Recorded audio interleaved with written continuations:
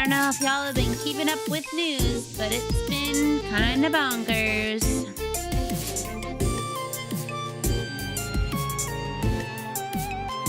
Kind of bonkers.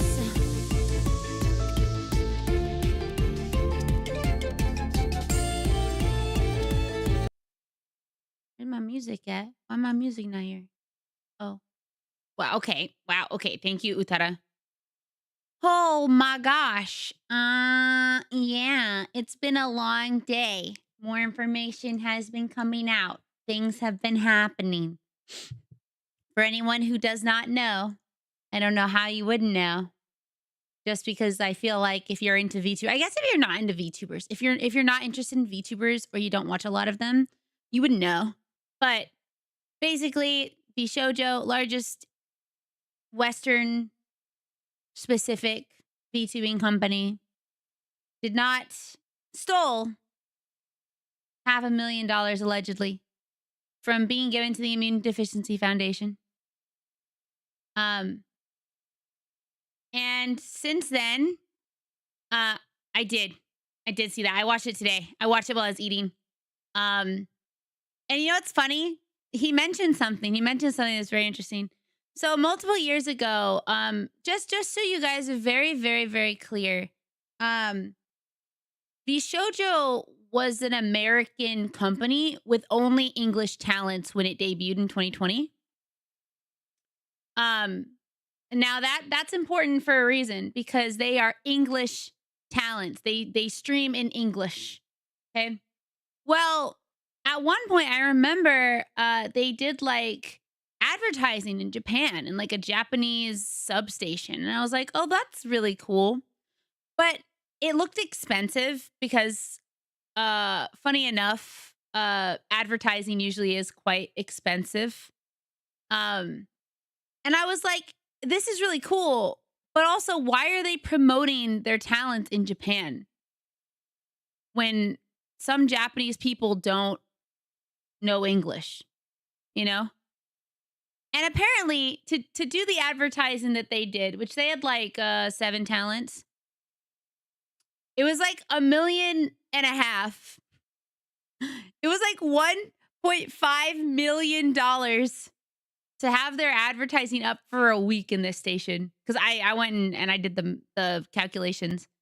And I was like, they probably didn't get that much money promoting their Japanese company. Sorry, their American company in Japan.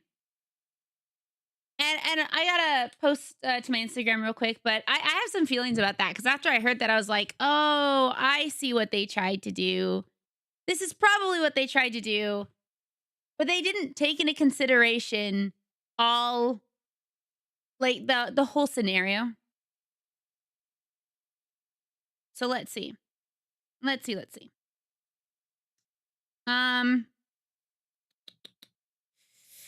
Nothing's like before. Yeah, no, like none of this should have happened, just to be very clear. And I'm gonna tell you a story that might be easily avoidable. Like, and it would have made this easily avoidable.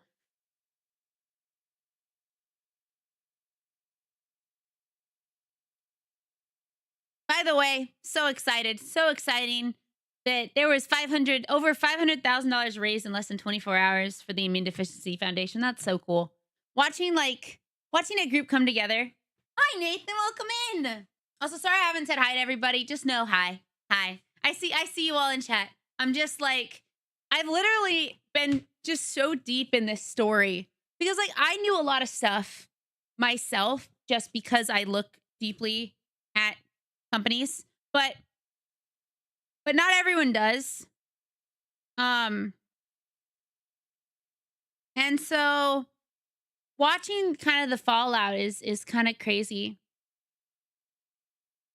They also tried to recruit a bunch of guys to make Vishonen, and a lot of them said they didn't want to be in it. And it was weird because at the time, yeah, so they were gonna make like a Vishonen branch. Like there was gonna be the guy side, and then how did How could you get rejected 3 times? They only had 2 auditions. They only had 2 auditions ever. How can you be rejected 3 times? There were only 2. There were only ever 2 auditions. There was the one in 2021 and the one in 2024. How could you get rejected 3 times? There was literally never a 3rd time.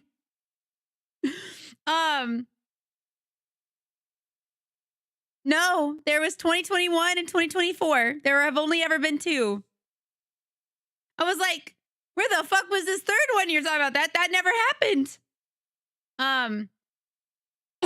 Anyway, let me post real quick to Instagram before I get too ahead of myself.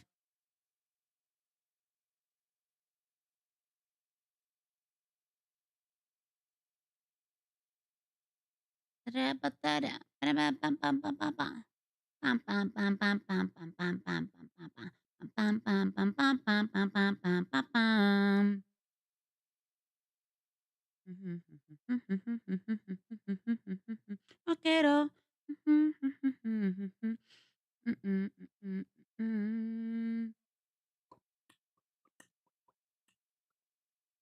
All right, that's done.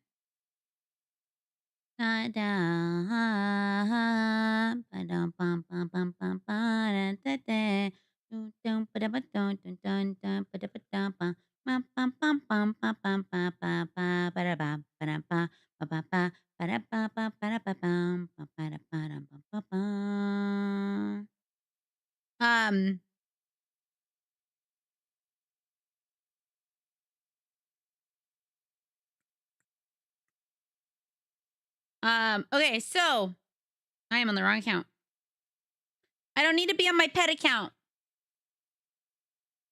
Hi, welcome in there for your first time chat. Hello. Also, congratulations to Masa for being first. I hope you're given the first box. I hope someone gave you the first box. Let me know if they didn't. Okay, so yeah, I have an account that's just for my pets. All right. Ooh, stretch. On my Instagram, it's called Rainy Day Critters. Thank you. I'm glad you like my model. Thank you. Okay, so if we look back, I am as somebody who wanted to join VShojo from the beginning, like, and I don't mean from before it was made, I mean like the second it became a thing. Okay, it became like an entity. All of a sudden in 2020, I think in the end of 2020, it was like, bam, VShojo's there. You know, all these talents were in it. Some of which I liked very much. Like I had watched them for even before they were in VShojo. So I was like, oh wow, that's really cool. You know, I was like, wow, that looks like awesome. It'd be cool to be a part of that. And it looked like it was going to be the Hollow Live of the indie scene. And I know that doesn't make a whole lot of sense because it's like, well, once you're a corpo, you're not indie anymore. But we thought, you know, it's awful. It's actually awful. Hey Boomer, welcome in. It is ridiculous. It's ridiculous in ways that it never needed to be. So, a lot of people thought, oh man, it's gonna be so cool. It's gonna be like the English, like the American Hollow Life. Okay. Yeah, it felt very indie. But we were like, oh man, it accepts people. It accepts people for who they are. It does not require them to change. It does not require them to get rid of anything they had before. They're allowed to just be themselves unapologetically. That was in their like branding. That was in their motto. So it's like, damn. From an outward standpoint, it looked so great. It was like, holy crap, that's awesome. That's cool. You're allowed to do whatever you want, be whatever you want. Sorry, my radio was off. So from the beginning, it looked awesome. But there were some things that I was like, huh, this seems really suspicious. From the very beginning, The thing is, I think it could have worked, but there were a couple of things that needed to be different, and I'll tell you why I think it could have worked. Um, well, actually, I'm going to tell you why I think it failed. I think it is easier to talk about why it failed, why I think it failed. Hi, Nick, welcome in. Then, uh,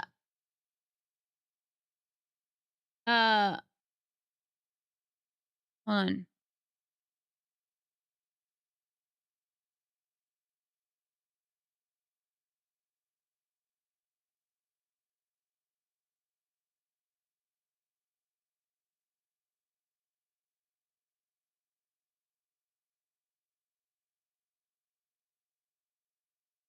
Okay, so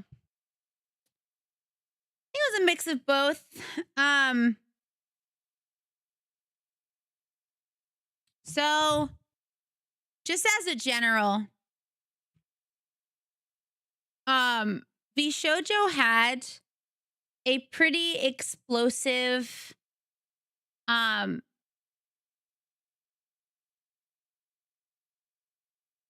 well, there's stuff about that too, which seems kind of interesting.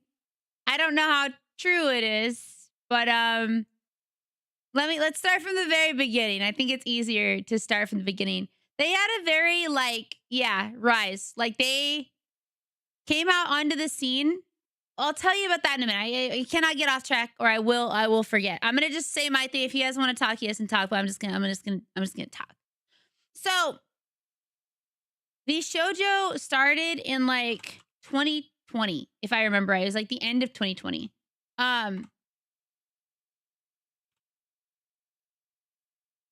There you go. There it is. Okay. So V Shoujo was founded on what day was it? In 2020. Founded in 2020. Okay. By a guy named Gunrun. Okay. Gunrun used to work at Twitch from like the very beginning of Justin TV time. Okay. So before Twitch was even Twitch, it was called Justin TV. Hey, welcome in Retrocord. Hello. And so VTubing in 2020 was on the rise for a lot of reasons because one, we were all in like a pandemic, so everybody was stuck inside. Some people had been let go from their jobs and were getting unemployment money, so people had money, lots of money to spend, but nowhere to spend it. So like streaming, because there were no new shows being made, no new music, no new nothing. TikTok was seeing a rise. Twitch was seeing a rise in creators and money and influence, and video games were seeing more people play them that had never played video games before. Okay, so this is like the beginning of the boom, right? And also another thing about 2020 is that HoloLive, the largest VTuber company in the world, had been like, you know what? We're gonna branch out into America. Let's see how it goes. We'll do one English gen. That fucking exploded. That had Gargura, Amelia Watson, Callie Mori, Ina Inanis, and KFP.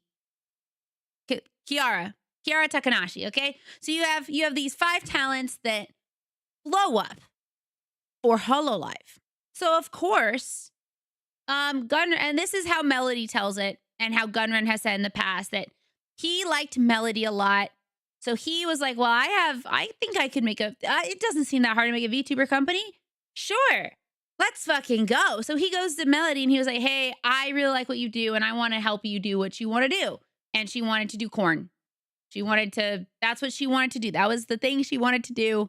She wanted to do that, right? And so he was like, so let's make a company. Get me some like other talents. Who do you think should be in it? And so she grabs Mouse and Zentreya and Nyanners and all these other people. And they start VShojo.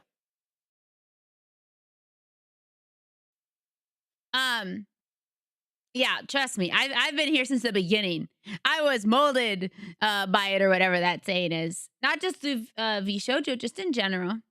Through VTubing. I'm just very much interested in that type of thing. I'm very interested in like the business side of things. So I just think it's cool, right?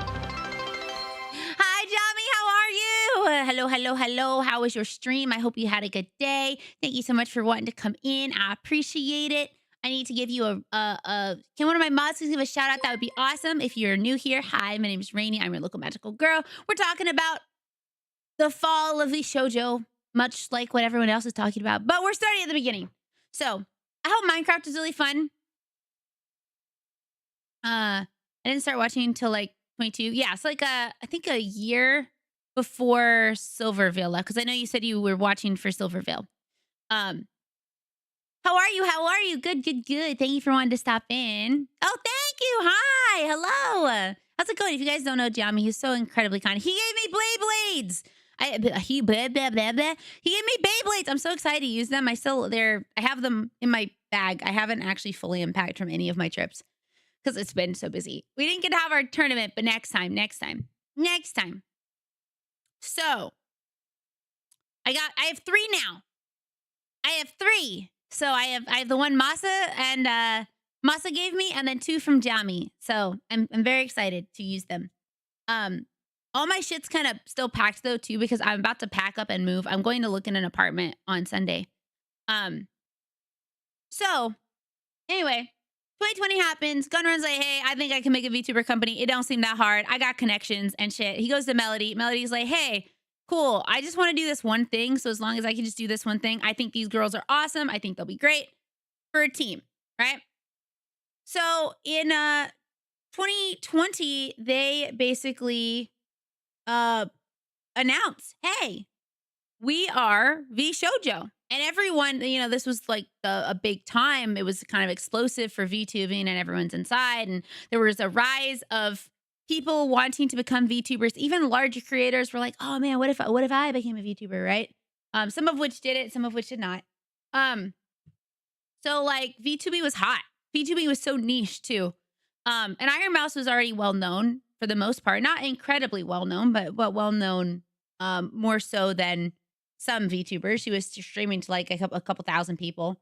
God, I long for that one day to stream to 1,000 people. But anyways, so she her Nyanners was I think the most popular one at the time. Like Vebe, Nyanners, and Mouse were kind of like the 3 that were really popular at the time. The other ones were like a little less known, but becoming more well known. Hi, Rhyme. Hi, Bread. Welcome in. I need water. So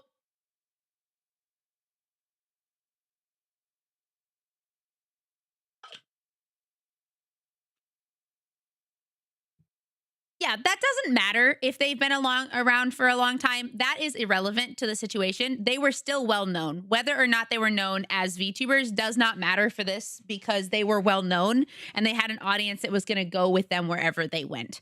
So Nyanners was kind of like the face. I know that's weird to think about because people are like, oh, well, Iron Mouse is the face of VShoujo. At one point, it was Nyanners, actually. Nyanners was pushing like getting lore videos made. She was kind of the center of the lore that they had chosen, of a lot of their branding. She was, and I'm not telling this story based on anyone's feelings about any of these people. I'm just telling you the lore. I'm just telling you the lore of VShoujo. So however you feel about them, cool. Not important to the story. So anyway, the VShoujo starts in November of 2020 with Natasha Nyanners, Zentrea, Iron Mouse, Silverville, Project Melody, and Fruit. And then eventually Hime. Hime was brand new. Basically, once Nyanners left, I would actually even say like 2022, when Iron Mouse had her huge subathon, that's when things started to change. Because during 2021 and 2020 and the first half of 2022, Mouse saw a crap ton of support. Like she was everywhere, it felt like. So it kind of moved from Nyanners being the face to Mouse. And like Nyanners and Mouse at this time were doing a lot of stuff together as well. But yeah, once Nyanners leaves, she can't be the face anymore. So and then after they had some time at Vebe and Kei-san joined, I believe. Anyways, so they all they all debut as Vishojo and they're like, nothing is changing, everything's gonna be awesome, talent freedom, we're a family, okay? Which is not wrong. Like, it seemed like year 1 and 2 of Vishojo seemed pretty great. Seemed pretty good. Everything, like, from an outward standpoint, the talent seemed happy. They were doing a ton of stuff. However, there were some issues. Okay. So Vishojo, they were like, no, Vishojo doesn't take any money from my subs. That means they only really get money from what? Well, it was merchandise. Merchandise was like really big and important. So that's why they pushed merchandise higher than anything else. Well, okay. Well, they get some money from merchandise, but where else are they getting money from? None of the talent. The talent said, well, sometimes they get money from sponsorships, but that's like the first big red flag, right? Imagine that you have a company and you make only the smallest amount of money, but you're spending so much money because, again, they had their talents up on top. This was even before they had Vishojo JP, by the way. In 2021, they did not have Vishojo JP yet. They were promoting their talents in Japan, spending $1.5 million to have them for 7 days or however many days in Shinjuku Station. That's a lot of money. You have to have a lot of money coming in. Also, the girls were going to conventions. They were being showcased in like events and things like that, which sometimes cost money. They put on a concert and then they did auditions and they had been seen everywhere. They had been extremely popular. Like, they were rising in the space as like some of the most notable talents. So also, hi Shady. If any business or companies like we're a family, well, they were, yeah, this also is something that I thought was weird is they were like, well, we're not going to have gens. We are not going to have gen, like, you know how in Hollow Live, they'll have like, this is gen 1 or gen 2 or gen 3. And they'll have like 3 or 4 or 5 talents all debut at once as a little group. They were like, no. You're just going to join the already large family, which I think is a problem. I personally see it as a problem because imagine that you are pushed into a friend group where everybody's already besties. How are you going to feel? You're probably going to be like, oh, I don't feel like I have a place. I don't feel like I fit. I don't feel like there's space for me. Whereas if you have a gen and it's like, you and 3 or 4 other people, you get to just know them really, really well. And then you guys get put in with everybody else. So you at least have a couple of people you're well connected to. So that was like one thing that was weird. And they looked like they were spending a lot of money really fast and trying to break into Japan before they even had Japanese talent, which was like a little weird, right?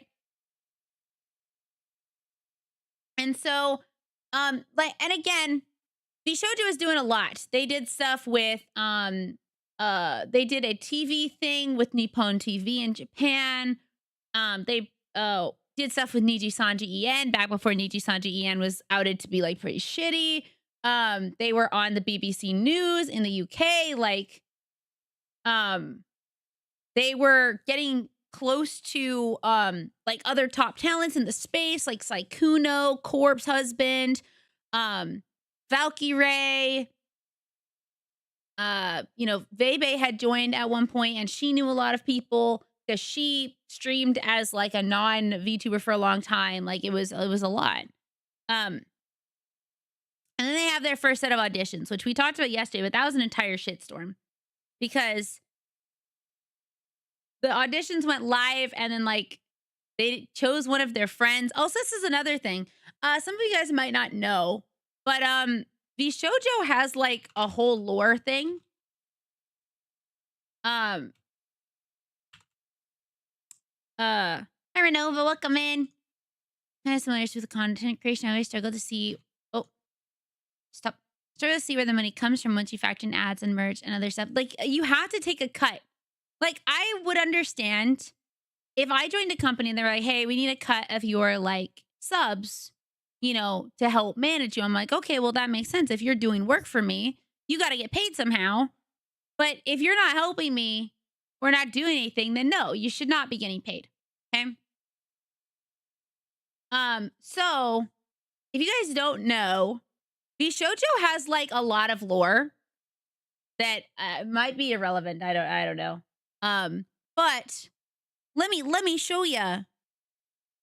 Let me show ya. Because this comes into play when we talk about money. No, lore. Lore. Lore, like story.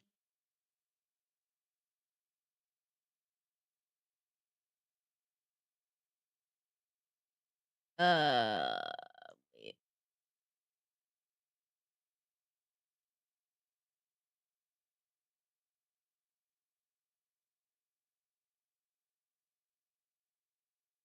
at this.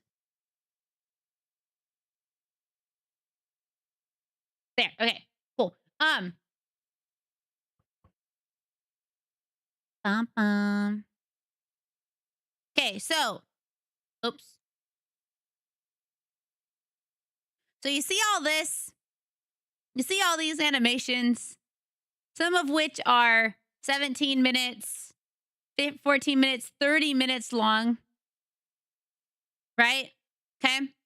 So these don't these are not inexpensive.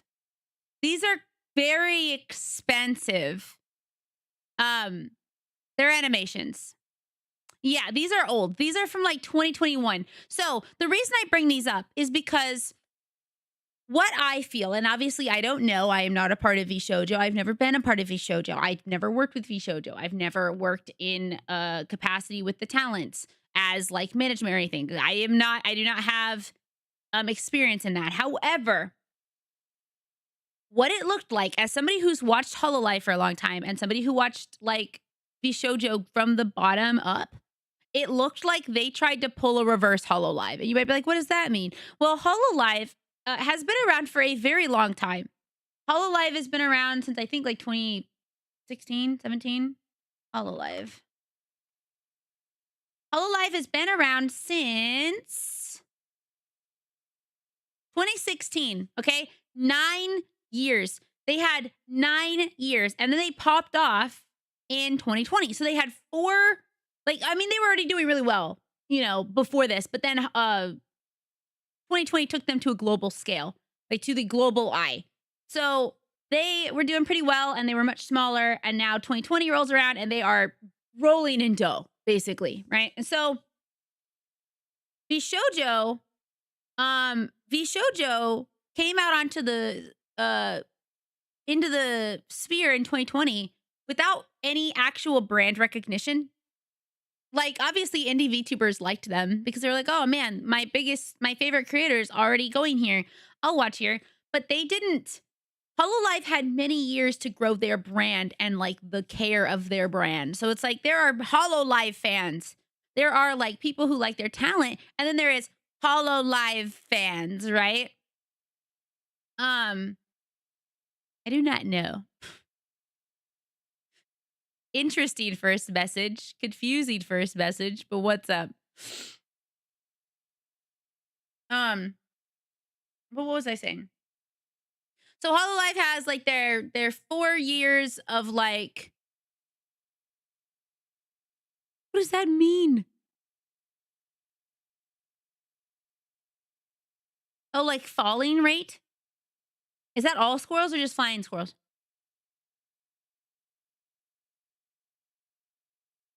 I don't often think about terminal velocity or anything. um,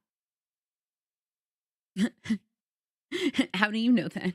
Um, so yeah, Hololive anyway has brand recognition. People love the brand as a whole. Most of the time, if you join Hololive as a talent, you are automatically you are going to automatically have a fan base, whether or not you are a good creator. That's weird. That's weird. You're weird. You're weird. That's weirdo behavior. That's weird. That's weird. You're weird. So anyway, now that that's out of the way, what was I saying? So when when you join Hollow Live, you are almost automatically going to have an audience. Maybe it won't be the largest audience ever, right? But you're going to have an audience. So you're going to have probably at minimum 10,000 plus people subscribe to you before you ever even start streaming. That's how popular Hollow Live is as a brand, right? So Bishoujo didn't really have that because when Hollow Live was having like their big boom, Bishoujo was just starting and they were trying to start incredibly strong by trying to compete with someone who had 4 years of time in front of them. 4 years worth of connections, 4 years worth of brand recognition, because they didn't start big. And a lot of the older talent say that. What's it called? Sora. Their like very first talent was like, yeah, they were not a very big company. We couldn't do a whole lot of things in the very beginning, and we grew over time.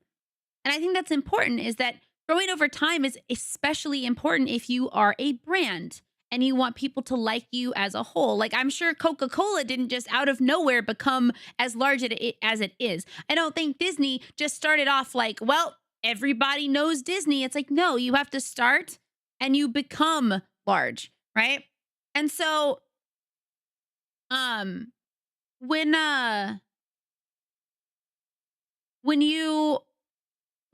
when I was watching Bishoujo, I watched them start and everything seemed pretty good until like the amount of money that seemed to be going towards stuff. These animations probably cost thousands of dollars. They did make an anime opening for their new team Nova, so that was more money. I can only imagine how much money that costs, right? So back in 2021, they had like, and these were over the course of I think 2 years. So in 2 years, they had like 1, 2, 3, 4, 5, 11 videos come out. 11 animations. If you think they're willing to spend $1.5 million on just advertising, how much do you think they spent on these videos?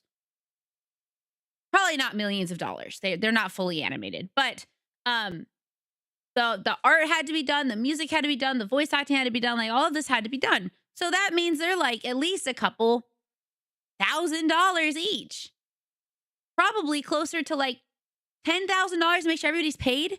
And again, I don't know the actual cost of this because Merryweather Media no longer does these type of videos. But back when they did, there were lots of people who were getting them. And only only the largest streamers in the space had money for this type of stuff. So you know it costs a lot. Well, again, going back, Hollow Live had like, I will stretch in just a moment. Thank you, Cole. Hollow Live went from Japan and they burst into America and were doing exceptionally well. But that's because they already had a lot of fans.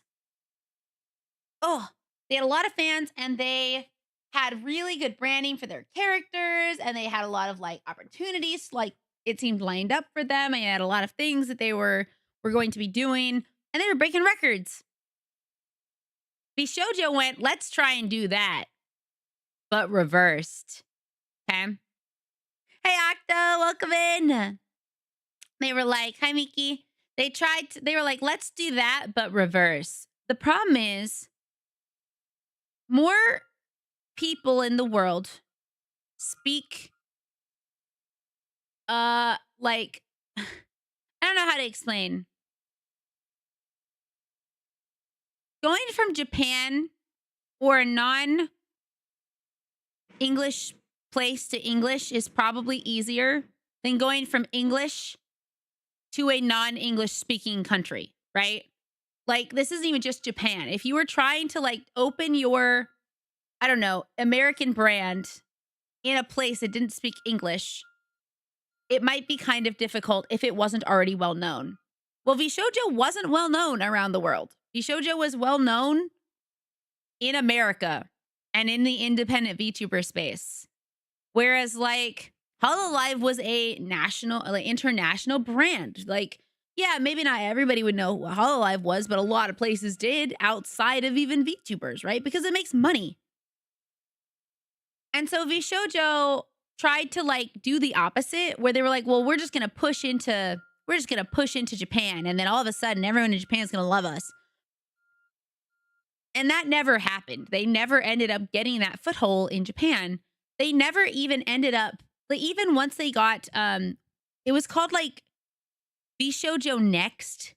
It was really weird. They kept putting these names to stuff. So VShojo Next was Nazuna and Keisan. And then they just kind of like, dropped that and ignored it because Nazuna like never did anything with anybody. And then they had their mess of auditions and Haruka joined and people were like, cool. Haruka's awesome. But like who else, you know?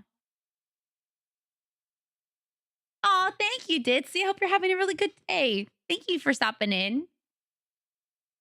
Um, so oh, so nice. Oh wow, so nice. See, sometimes you get wacko message and then sometimes you get kindness. Hi, Stuntman. Um,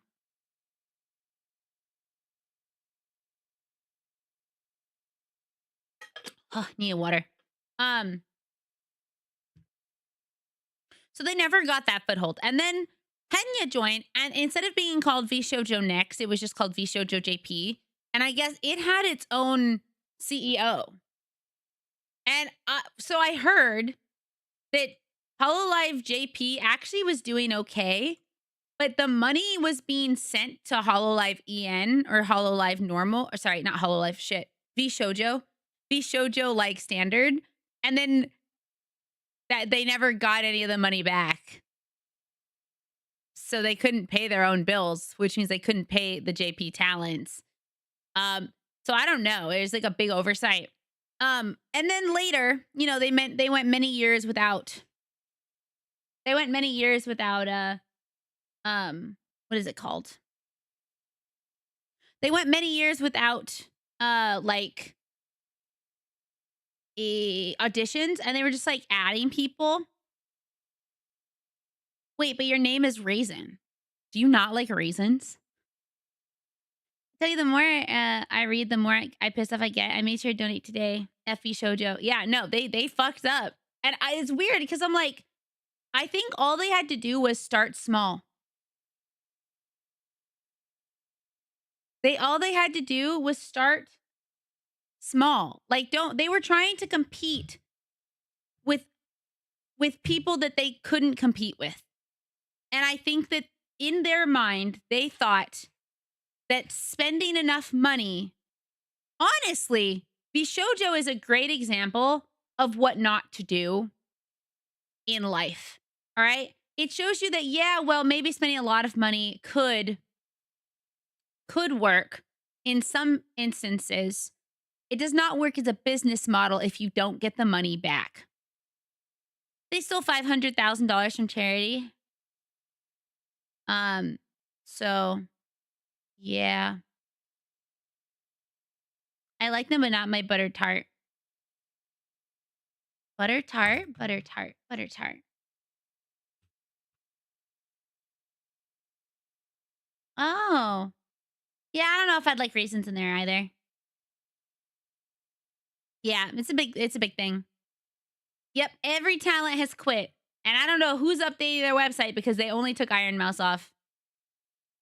But they got to take off everybody because everybody gone. And their CEO is still missing. Yeah.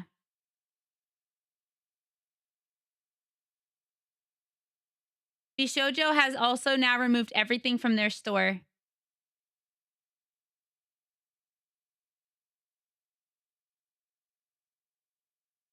The store is unavailable.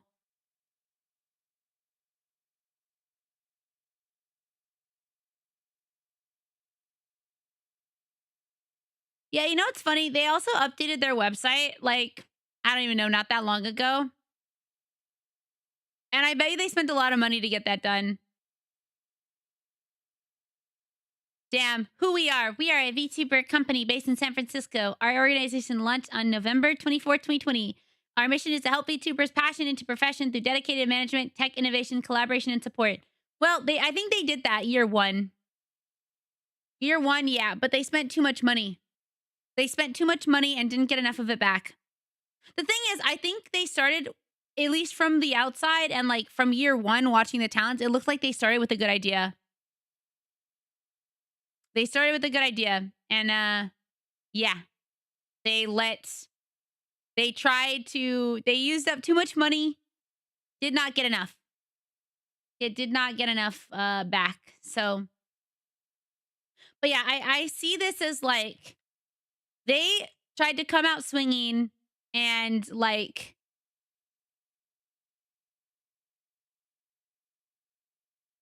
oh yeah, they had like that weird ARG stuff, which is kind of cool. But if you're ever curious about like the company of V Shoujo, you can check it. It has all the information. Um, but it's yeah, it's a mess. It's a mess. I think they tried to compete with people they shouldn't have because they had unrealistic expectations. They had unrealistic expectations for what they wanted out of it. And they were spending more money than they were actually making. So, which made it difficult for them to keep up. Yep. Yep, yep, yep.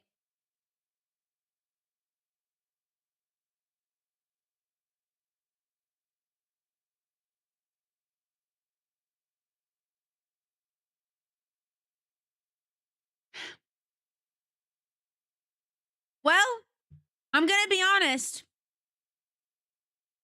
They technically they were kind of in a way talent first in one regard. They never owned anyone's IP. That is one of the reasons why that is one of the reasons why the idea of Shoujo was so, what is the right word? It was so nice because for me, in the past, it did make it easier for everyone to leave. Yeah, Trixie. Um, I had in the past applied to Hololive. I had in the past applied to Niji Sanji back before everything happened. So not luckily not after that, but appealing. That's the word. Thank you, Masa. But I applied to them and a little half-heartedly because while it would be awesome to join a company, I didn't want.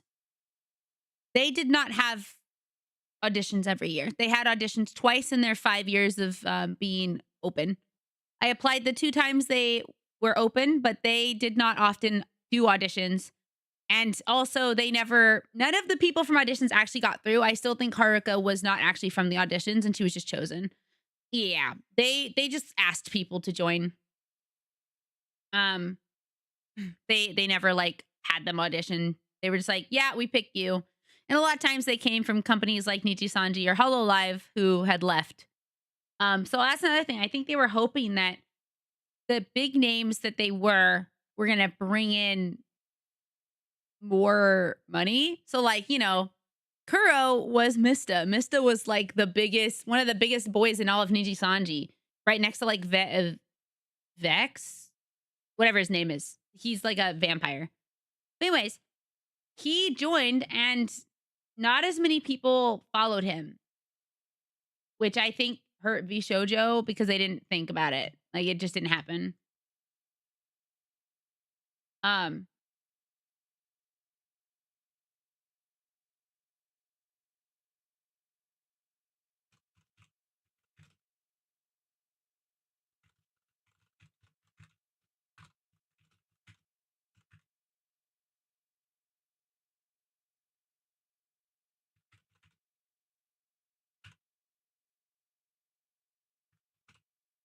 okay. Um,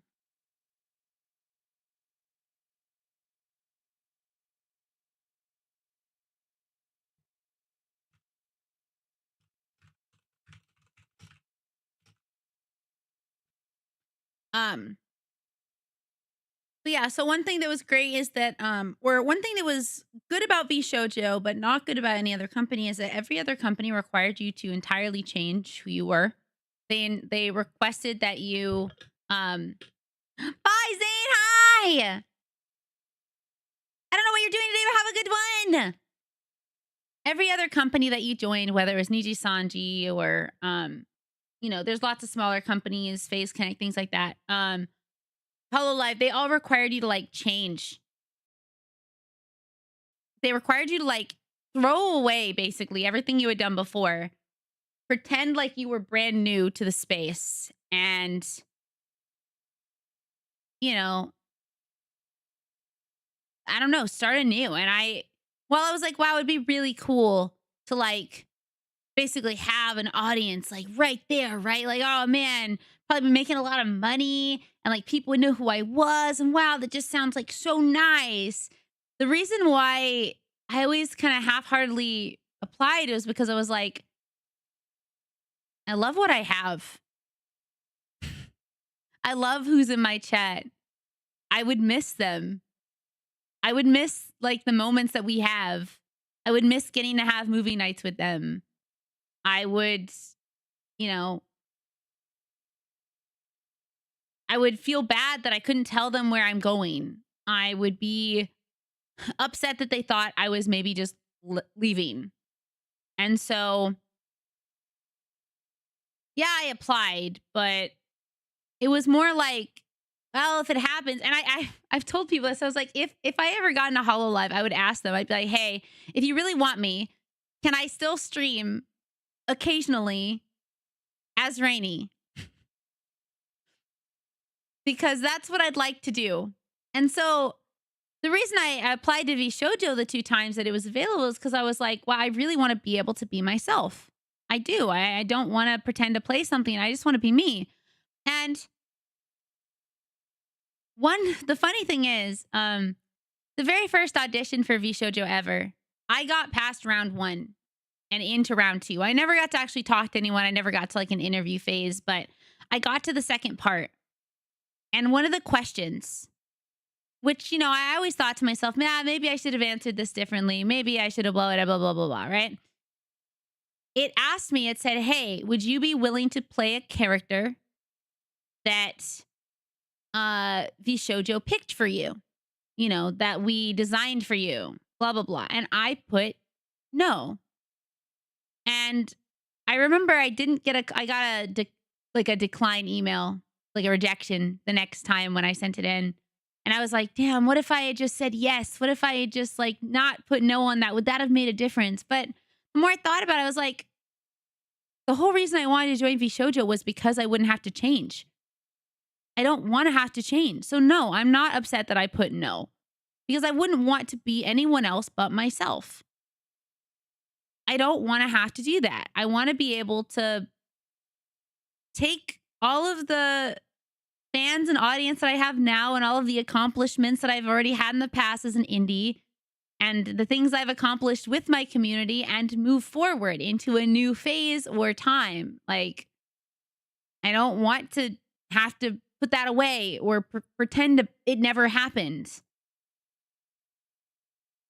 And at the time, I cried like a lot. And I cried a lot when I got rejected again. I cried so much about it, but it ended up being for the better, because the 3 talents that were picked, I guess, from the new set of auditions were never actually going to debut.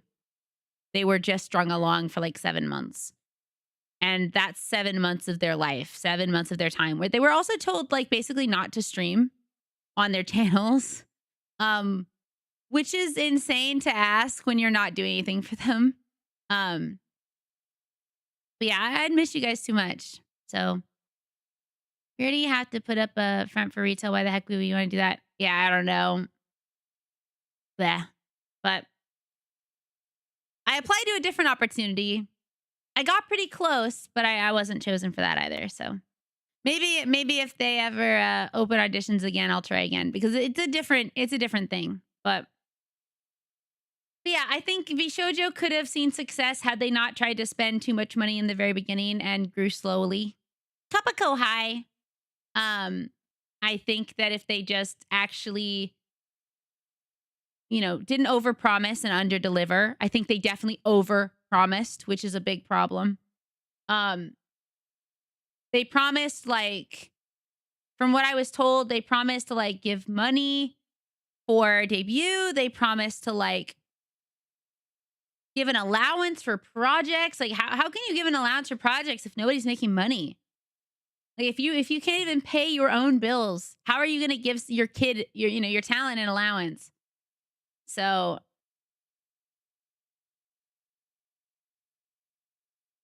I don't know. Doesn't make sense. Doesn't make sense, man.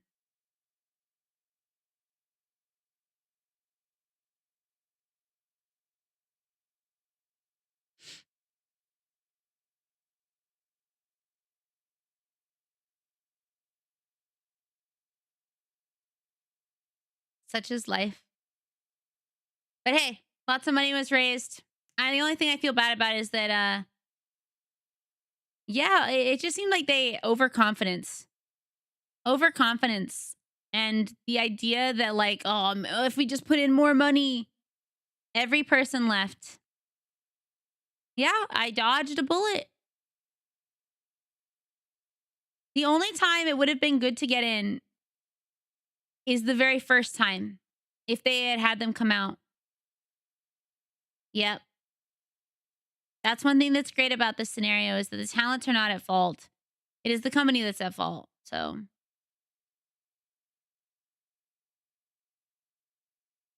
well, it does if you actually plan around it. But they were like, "No, we let everyone keep their money, but also we give them money, but also we need money, but also blah blah blah." And it's like, okay, well, where is all of that coming from? What are you? You have to have a plan of where the money comes from.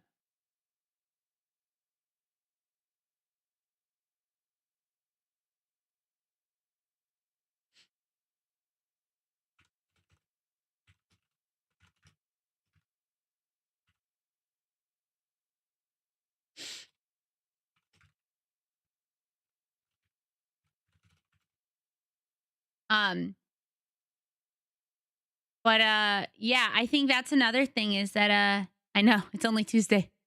Um, it looked it looked like the auditions this year were probably just a marketing ploy, like a marketing scheme, because the three talents, Tori, Barry, and Pia, apparently they all three of them say that they got in and that they were going to be chosen and that they had been in talks with them and they were, misled for 7 months and even told that oh, well, we'll repay you for anything you pay for, and that's just not going to happen. But it seems like a lot of people didn't know in the grand scheme of things. They didn't know where the money was coming from. They didn't know where the money was going. She saved money. It's free. Don't ask us about how we're paying the 10,000 to advertise. Yeah, I never watched that video from Markiplier. I really wanted to because I was so confused about all that. Like, how did you save money? Like, what?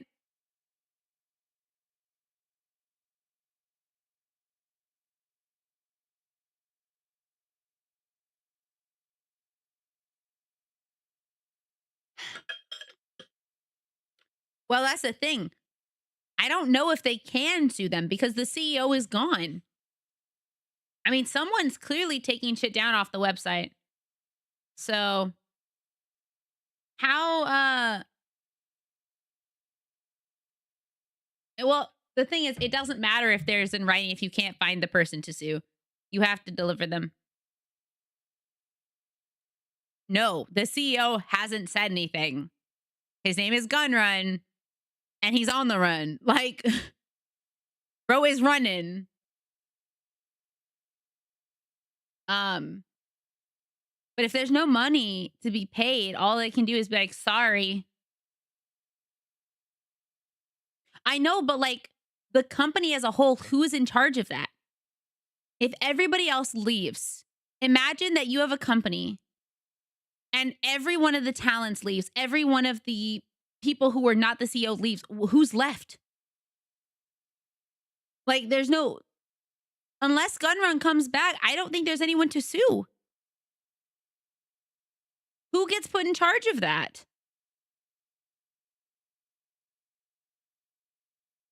The COO left. The COO left like 2 weeks ago. I don't know who else is there.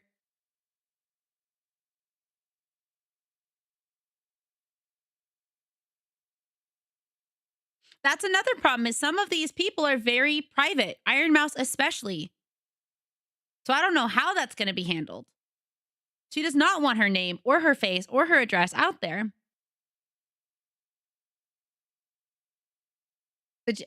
Yeah, that's what I'm saying. Like, this is such a messy situation because the person in charge, the person who should be taking responsibility, is nowhere to be found. But somebody is taking down the store. Someone is um um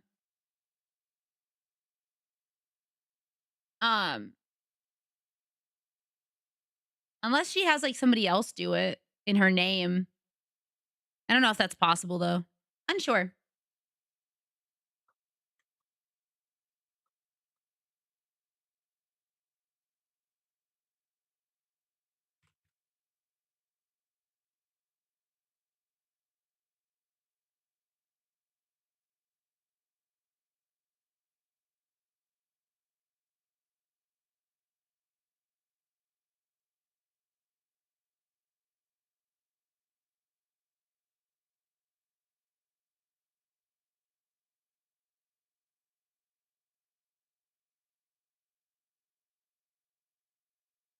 Uh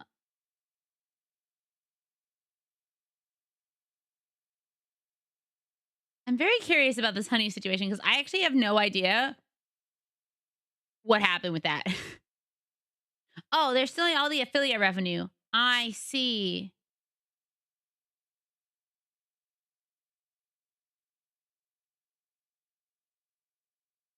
Oh. No, I know it's a whole scam. But Katie mentioned it and I was like, Markiplier made a video on it, but I didn't actually get a chance to like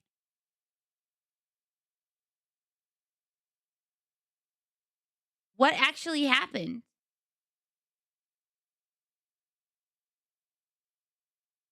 That's the thing. Even if she wins, I don't think they have any money. I think they would just say that they're bankrupt. So, who knows? She says she has lawyers involved, so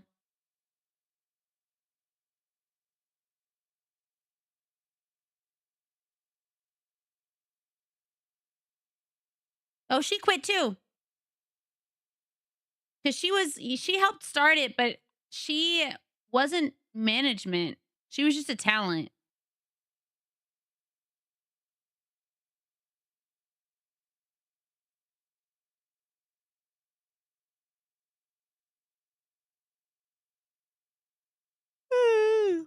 I don't know.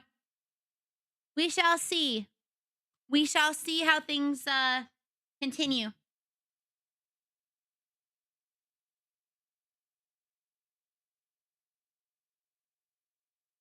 No, no, I know that. But how did Honey get the money? That's what I want to know. I already know it's bad. I know that he made the prediction.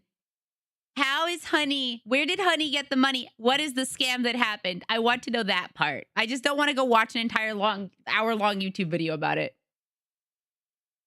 I want to know what Honey did. No, no, I'm not mad. I was just like, I want to know what they did. Because I remember it was ass, and I remember it was shit, and I remember being like, I don't know how this helps you. Okay, so they did just steal it. Hello. That's really shitty. Yeah, that apparently steals money. So, like, wait. So it only affected creators. I would tell you they found a code for a discount, but it would be one of their special codes, and usually would be worse, and it would overwrite affiliate links.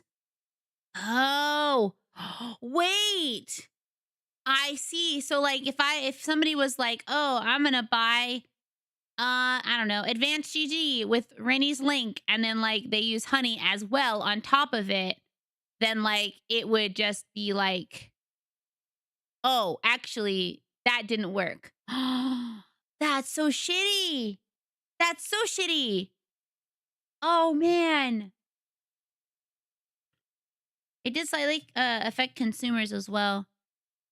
That's crazy. Is it, oh, that sucks. You know, one time I got $5. I didn't understand how it worked. I got $5 from Honey. I actually PayPal'd me $5. I guess for like it was on my computer. I don't remember if I downloaded it or somebody else downloaded it, but they gave me $5 for like saving money. I don't know. It was like it was like if you use Honey, you get a percentage back, and they gave me money, and I was like, okay, cool. And then I took it off because I was like, I don't use this anymore, so I don't know why I had $5 in here. So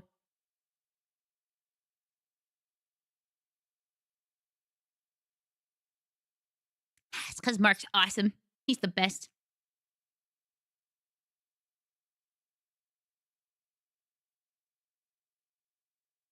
Yeah, they PayPal'd me $5. They sent $5 in my PayPal, and they were like, there you go. Because I guess that's how much money I had. So, like, how are they giving people money if they were taking money away from people and they didn't have enough money themselves? Like, how does that work? Bye, Roxy. Does not make sense. Few makeup artists that got sponsored by Honey and a comment to be like, hey, I tried to use your code on Ulta's website, 10% off, but then Honey nuked it for 5% off. Is Honey broken? Oh, that's dumb. Hi, Boshi.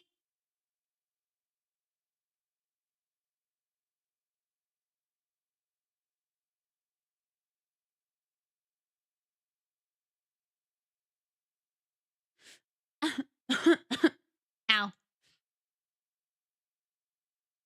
Why do I have like 4 of these open? Oh, thank you for the water. Hi, Mayo.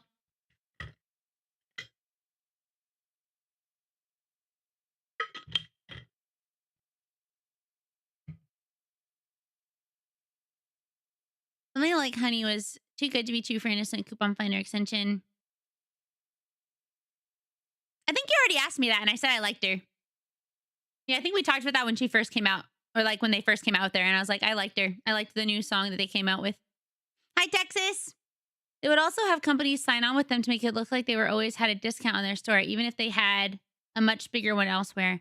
See, I'm the type of person who I look around for coupons. Yeah, I think she sounds really good. Uh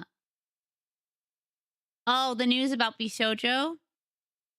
Well, here's some good news if that's what it is.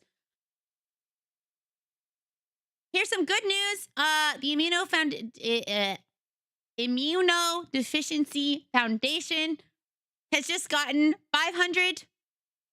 Oh. Oh, the other news. Yeah. There's lots of news, but I think it's the other news. Sorry that you're not feeling very well about it. Yeah, so excited. That is okay. You will get another chance. Not to pledge, but to buy if you want one. It will be up for 3 weeks. 3 weeks long. It'll be up. And if you had Honey, it would make you use the code Ben if you found a bigger one.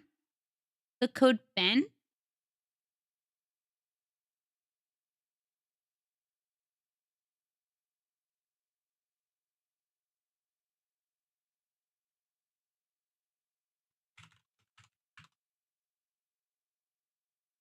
Oh, even if you found a bigger one. Oh, that's stupid. Yeah, I always checked. I don't know because the prototype has to be made, but I'll be sure to let you guys know as soon as it is available. As soon as it is available, I will let you all know.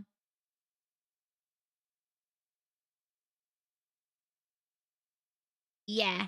The oh wow. I guess Kason was already planning to leave.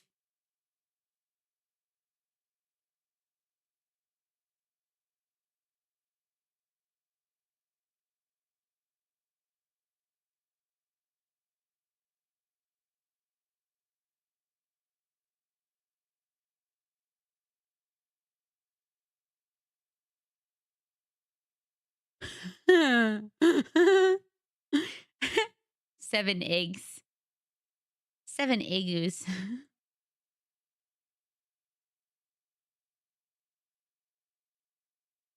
uh uh it's it's a death in the space, but I don't like to bring them up because not everyone is comfortable with that. So um you can just look up people who died today. Plus, you're gonna motivate me. I hope so. I hope so. I hope so. I hope so. I hope so. I hope so. I hope so. Yeah, I love Kason. I loved Kason since she was um yeah, it's a famous person. It's a famous person. Um uh what was I gonna say?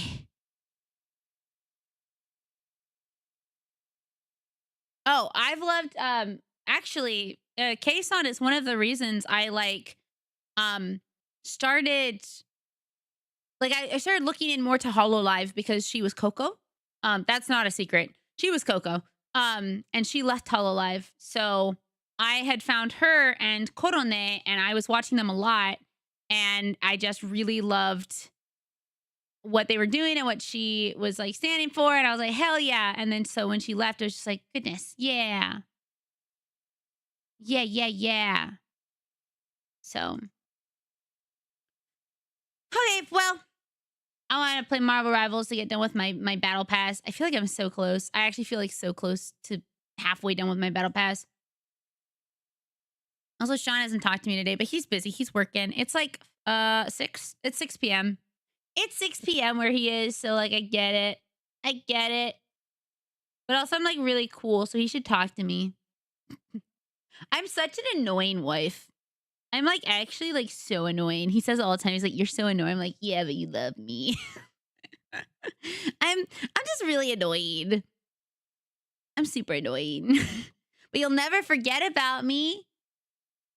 You'll never forget about me because I'm annoying. Remember I was grinding for the free events of there's lots of stuff right now. My first whole live VTuber I saw was Kone from Water in the Fire. Why? Yes, it was from mine too. It was from the English only streams. And she was like, have confidence. No confidence. When she died, I'm just like, oh, she's so cute. She is the only VTuber that I have merchandise for. Like figures for. I have like stickers and stuff, but I have her Nendroid, and I have this little bobblehead type thing that I got, and then I have this like full figure. She was expensive too. But I bought her when I had money like 3 years ago. So they have another figure for her, and she's really cute. But I was like, no, I cannot afford this. No, no, no, no, no. I cannot afford this. I wish I could, but I have other things to pay for. I'm paying for a lot of stuff for you guys right now. Yo, Bloody Kitsune, thank you for the follow. Welcome in. I'm paying for a lot of projects that get done. Hopefully you guys will like them when they're finished because they're costing me a lot of money. But I'm working hard on them. I'm having other people also work hard on them. We are working hard on them together to get them all good. A lot of my stuff got pushed back. I thought we'd have something by the end of the month, but such is life. It is not done, and that's okay. I'm glad you like it. Thank you. I'm actually so excited for you guys to see stuff. My sister's cover codename from the scene where she said, Yubi, a small meme, but I forgot about it. Kodone is just very easily memeable. Honestly, that's a great way if you're ever like, man, oh, I think Rainy's so cool. What if I could get other people to think she's cool? Meme about me. The biggest meme we have right now is that I'm not a zombie, because I'm not. That's not a meme. That's a fact. I'm not a zombie. But, you know, when you make memes about people, when you make memes, I'm a Frankenstein's monster. I'm a Franken Rainy-Stein monster. Hi JL, welcome in. How are you? Memes are what make people flourish. I'm a Frankenstein. Well, actually, right now I'm a slime. Wait. I I forgot that my stuff does not work when I have Marvel Rifles open. But bam! So, thank you for talking about me. I hope it was positive things. Thank you. I was literally talking about you. And my most famous meme, Kodone, is eating Mike Tyson. Yeah. Yeah, eating Mike Tyson's ass. I actually really love Reincarnated as a Slime. I think it's cute. I haven't watched it in a while, but back when I did. I'm excited. This model's getting a small upgrade soon. A small upgrade. I'm very excited about it. So excited for you guys to see it. Punting the plush. Hey, you know what? If you punt the plush, that's fine. It was one of the things. Slime is my girlfriend's comfort. It's really good. Oh my god. So here's a Rainy fun fact. So you know how I cry like really easy? Did you guys know that I cry like really easy? So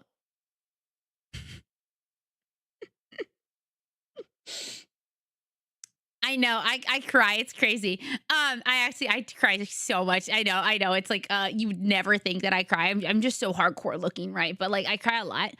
But so there are 2 instances in my life where I've cried every time something was on screen.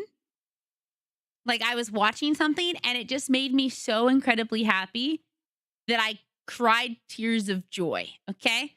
One of them is that stupid unicorn dog from that time I got reincarnated as a slime. He has like a cute little unicorn horde.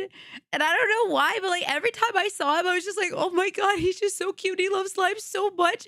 And it makes me really happy that they're just like best friends and that they found each other and he has a stupid unicorn horde. I love him a lot. And then the other one is Mothra from the movie that came out like, what, 20? I don't know. I don't remember what year it came out, but Mothra is so pretty. Her beautiful wings shimmering down, her mothy dust all over everything. I love Mothra. She's so pretty.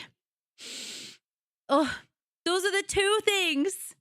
The two characters or creatures in which I cry every time I see them in the show or movie. It just makes me really happy.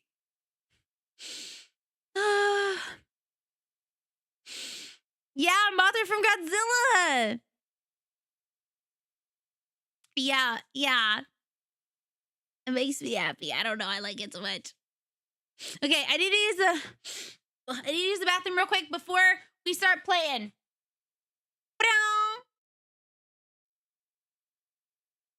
Hold on.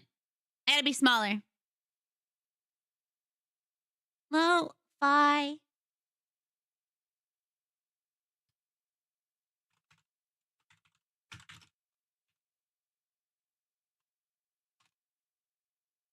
Okay. I know. Makes me too sad. Lo-fi. Okay, I'll be right back.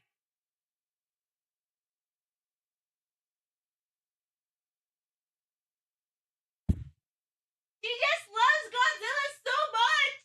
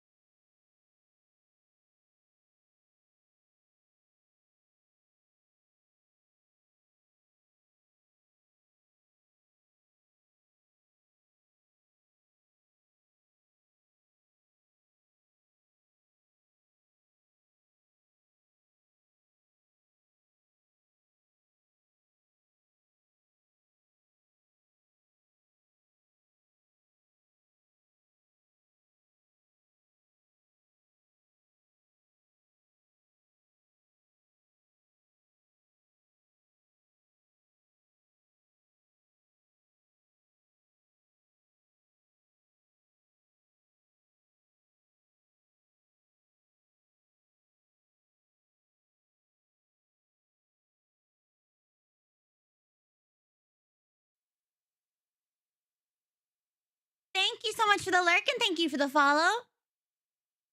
Yeah, I don't know. It makes me sad. But it also makes me like... When Mothra gives up her life for Godzilla, it just... I actually didn't get to see that one. I did not get to see that one. Thank you, Jelly! Thank you for the water.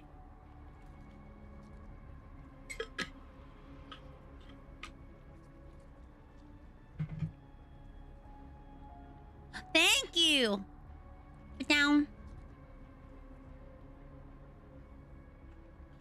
I don't think there's any drops right now, right? No, I have not. It is not for lack of wanting to. I have wanted to. Oh, hold on. There you go. That's good. I'll be slimy. Just imagine. I walk up to you. I touch your arm. Or your hand. As I move my hand away, a greenish teal slime is left. Oh, yeah.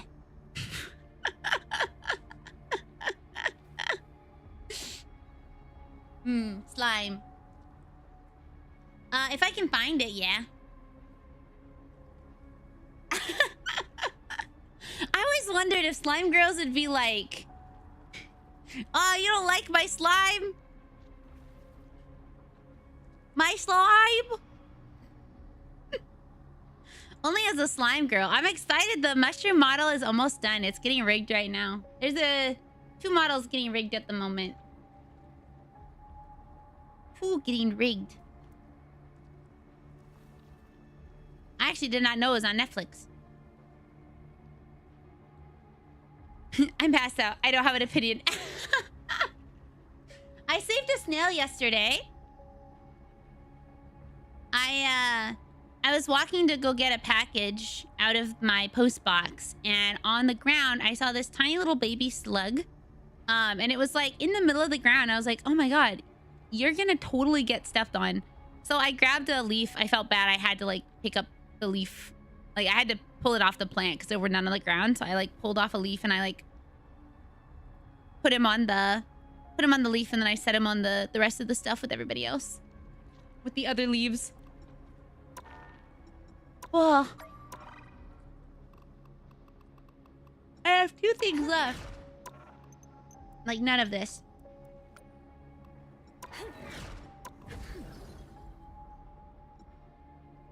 Saved a snail. Or saved a slug.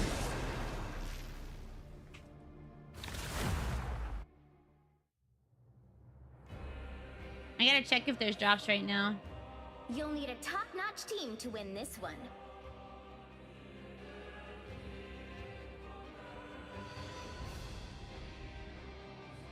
There are drops right now. I am the Phoenix. Behold my cosmic might. There are drops until August 8th.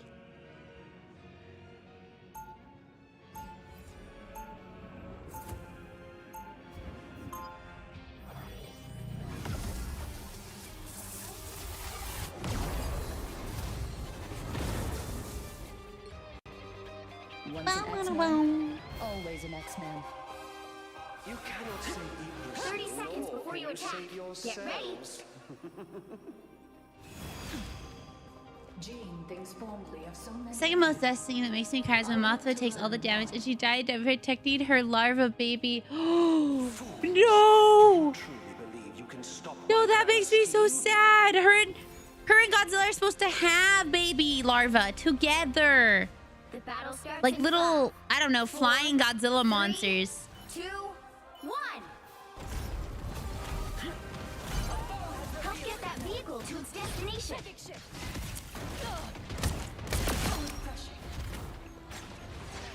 Oh.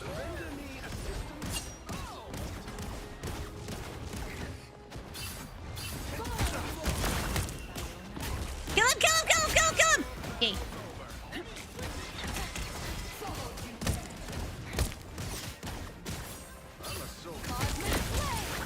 Got got her. Yay! Oh! No, no, no! Sorry. Thank you. Because they probably look something like it. Baltra. What does Baltra look like? I only know Mothra. And Godzilla. Just here to do my duty. Only Tuesday, isn't it? Hi, Mr. Joestar. Thank you so much for everyone watching on the Red app. Engage. Apparently, I'm not supposed to say where I'm streaming elsewhere. Oops. Oh, I'm fine. Don't mind me. What do you mean? How did that even happen? Turning up the heat. Get this over with.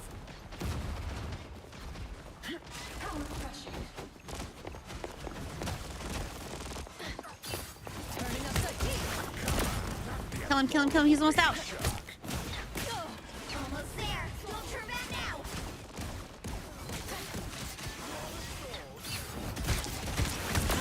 Got him. All right.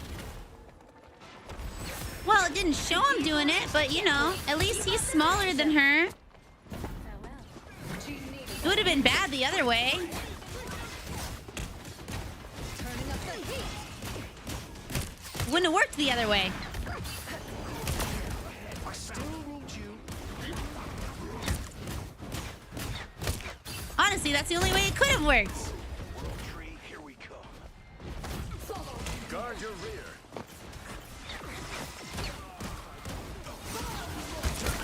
I'm ready to put on a show.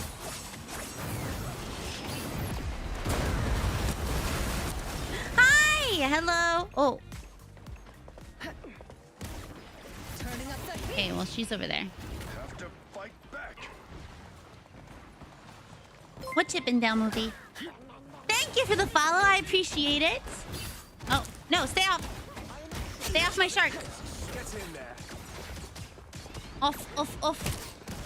Cosmic flare. Got him. Get him, get him, get him. Yay!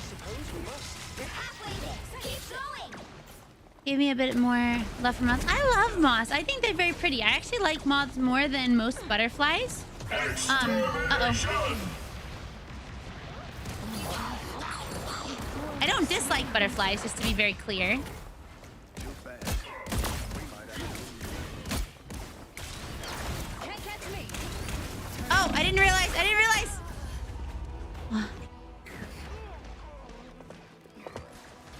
Oh. Finding our groove. Reborn again. Good times. Little, yeah, I love Monster Prom. I love Monster Prom so much. Nope. Get that vehicle moving A again. little low on Phoenix Force. To the magic tree. Render me assistance. What you gonna do, buddy?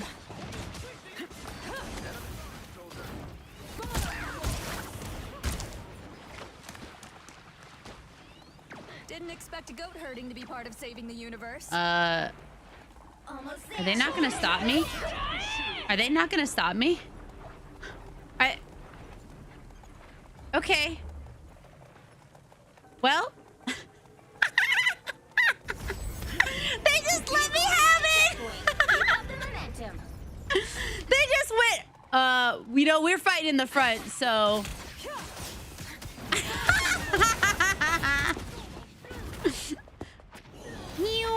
I'm just gonna heal in here. Oh man, dude, you straight up just let me have that. Turning up the heat. Oh, I'm just gonna fly over here. Thank you. Oh, stop, stop, stop, stop! No! I'm out. Hi, Fluffbug. I'm gonna stop to say you're out. Oh, thank you. I have a really good nap, okay? Thanks for coming in and rest well. On a show. Ray, please. I have my own. Cosmic fury is beyond. I don't know how nobody noticed that it was just moving.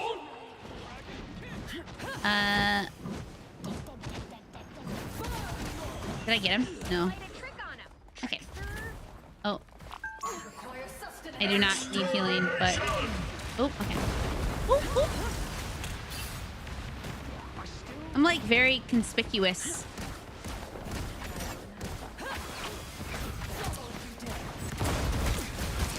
Okay. I'm gonna fly up here. And we're gonna go like this. Gonna sneak behind them. And use my ult. That's it! Don't let anything stand in your way. Oh, I meant to use my ult, but that's okay. You are nothing! You're gonna die anyway. Okay. Okay. Yeah, I don't know. I don't know if they just didn't hear it or... Uh-oh. This is your big chance. Bro. Psychic shift.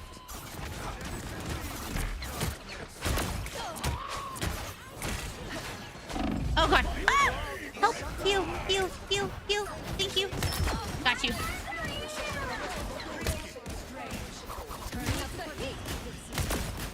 Go. Okay, that's fine. You're not on the car, so it doesn't matter, bro. And that's ours! Another epic victory. Like, you can kind of hear it. Like, in the background, right? You're just like... It's like going... Nee. Like, you can hear it making its way. See, I think this skin looks pretty good in this. I don't like it in the game. I don't know what it is about the fact that it's in the game. It just looks so not good to me. I don't know why. But our team did great. Good job, team. Good job, team. Whoop, whoop, whoop, whoop, whoop.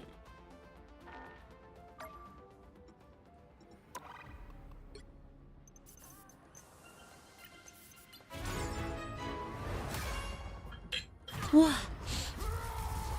Have you had your water today? Thank you for the clip. Thank you. I like his little bag. His little bell on it. I don't understand why there's a bell on it, but... Oh, that's cute. Yeah, I like him. He's... Oh my God. Bro, he's like... He's well endowed. What can I say? He double cheeked up on a Tuesday afternoon. Yeah, the transparent bag is really cute. I like it.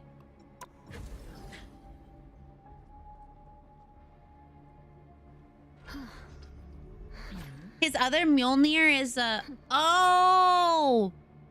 Wait, is it? Oh, well. I'll check after this.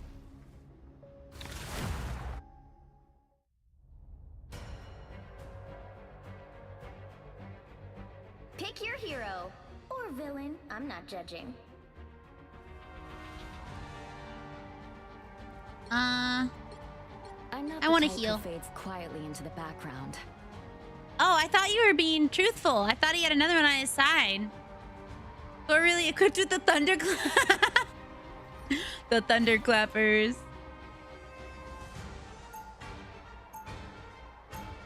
By the way, yesterday I bought a big, like, really big dinosaur toy for my nephew so he can play with it. And I was lucky it was $35 because these Jurassic World toys are usually $60 or $70. Wow. Good. His other Mjolnir? Oh, yeah. Cosmic rays didn't Hell make me yeah. warm today. Here, 30 wait. seconds before you attack. Get ready.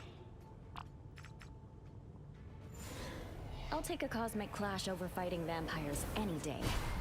What? You deactivated.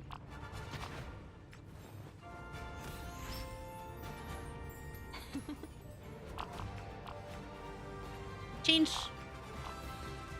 Battle colors. starts in 5, 4, 3, Meow. 2, Okay. 1. All you need to do is capture the mission area. Got I it? did not see the new movie. Yeah, no spoilers, please. The shaking rat is really funny. Here comes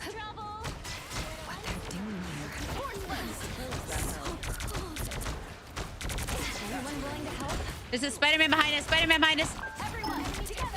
All of them. Get him. Looks like the mission area is yours to capture now. Oh. Help. That's much better. Thank you. Ow. Heal her! Oh my god! I'm excited for the Fantastic Four movie! I haven't seen Superman, but I'm trying to save money. I'm like really low on money this month in particular, so I was maybe gonna go see it, but I was like, I cannot. Thank you for the follow! Welcome in, Raven. Hello. Uh-oh. Go up here. Incoming. Psionic burst.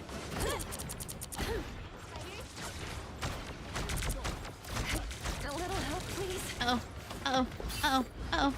More help is never bad. Stop! No!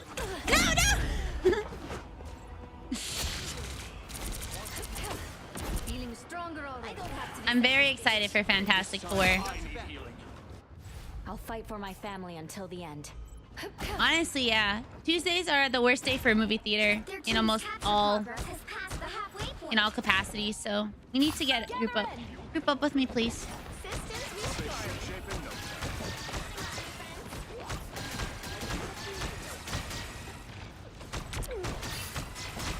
Feel the pull.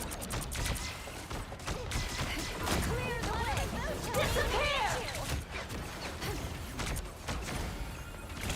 We got trouble. Look out behind you. Feel the pull. That's much better. Oh my god. Spider-Man! They've almost got it.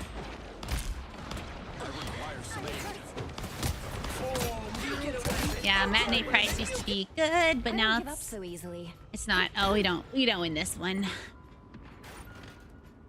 Not me. Spider mode. Oh god. Vortex field. We'll have to keep fighting until we have a winner. Got you covered. Anyone willing to help? I am ready to Kill him, put kill on him, a kill him, show. kill him. No! No! Oh god. Vortex field. I'm trying to heal you, bro! Back in the fight.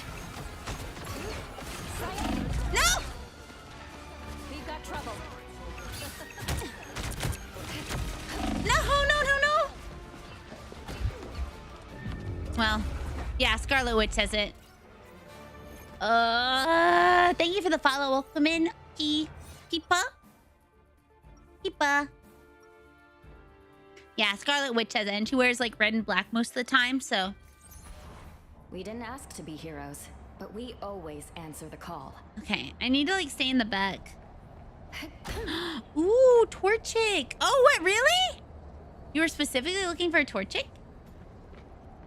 I'm happy you found it so soon. Get ready. Because sometimes, I remember like one of my first Pokemon that I ever got a shiny for, I didn't even realize that it was like a shiny. Because it was one of those Pokemon that kind of looks the same, and I killed it. It was, This feels different. Krabby. Something in the wind. Perhaps the end finally a Krabby. is near. If it is, at least we'll both go out. The battle starts in 5, 4, 3, I love 2, Mudkips. 1. All Mudkip. you need to do is capture the mission Mudkipper. area. Got it? Krakoa brought mutants together, so here we must make our stand. Uncatchable Poochie. It's uncatchable. Begins. Vortex field. Ready for transport. Psionic burst. Hex. Born again! That's all you had. Shoot, I killed him.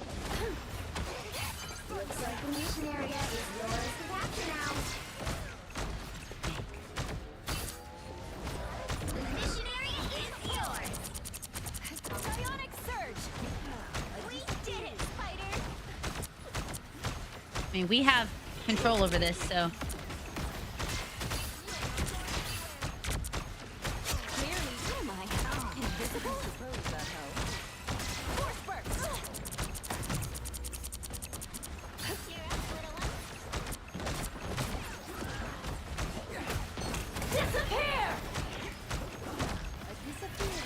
Stay here. Stay here. Stay here. Stay here. Here. No. He's got trouble. Oh God. A little extra No. The amazing Spider-Man! Oshawott was one of the ones I used the entire time, and I just used Razor Shell the whole time.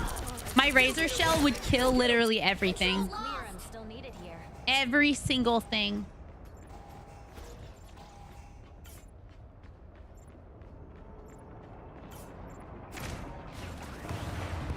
Oh.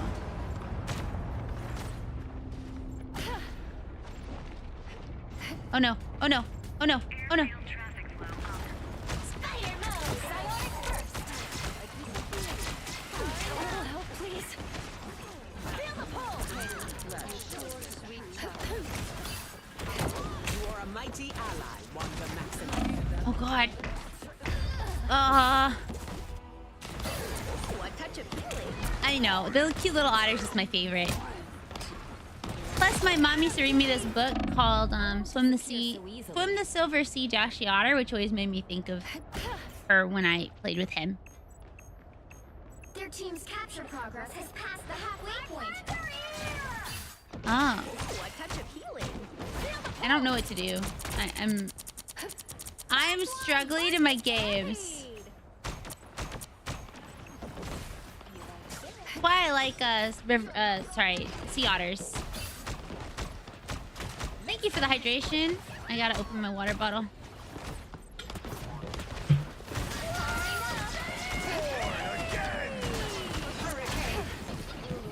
I am ready to put on No. a show.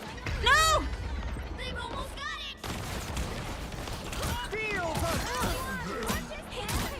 Appreciate you. Double KO! I'll fight for my family until the end. Well, we tried. Next time. No way we're getting there on time. I appreciate you. Whoever they are. Gotta touch. I've always been a heavy hitter. We tried. We tried. Well, you can't expect to win them all.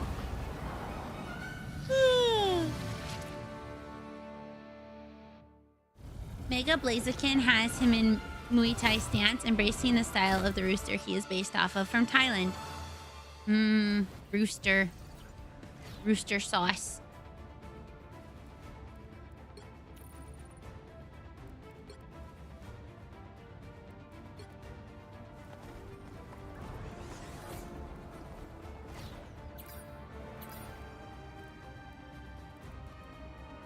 Yeah, no one else gets prop. I was doing my best. So you guys were just letting me die. Oh wait, I was gonna check something. Heroes. Mjolnir, Holder, Mjolnir. Thor. What is his normal skin? Oh. Oh, he doesn't usually have anything at all. He has a lot of skins. Why does he get so many skins?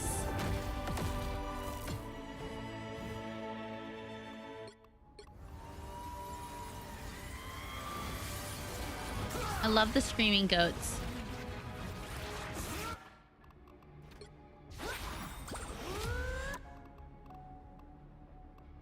I have all of these except that one. I did! It's so pretty! I love the Mega Dragonite. Mega Dragonite be so sick. Hi, Token. She has a lot of cool skins. Okay. Bye-bye. See you later, Mickey. Mwah. Have a good time. Doing whatever you're doing.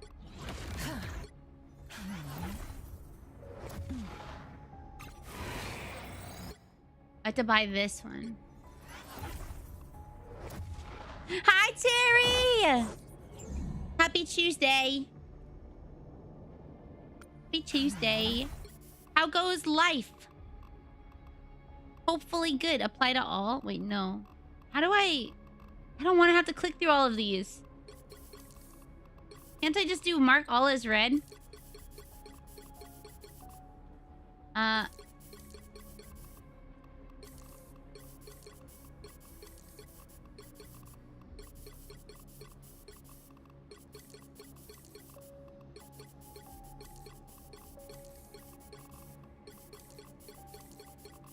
Oh my god.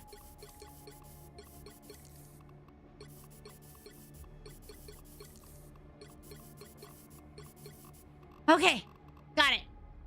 Yeah, we've been trying to. We talked a little bit about everything going on this morning, and then Marvel Rebels. Because I feel like they've made it easier to get through the battle pass. I actually don't know how true that is, but I'm like already halfway through, and I've only played 3 days worth of the game.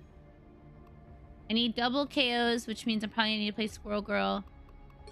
Or maybe there's just like a lot of stuff to get things from, which could have been it. My eyeballs hurt. Yeah, like there were like 3 different things I could do. I was like, wow, there's like a lot of stuff here. That's kind of nice. Pick your hero. Or villain. I'm not judging. Eat nuts and Kick butts. Eat nuts and kick butts. Oh, I like her voice. I'm close. Oh, wait, the Emma one? I haven't gotten to that one yet. I got to this other guy. Content creation question. Is capping a long video 40 minutes supposed to feel kind of arduous? What does arduous mean? Oh, captioning. I don't know. I do still kind of have a crush on Wolverine. I do still kind of have a crush on Wolverine. Hi, Muga! Muga Wooga. Long and drawn out. I mean, I use CapCut and I like will quickly put them on and then I have to edit them a little bit. So I don't usually do long videos at all. The battle starts in 5. Oops. 4, 3, 2, 1. All you need to do is capture the mission area. Got it? Yeah, I mean, I think editing takes a long time. I'm doing good. I haven't won a game yet, but...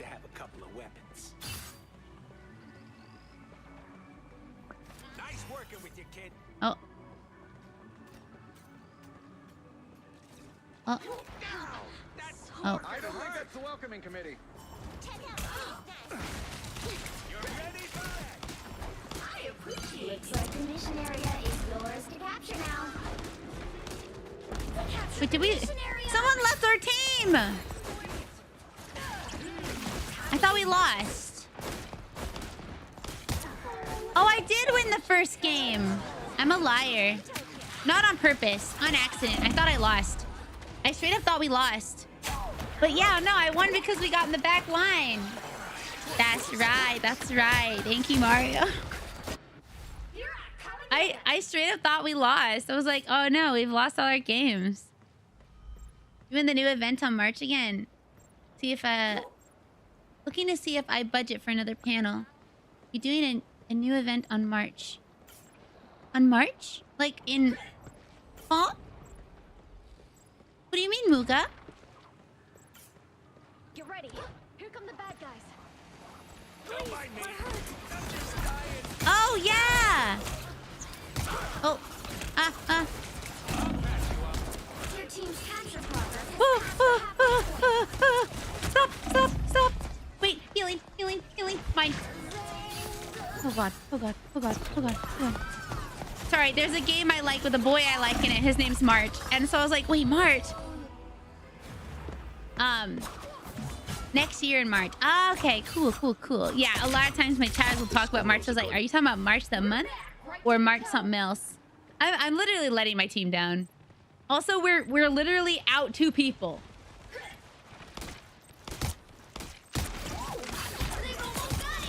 Like, I don't know what to do. We're down 2 people.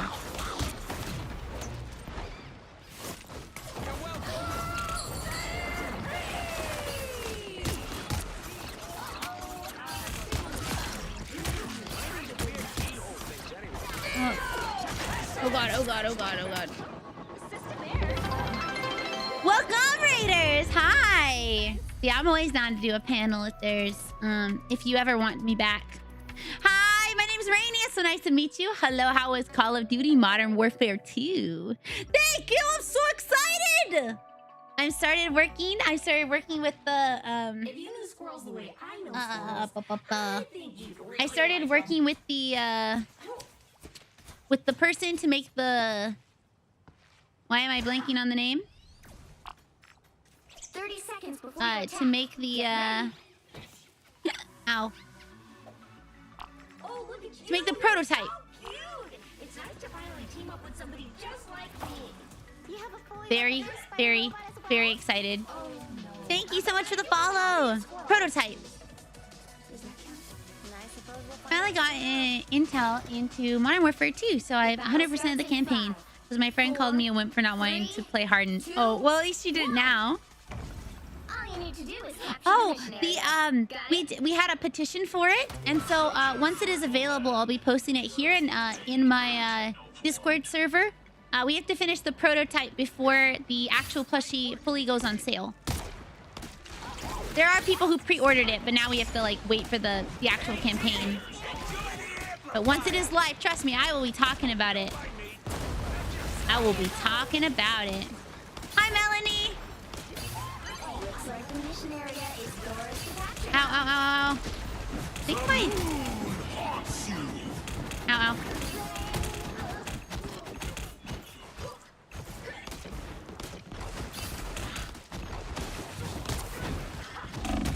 Got him. Okay. Holy shoot. Capture the mission area. Ah! Oh my god. Ah! Yeah, and they ship internationally, which makes me really happy. So, it's my very first piece of merch that's like, well, that's not true. Ooh, Market can do international. It's my first piece of fully customized, unique merch that is international. Makes me very happy.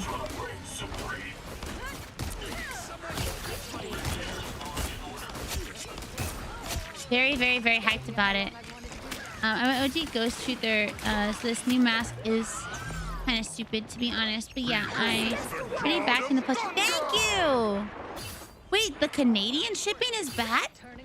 But it's from Canada. It ships from Canada. Oh, I'm stuck.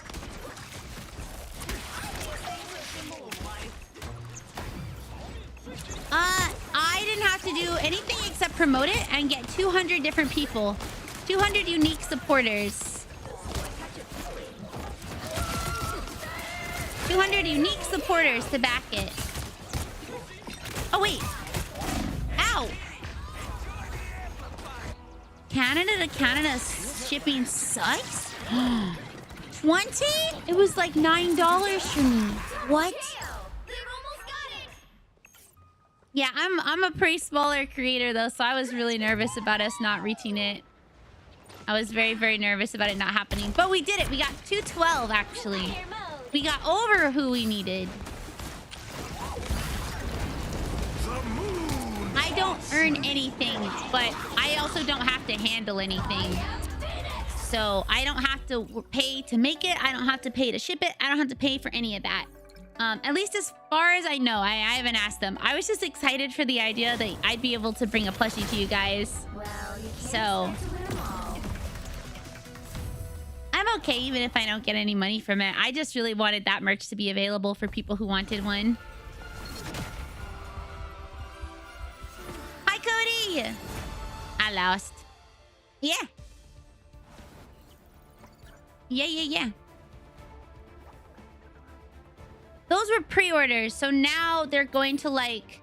They are going to make a minimum of 212. They're going to make the prototype, and once the prototype is made, then they'll do the campaign. Once the campaign is done, then they'll ship. Because they'll make them. I think they make them as they're being made, I think. Our team, I feel so bad for our team. Our team, like, we tried. We tried even though we didn't have anyone for like the first half of the game. Anyone else wants to join? You can join. You just gotta let me know that you want to join. I'm gonna drink some water. Double KO. I'm gonna turn down my sensitivity. I feel like it's too high.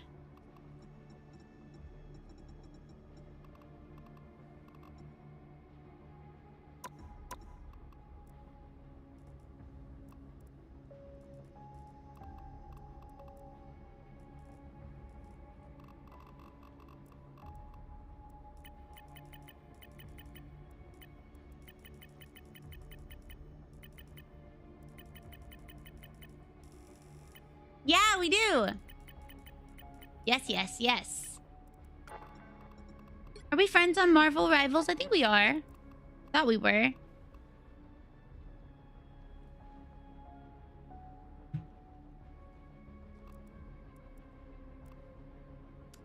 My thing is open. All you have to do is add me. Okay, let me see. How do I add?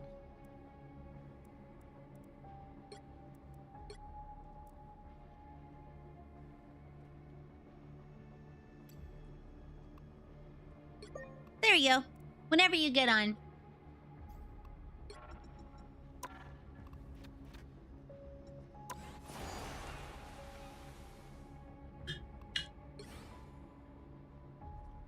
Like, I kind of want this one.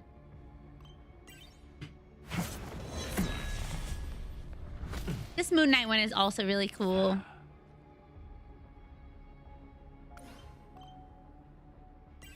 See, I'm not a big fan of this one. He looks like a little leprechaun. I don't like that hat. I don't like the hat. He's very cute, but I don't like the hat. The ducky one is cute. Wait, they're all ducks. No, that's not ducks. That's something else. Okay. Let's go. Oh, man, I have competent teammates. Let's go. Let's win this game. Ba-na-ba-na-bum-bum. My baby. You'll need a top-notch team to win this one.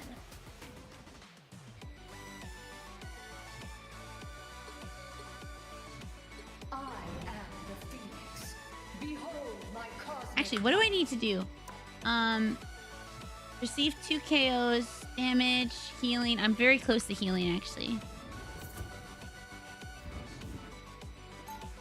Ba, ba, ba. Hi, Giuliano. Hello, hello. Thank you for watching.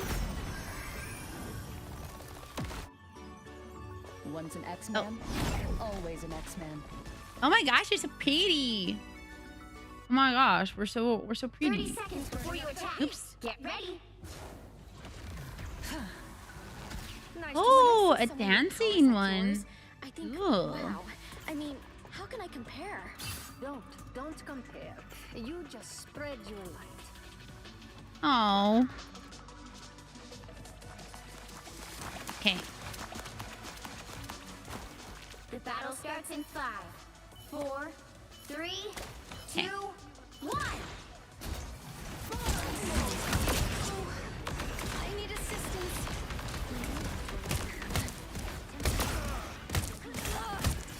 Thanks for the boost.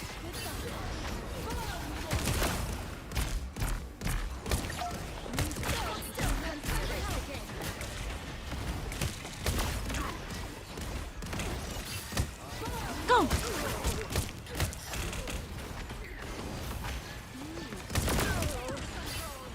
I'm just gonna stay with this stuff. Hi, VLC. That's one of my favorite emotes that I have on this channel. It's not mine.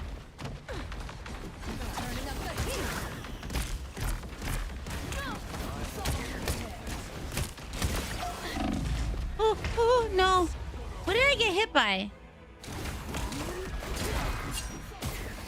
I went to fly away. Oh, he hit me. Arisen from the ashes. Psychic shift. Get that vehicle moving Me again. too. Turning up the heat. The cute little kitties with the campfire.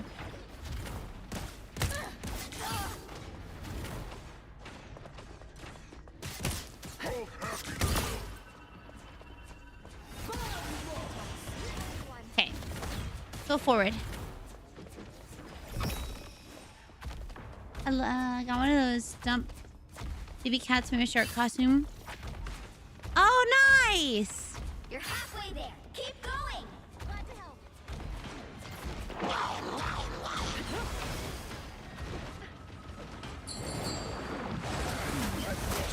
No! Well, they're dead. They're dead.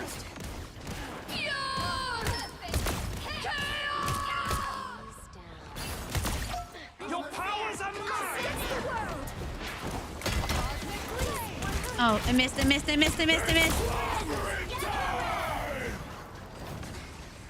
Oh, gosh.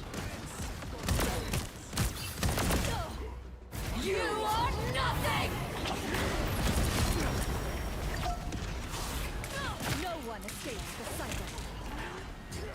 Go away, get away. Heal. Healing. Got it. I don't think I have a round one close to me. Which sucks because I really liked round one.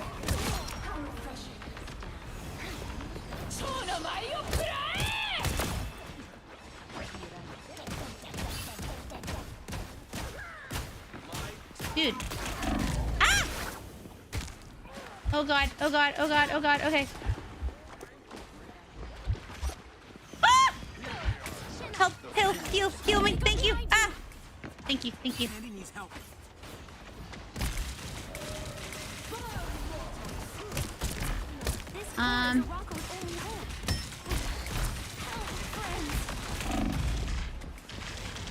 No!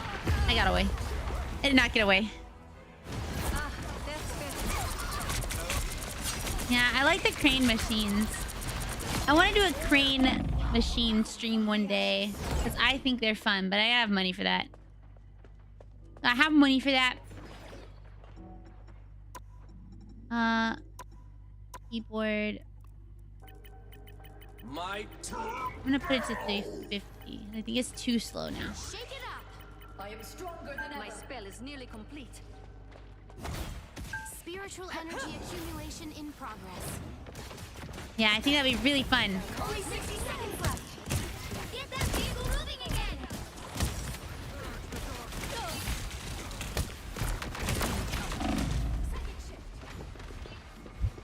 Some help will help. Turning up the heat. Uh-oh. will be totally overridden by Ultron if we don't move. Paid in kind.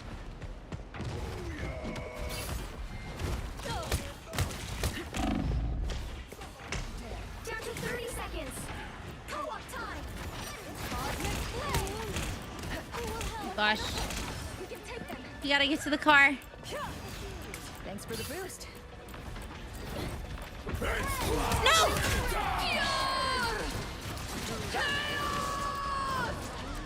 The final 10 Okay. seconds. No!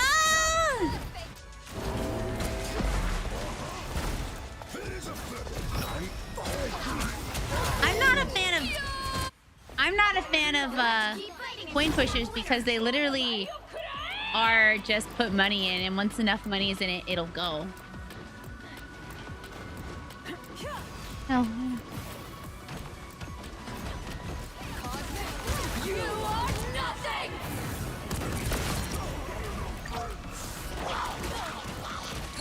No! No! Well, I tried. Well, you can't expect to win them all.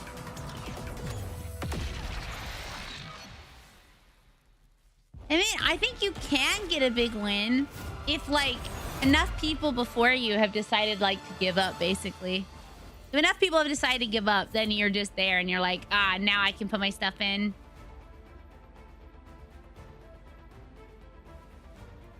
Yeah. That's the only time. I like one specific machine. What is it? I like this game called Jubeat. Very few places actually have them, but I think they're fun. They're rhythm machines.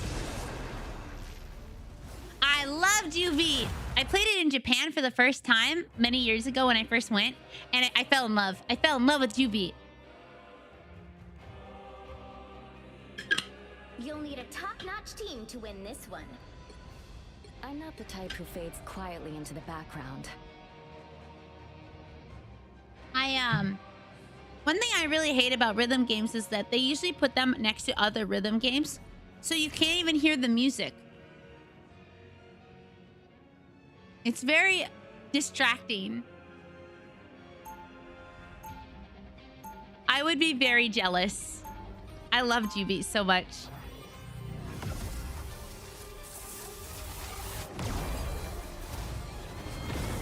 Jubi is a rhythm game that has like a bunch of squares, and you gotta hit the squares in the right order. It's kind of like Simon Says. 30 seconds before you attack. Simon Says, but I was gonna say Magical Girl Edition. Gotten us into this Music, time. Jubi, what's it called edition? Can you save yourself? Rhythm game edition.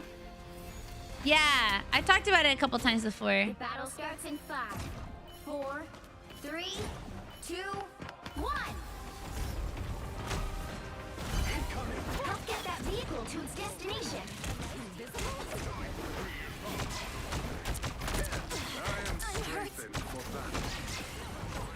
I found one of our critics. Hey. Sorry, you chose the wrong side. Yeah, they're fun, but pretty rare.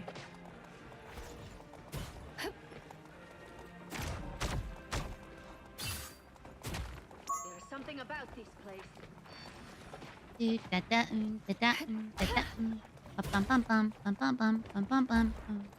I've been rewatching Adventure Time, and I can't watch it until Sean gets back, which makes me kind of sad because I really want to watch more. Much better. Force burst. Long has Yggdrasil protected Asgard. Now we save Nice. No worries, I got your back. Wow, we are winning. We are winning! The vehicle reached a checkpoint. Keep up the momentum. Ooh. Oh, I feel so tired. Oh. But Coin Pusher is like another import from Konami called Smash Stadium. With a few cool minigames that make it more than just coins, but it's mostly coins. It's always nice having those series you're bringing with someone specific. Yeah. Binging.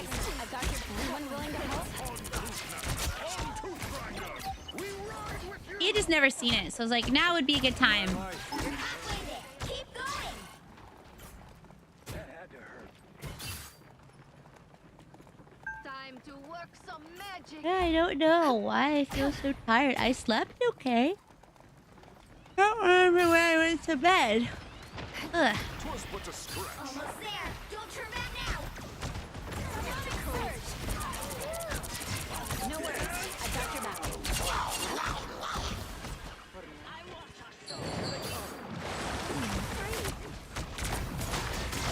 The moon extermination!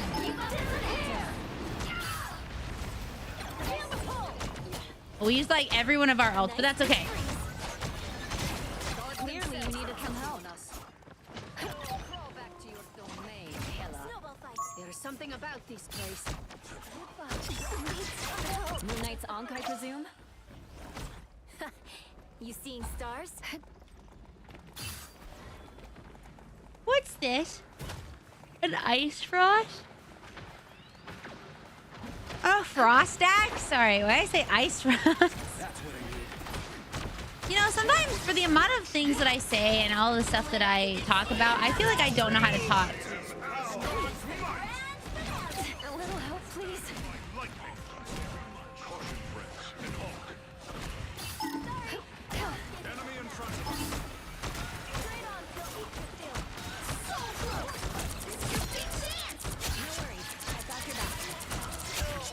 Yay! Behind you, my friend. Good job, team. Easy, let's go. This is the map. This is the map that keeps us winning. What do? We win on this map.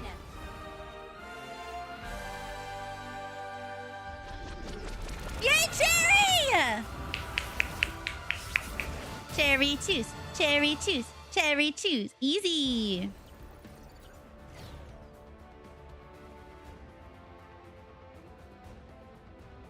Easy. Easy peasy.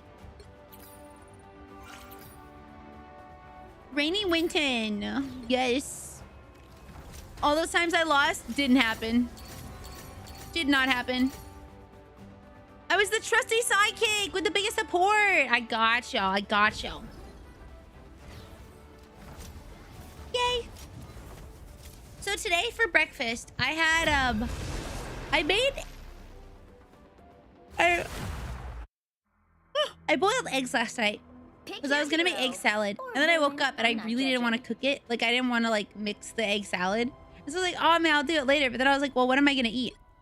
I'm not the type What to exactly stay am I going to quietly eat, in the right? And background. so I decided that I was like looking in the fridge and I saw I had stuff from 2 days ago. It was French toast and like some chicken sausage and a piece of bread. So I ate that. It was very, I was gonna say a hearty breakfast. It was mostly like syrup and sausage, but After all still, these years, but still, saving it the was good. world still hasn't gotten old.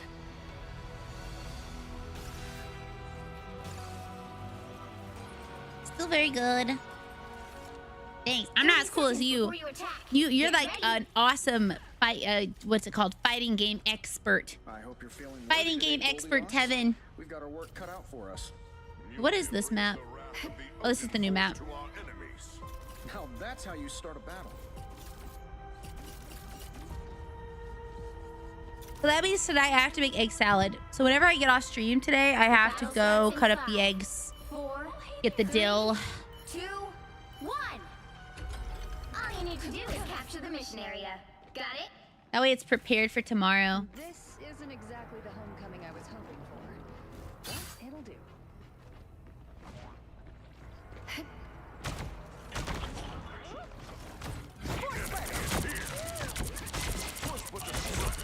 Clearly, you needed some help. Yeah, let's go! Team! Feeling fantastic. Looks like the mission area is yours to capture now. The mission area is yours. Wow. Dream team. Oh, hey there. It's ours. Hi. How are you? Howdy. Well, hello there. How are you? So cute. I love that you can say hi. Vortex field. Oh my! Invisible? No, token! I got you covered. Thanks. Feeling fantastic. Psionic burst.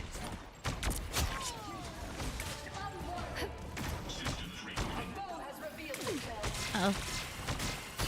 I forgot that he hurts now. Jefferson Shark. See, this is why I protect my flesh parts. Vortex field. Oh. I forgot that Jeff hurts. I literally just said Jefferson Shark hurts. And I was like, nah, that's not a problem. It was a problem. You've captured more than half of the mission area. Keep going.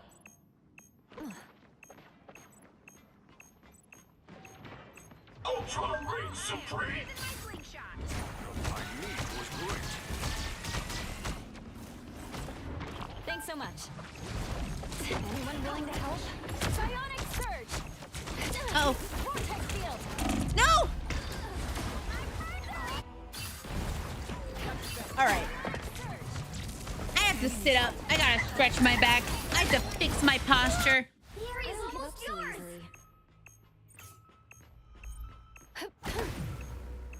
I don't want to lose this game. No!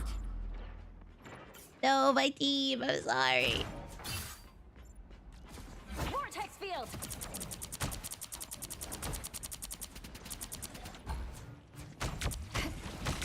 I'm at maximum force.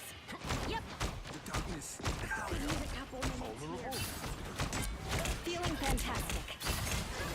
Disappear! Psionic surge. Put a spring in my step. I got you covered.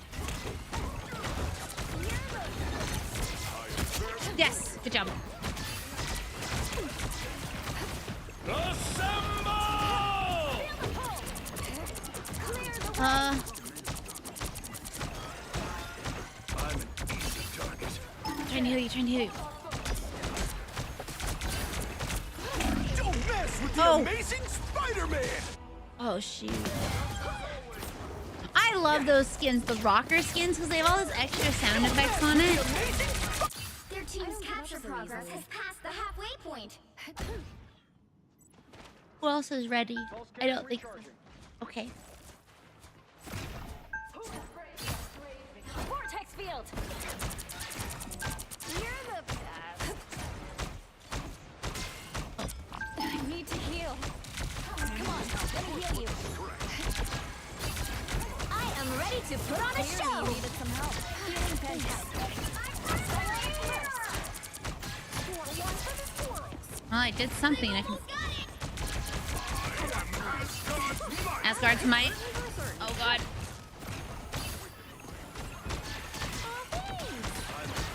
Against the world. Disappear! Clear the way. Anyone willing to help? Oh, shoot. No, no, no, no, no. Drop them. Yes! No worries. Guys. That's much better. Vortex field. We got this. Yes!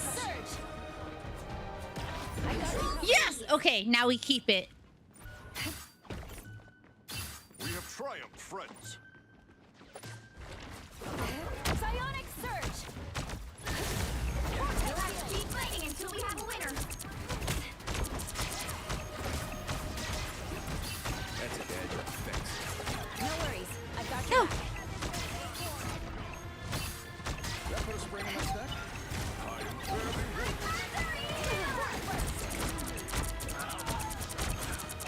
Got it. Much better. Hey, who's left? Oh. I've Got got it. you covered. Feel the pull. Psionic Nice! Awesome. At the last moment, we came back from the ooze! The ooze of losery into the winner's circle. Yes.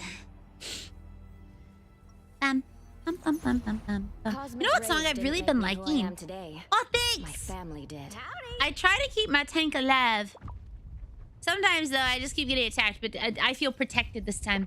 I was in one game, I was trying really hard just to, like, heal our people. 30 seconds before And they you would, like, attack. walk in Get front of ready. me and not look back. And then, like, a Spider-Man would come back behind. I'd just be like, well, Stark. hell yeah. Goldilocks. Oh, yeah. Even here, at the end of all times, you Let me persist see. with the nicknames. Well, if I ever call you by name, it'll be a sign that I'm actually Ah. with you. Good to know. What was I saying, though? The battle starts in What was I 5, saying? 4, 3, Well, 2, I can't remember. 1. Next time. All you need to do is capture the mission area. Next time. Got it? All right, somebody tell me this isn't some kid's birthday party again.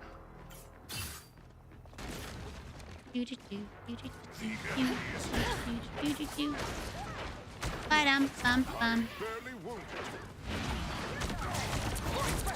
Kill him! Kill him! Kill him! Take this man down! Kill him!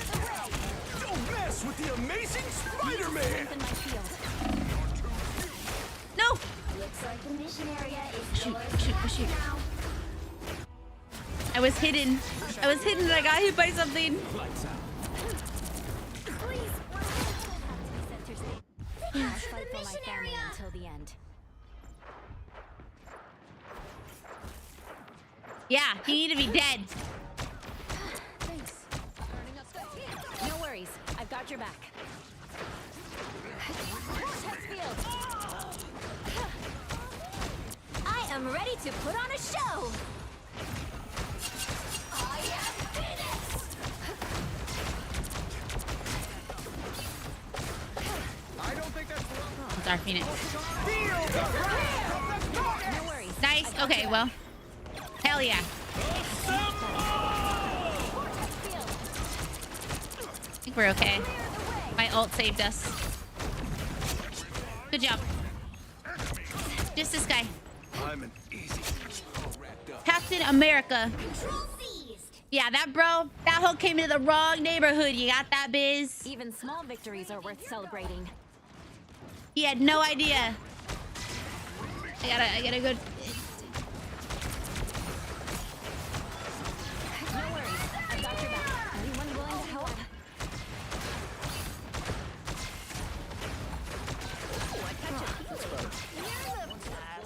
In the world. Okay. I liked your angry. Feel the pull! Clear the way! I don't think that's the welcoming committee. Turning up the heat! I got you covered. Thank you for the soda. Sorry, for the water. Thank you, soda, for the water. Oh, ow, ow, ow. Thank you for the soda. Half of the mission. How's your day going? I will drink in just a moment. Against the world. Uh-oh, uh-oh. Team. Ow, ow, ow.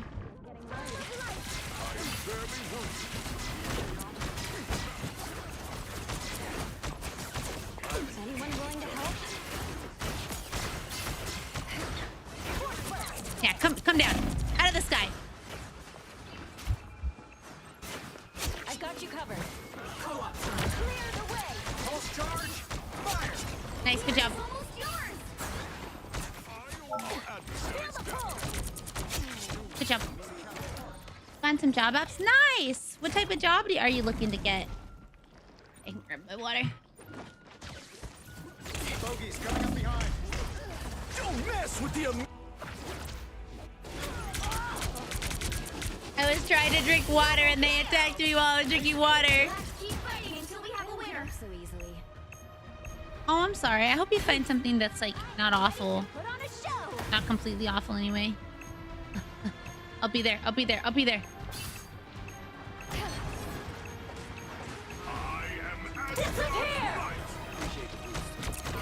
Vortex field!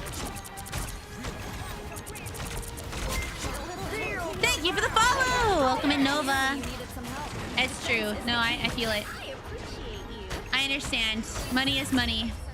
I just hope that whatever you find isn't awful on your mental as well. Like, you know, money and not completely horribly awful.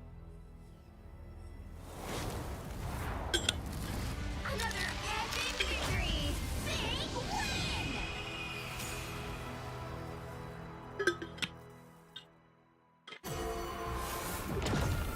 Cherry! Yeah, no, I had some jobs that were like less than ideal. And I've had some jobs that I'm like, okay, they're kind of icky. Like, they're not the worst job ever, but like, it's not like it's not horrible that I want to quit, you know? Type. No! I clicked the back button so I could go get my things. Well, just know I would have given you guys props. Oh, I'm so close. Ooh, how pretty. See, if I played her at all, I'd use it, but...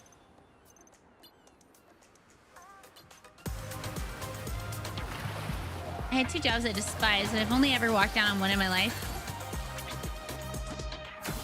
I've never walked down on one, but I did leave one as a barista to go to, see a token. Yeah, no worries. Thanks for playing with us.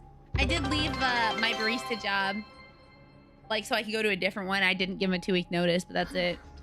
Hi, Sarinthia. How are you? How was my time at Sandrock? Thank you for wanting to raid. My name is Rainy. I'm your local magical girl. It is so nice to meet you. Hi. We're just playing some Marvel Rivals. I am playing with chatters if you did want to play. If you don't want to and you just want to chat, that's also a-okay.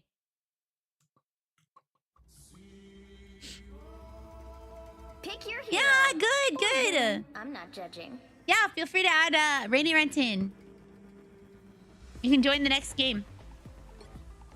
I'm not the type who fades quietly into the background. Actually, I want to be... Life energy is a powerful weapon against... Life energy is a powerful Life weapon energy. against evil. Life energy is a powerful weapon against evil. Life energy is a powerful... Life energy is a powerful... Life energy is a powerful Yeah. weapon against evil. I wasn't sure which one I wanted.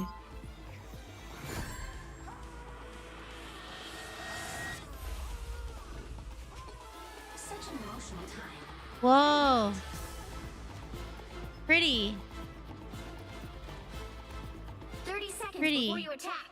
Get ready. Pretty skin. Fire burns inside you. That's literally true. Is it? I just meant the feeling I could sense. Watch me fight. And Pretty. My past may be pretty cloudy, but if we don't win this, the future is pretty clear. Damn. The battle starts in 5, 4. Well done, models. Like, actually, they look really nice. All you need to do is Life capture energy the mission eye. area. Life energy eye. Life energy eye. Regroup with the rest of the Guardians. The collector must be stopped.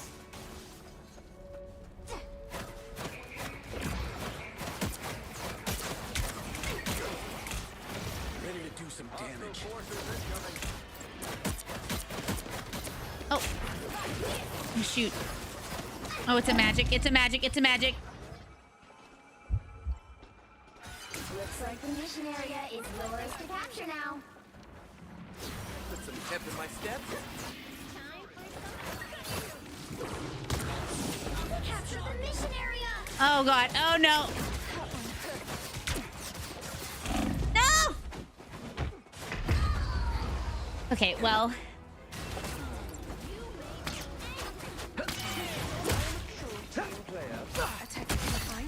That was my bad. Thank you again for wanting to raid. It really means a lot to me that you want to share your community with me. So thank you. Enemies better be there. That's right. I like the gold. Don't forget, one down. Almost down? Okay. Sure those are Take the point. Take the point. Some sort of spy. That's what I need.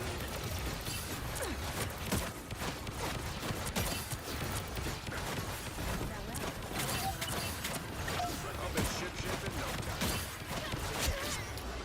Okay. Control seized. Everyone's healed up. Good. I'm still We've warming won up. the battle, but the war's not over yet. I'm itching for a fight.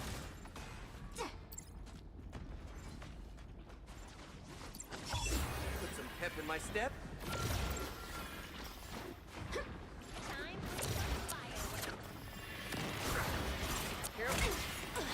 I'm hurt.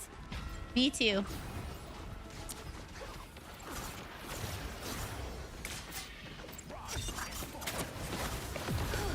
I'm worried. Oh, shoot. Good job. That's the boost I needed. Right there.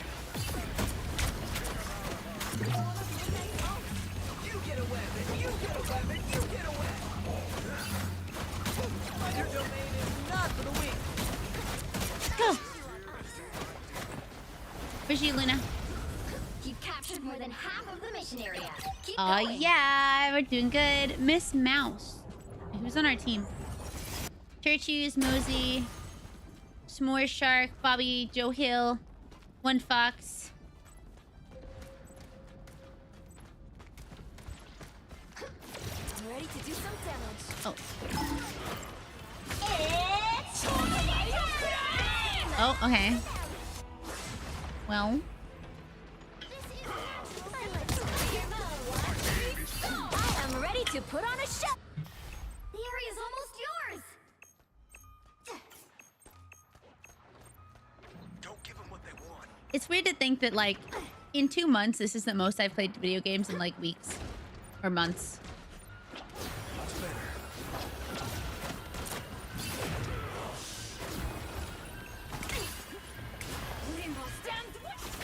I am ready to put on a show. Until we have a winner. Tremble before No! Ow! Oh. Well, Tremble before fire! I've died too many times. Your team's capture progress has passed the halfway point. I have not been MVP since I used to play. I must be washed up, guys. I'm all washed up.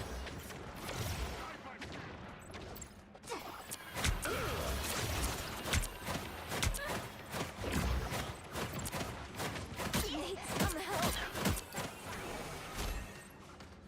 See them? Right there.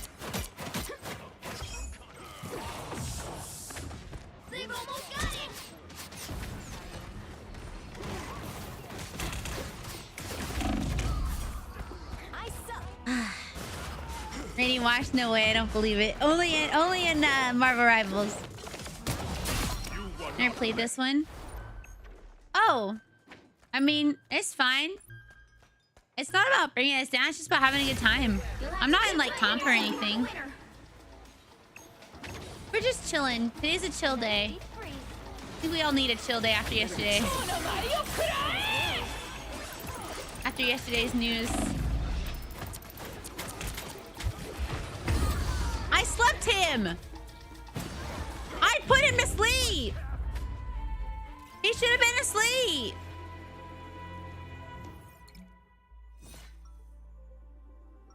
I mean, you're so right, Gorilla. How you been, by the way? I feel like it's been a while. Hello, hello. I have to do better. Life energy is my eternal guide and the source of my powers. Oh, so pretty. Oh, she's so I'm pretty. impervious to damage. 30 seconds before you attack. Get ready. Luna Snow. Annyeong. Luna Snow. Love your sword, but don't melt my ice. It's not actual fire, it's soul fire. That's too awesome. Almost everyone. I feel like alcohol would make this worse, you know? And that's okay. I hope life's been good for you outside of the internet, outside of Twitch. 4, 3, 2, 1. All you need to do is capture the mission area. Got it? Time for my biggest hit. Sounds good. My strife has given me I strength. understand. I don't know how to say. Hostile ahead. That's the boost I needed. We got spider trouble. Oh. Looks Okay. like the mission area is yours to capture now. Oh, he's hitting me. I'm gonna miss that pop star charisma. I built myself a new body. You know, Like it? you're not wrong about that, actually. You didn't say it would be good. Got your back. I'm drawn together. Listen to my soul sonata. Affirmative. Who are we waiting for? We have one more.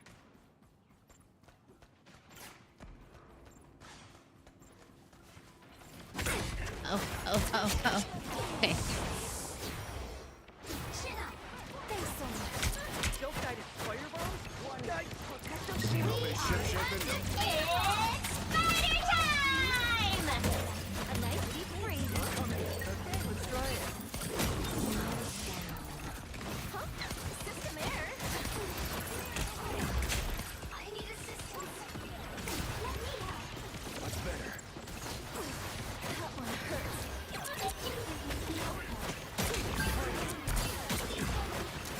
Tremble before fast. That was like our whole team. Team's capture progress has passed the Oh, God. Leave me alone! No! I almost got away! This is natural. Literally, the whole team was on my ass. Hey, Fluffle, how's it going? I'm switching. Even when you can't see Ah. me, I'll still make you believe.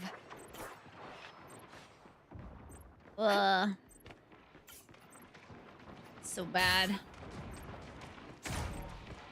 You get a web and you get a web. Surge! Together to victory. What am I? I found one of our critics. Much better. Bionic surge! Found one of their soldiers.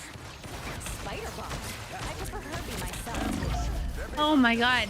It's every single death I've had has been either this girl or it's been... I'm ready to put on a show until we have a winner. Yes, I am! I do know! Or it's been the Catman. Black Panther. I'm so excited we're getting the Rainy plush. I'm so... Born again.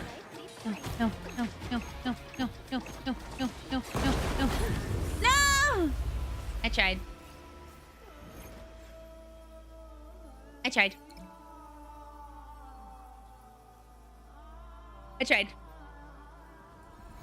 Well, you can't expect to win them all.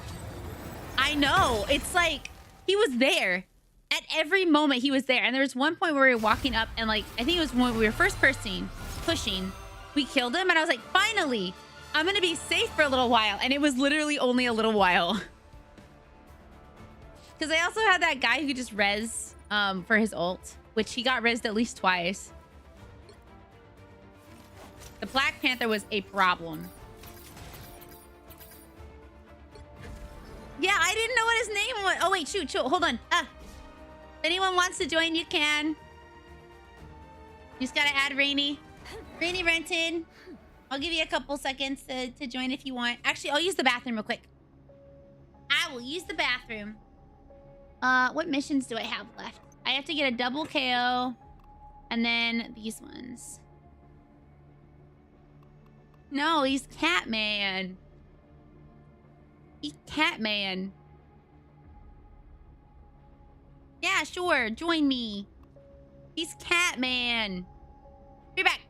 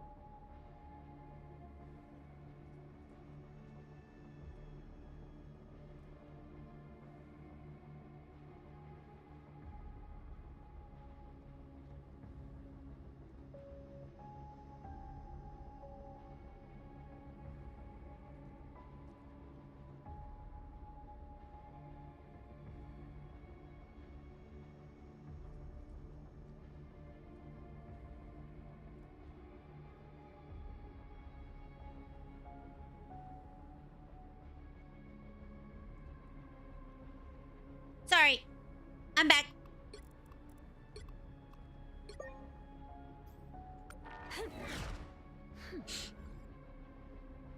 Galactus favorite. See, I wish that Squirrel Girl had like a cute one that moved. Pretty sure she doesn't. Except. So you guys have two cool ones that move. Wait, mine don't move like that. Yeah, it does. It's not moving like this one. That's cute. Hey, what's that? What is that thing?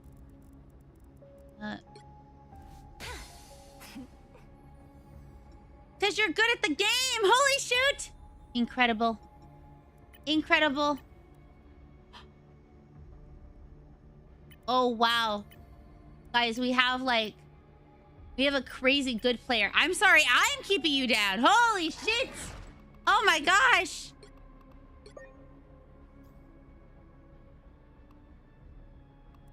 Hi, Cody! I guess send me a request to join. Thank you for 18 months of support. Welcome in, welcome back. I hope you enjoy. I hope you enjoy your emotes and ad-free viewing. All right. Yeah, I haven't actually played comp seriously since I think season 1. Wow, you guys are powerful. I just try and do my best. I hope that's okay. Yeah, thank you for 18 months using your Prime Gaming. Thank you for using your Bezos Bucks here.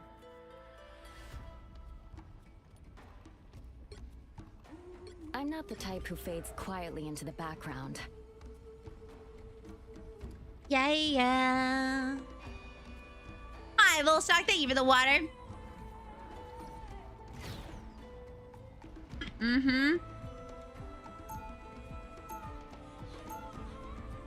Oh yeah, pink soda and cherry are gonna carry me. Yeah, like Princess carry me straight across the winning line because they're amazing.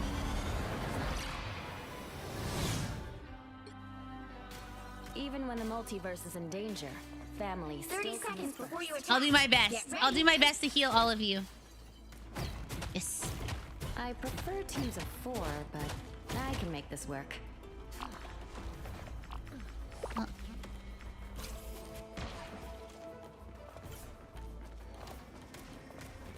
All my textures are like low quality for some reason. The battle How's your day at starts work in going, Volsak? 4, 3, Oh my god, hello. 2, 1. All right.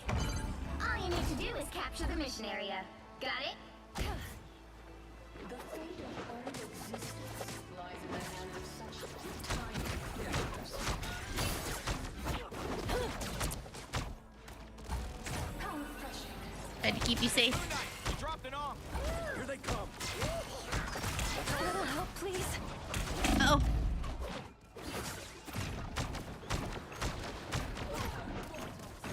That's much better. Thank you. My need was great. Feel the pull! I've got you covered. Cosmic flame! Uh oh, I'm gonna get hit by. If there is time.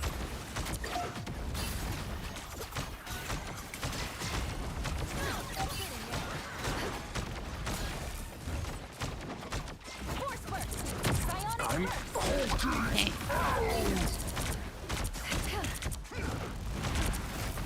Oh! Ow!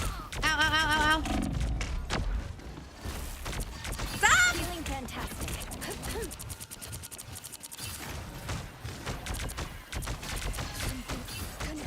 That's the stuff. Nice. Need to strengthen my field. Clear the way! It's too far away. One less Ankh, one less problem. Better. the moon haunts you. Never even saw me coming. Force burst! Nice. Okay. Ooh. Yeah, it feels like it's been around for quite some time. Has it only been 8 months? Nice, because Evo is next week. I'll be sure. It's much better. Don't mess with the amazing Spider-Man. Holy shit. We're good. Vortex field! Thank you for the follow. Welcome in. Hi. Thank you very much.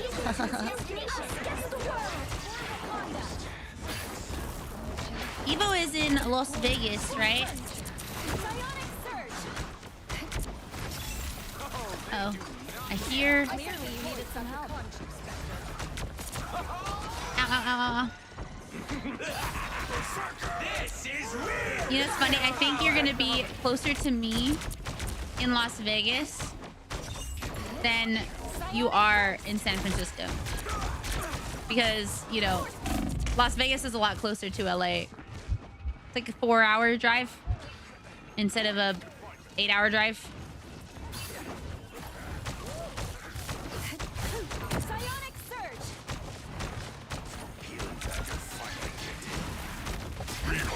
Oh no, no, no, no, no, no! No! He went after me! But I guess that's just because all hero shares look the same to me. Yeah, My time to they have clear I'm still similar new here. stuff. Oh, Got eyes. I am Phoenix! Psionic burst! Nice. Stay away from that Ankh if it starts to hover. hover. Thank you for 16 months with your Prime Gaming! Yeah, thank you, Gorilla. Uh-oh, uh-oh, uh-oh, uh-oh, uh-oh. The Black Panther cosmic flame!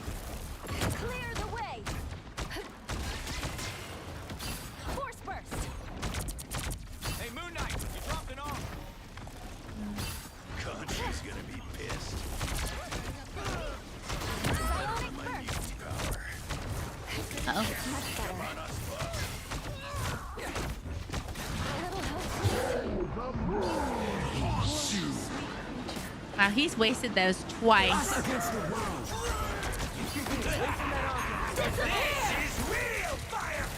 not going to let you tell it down, are we? Force burst!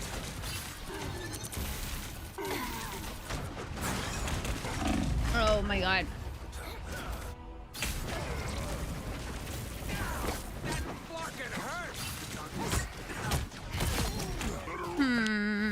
give up so easily. What if I were Rocket? Some of my Get best that friends vehicle are moving pussy again. villains. What if? Jeff, you poor, sweet You ready for Yeah, like what if I were Rocket? Beholds the god of thunder!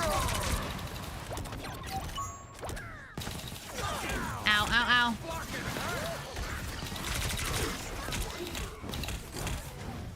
I am Phoenix.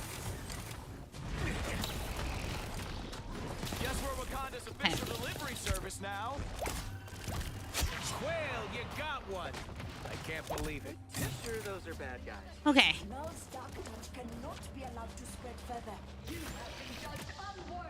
I'm just gonna throw you guys some healing. Hope that it hits you. You're halfway there. Keep going. Stay near my orbs.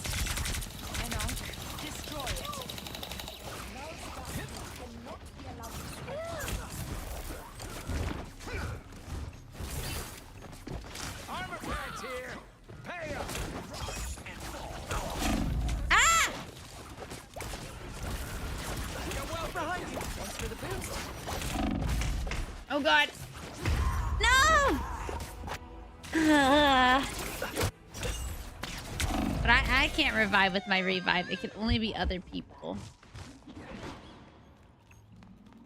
So. Whoa.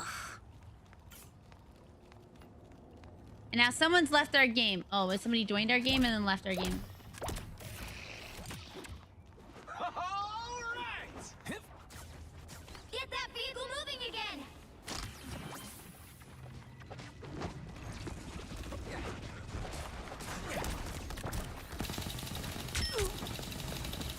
The moon! Oh no, oh no, oh no, oh no. Love battlefield medicine. The moon haunts I swear. Why? KO. Get that vehicle moving again. Only 60 seconds left. Let me just heal, please. Look out for Moon Knight's ops. I'll patch you up. I feel like myself again. Us against the world. Relay deployed. It ain't cheap. Oh god, please, please, please, please, please, please, leave me alone, leave me alone. Why is it me? Down to 30 seconds. I'm just a cute little raccoon. He grabbed me out of everybody in there. He was like, you are the one coming with me. You're the one who's gonna be dying. Ugh. by the eye of Agamotto. Final 10 seconds. I am Phoenix. It ain't cheap. I'm opening a portal. You'll have to keep fighting. Behold the god of thunder! Oh my god. I'm opening a portal. Clearly, this game was this in particular round was not made for me. Don't pick a fight. The vengeance pursuit. I didn't even do anything to them. I didn't think I'd heal this much with our Jeff.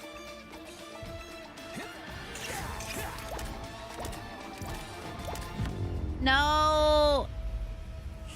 Well, I'm sorry, team. I'm sorry.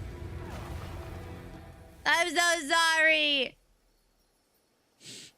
I'm just trying to be a little raccoon.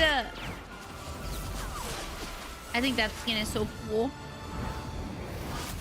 No, it's okay. I still had a fun time. Bum, bum, bum, bum, bum, bum. We are so close. Yeah, what was it? I started getting hit by the Spider-Man, which was like, okay, kind of annoying. And then Thor was like on my ass. Absolutely on my ass. I'm just like, what? Am I your favorite raccoon? Am I really? Hehe.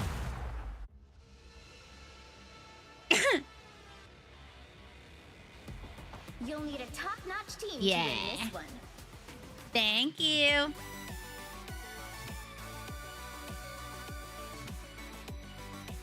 Bum, bum, bum.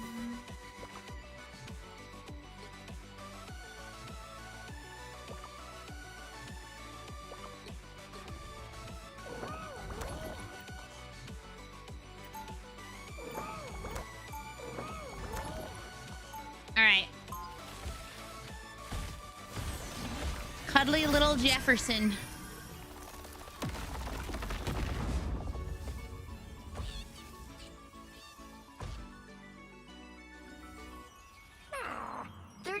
Before you attack. Oh wait, I'm supposed to Get teleport. ready. Down, up, down, up, down.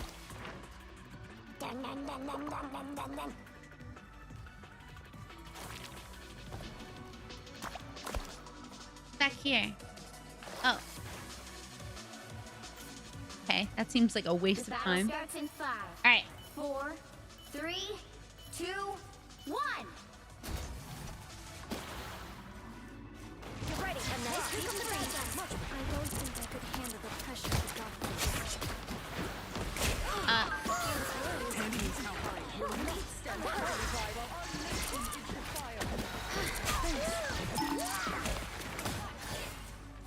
In the back. Died. A nice deep breath.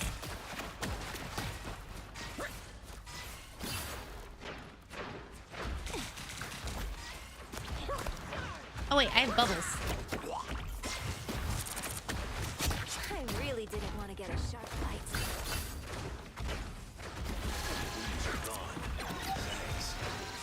You're halfway there. Keep going.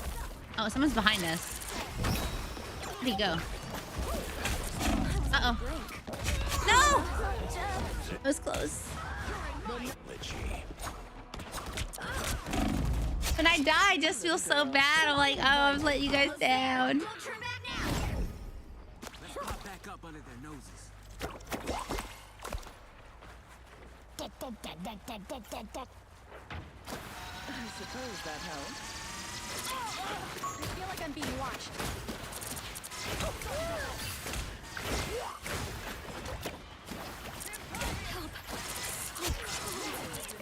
Leave them to Khonshu!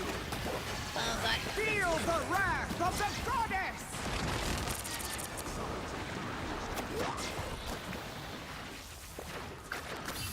Well, you can't have nearly as many bubbles anymore.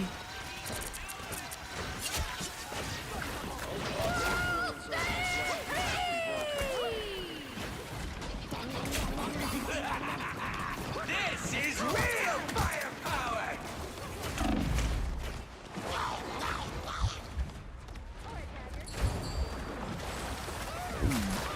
Vehicle reached the checkpoint. Keep up the momentum.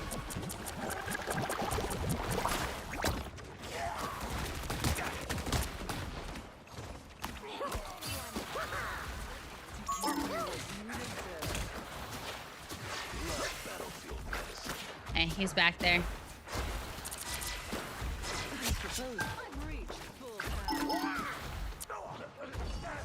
He died. Yay. Good job. Thank you. I've taken out Ultron before. No sweat. Okay. I'm doing better. Doing better as the shark, okay? You're halfway there. Keep going.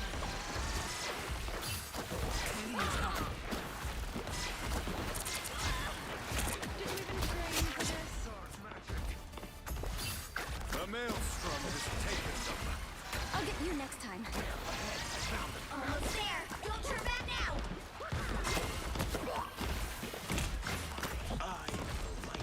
Uh-oh, uh-oh, uh-oh. Wounds are gone. Thanks. The vehicle reached a Got you. checkpoint. Keep up the momentum.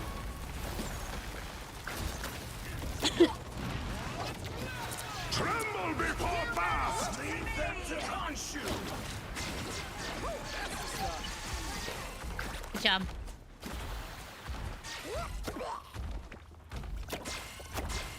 Good job, good job, good job. He's very different than in the past, so I'm having to learn how to get back to playing him. Let's pop back up under their noses. He had like 6 bubbles. He didn't do any damage.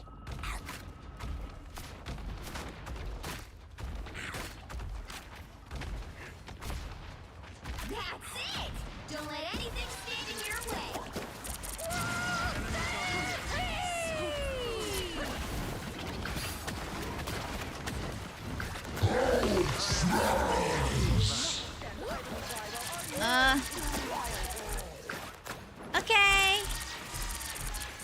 Yeah, have a good time.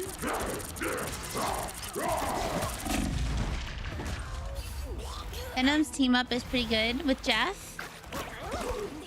I only play Guna Snow. Guna Snow. Guna Snow. That's funny.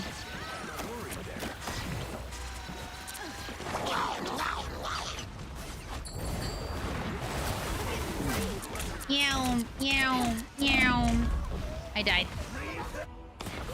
Game's going pretty good. Some wins, some losses. I walked into it. I should have walked into it.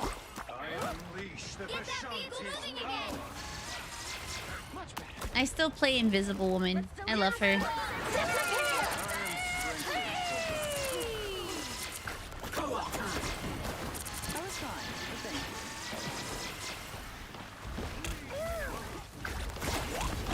Oh, oh.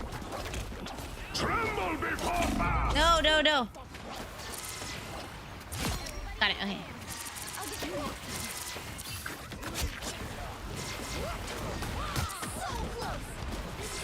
Yeah, have a good walk. Please be safe.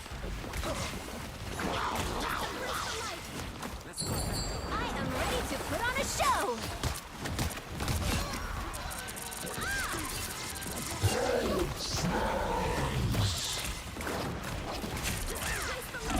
Oh god, oh god, oh god.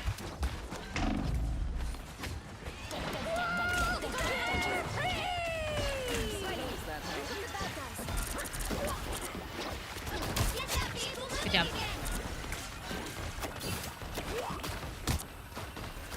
Good job, good job. So hi, Jelly.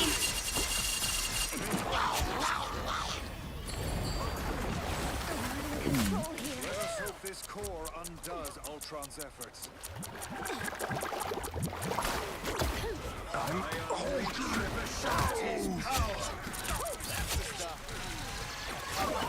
Good job. Good job, good job. Yeah. Yeah, frick him up, Cherry. Yeah, let's go! Winner, winner, chicken dinner. No, no, no. Dun, dun, dun, dun. Be in the shark work. Be in the shark work. Let's go, let's go. Be in the shark work.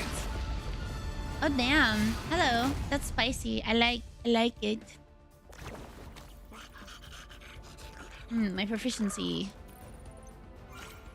Yeah, I'm halfway done. Good job, team. All right, let's do this one.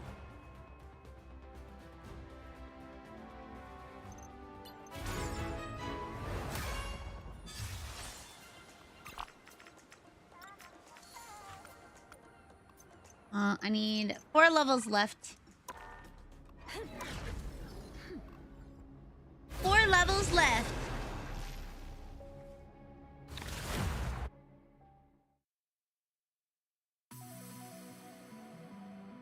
Pick your hero or villain. I'm not judging.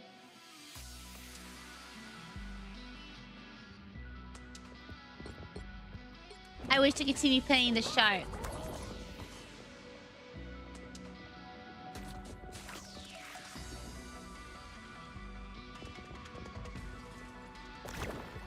Shark.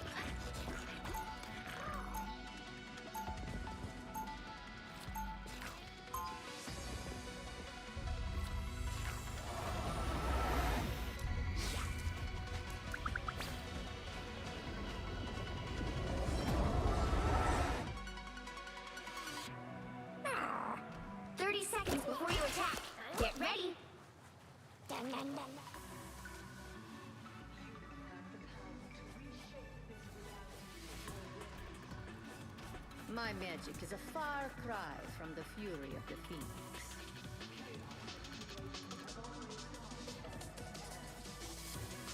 Then maybe that's how you and I should go into The battle starts in 5, 4, 3, 2, 1.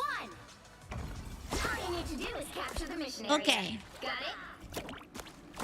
Don't need enhanced senses to smell that something is off here.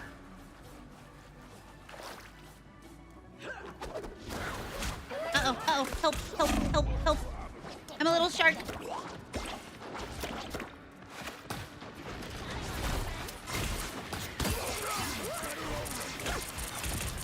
nice deep freeze. I'm hurt. Looks like the mission area Got you, is got you. yours to capture now. Oh no! Sorry. Ah! I'm a little fluffy shark.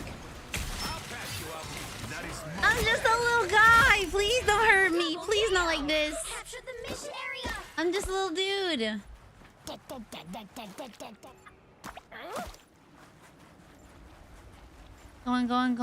Going. Oh, I forgot I can't stand there for as long as I want anymore.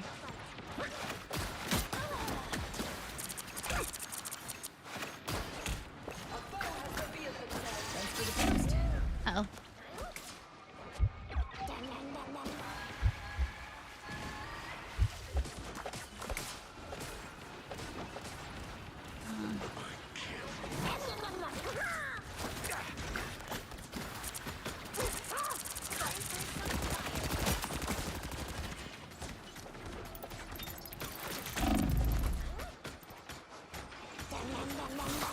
Ah!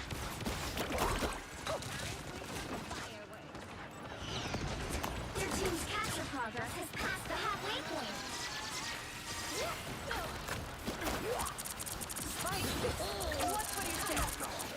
Don't mess with Oh no. amazing Spider-Man! Oh gosh.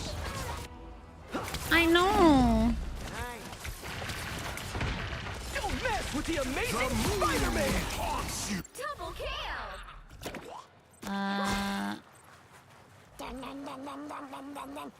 Oh goodness. I was worried. Totally. I don't know where we want to go.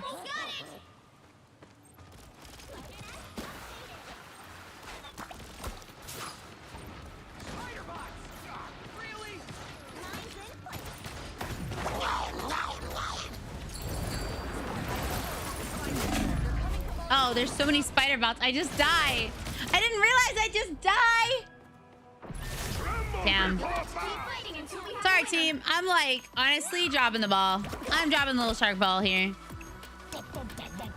I will no longer be the shark after this game. I've decided I will switch to someone else. Never mind. Maybe the shark helped in some way. I was worried.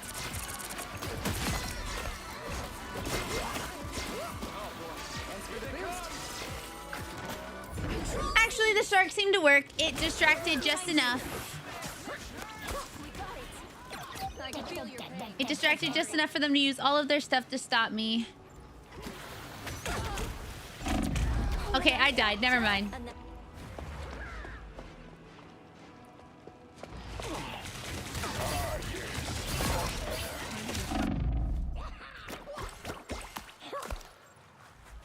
Yeah, he's quite different. I missed how he was before, but I know how he was very strong.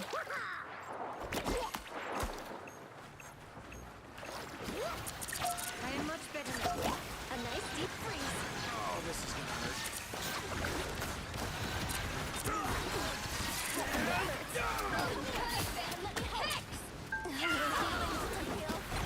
Yeah, let's go, Cherry!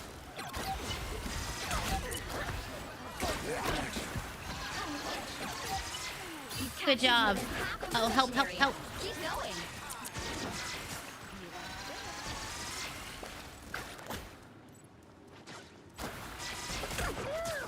Don't mess with No! the amazing Spider! Okay, well. Feeling good. Don't mess with the amazing Spider!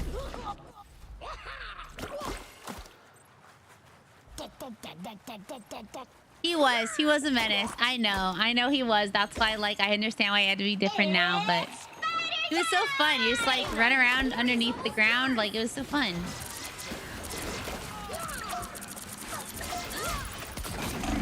Oh, no. This is They got up their spider bot. We'll have to keep fighting until we have a winner. I almost have my ult.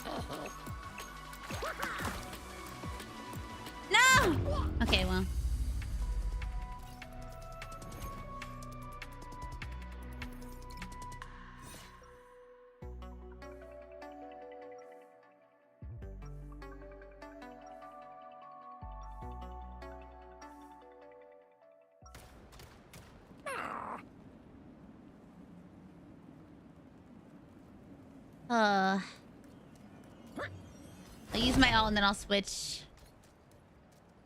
30 seconds before you attack. I will never Get kill. ready. Also, Spuddy, I will make an exception for you. My little sharky body. Rumor has it you're a pop star. Any songs I might know? Tonight, I really wanna fly away. Yeah, me too. But, you know, we're stuck here, so why not fill me in on those songs of yours? I have a strange feeling my music didn't make it onto your. The battle starts in 5. Hi, Biggie. 4, Hello, thank 3, you. I'm glad you're 2, here. 1.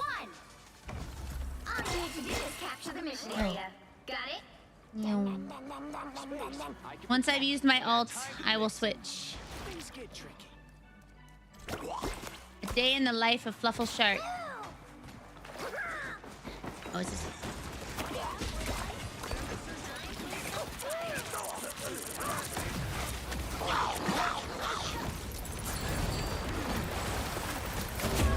Okay, well. Yo, thank you! Thank you for the sub with your prime and your follow! Looks like the Yo, mission thank you area for is subbing before you even followed. Holy shoot! I'll be sure to use your Basil's bucks properly. Thank you. Go, go, go. I will save you, team. I'm on my way. Us against the world. I hope we enjoy your 69 emotes and your ad-free viewing.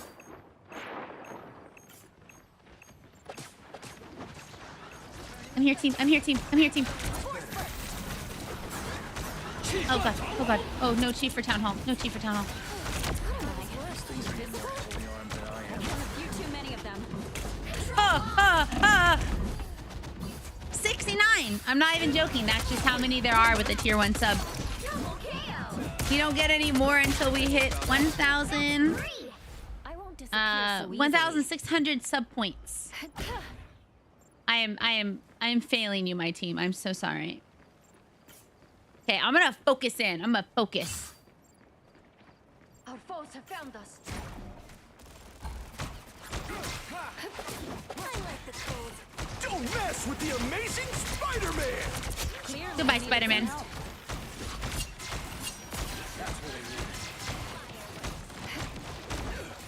Vortex field. Feeling stronger already. Psionic burst. This is real firepower! I was trying to heal you. Force burst. Your team's capture progress has passed the halfway point. A nice deep freeze. Okay, I thought I could like You ready? I thought I could like make them trigger but not have them kill me. Disappear so easily. Like I did it with the other two. And it didn't work. Force burst. Oh god. They've almost got it. I like the cold. How you're frozen. I can't get him. Vortex field. I am finished. Spider time! No more I was healing you, I was healing you, I was healing you. You'll have to keep fighting until you have a winner. Go! No, Will!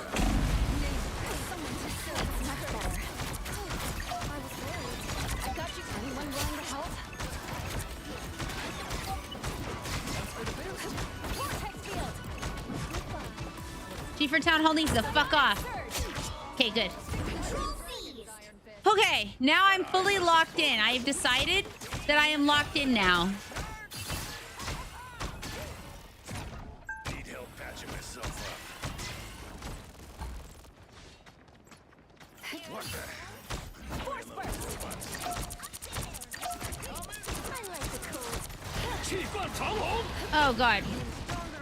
Clear the way. Clearly you needed some help. Don't mess with Oh god. Spider-Man! Keep going. You know, I decided that I was locked in, but then I did not expect the two ults straight to my face. Control lost.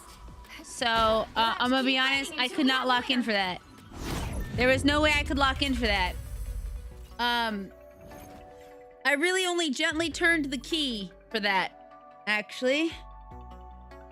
And unfortunately, in between the space, I lost.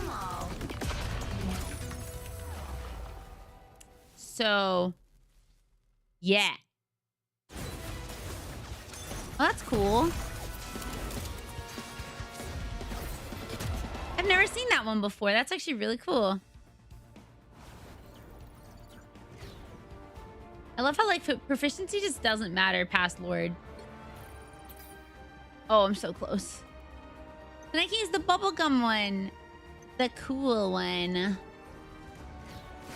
The cool kid. Honestly, it is my fault. Shit, my fault. Shit, my fault. What do I need left to do? I think I still need the... You'll need a top-notch team to win this. I think I need to play Squirrel Girl to finish my last mission. Oh, somebody else is Squirrel Girl. Moon Knight. I tear through the cloudless night. I just need to get like the moon. Double KOs. Escape pod ready. Opening escape capsule.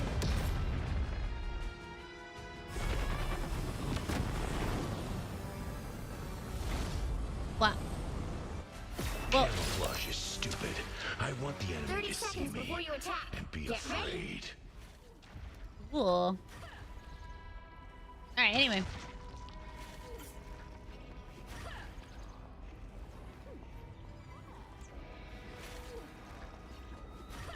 Wow. How are you? Okay, all eyes on this spot. Superpower. The battle starts in 5. I'm 4, checking on the 3, 2, 1. on the All you need to do is capture the mission area. Got it? charity thing, and it's going well. When Doom sees me, he's gonna be shaking in his face. Invisible? They look like they mean business.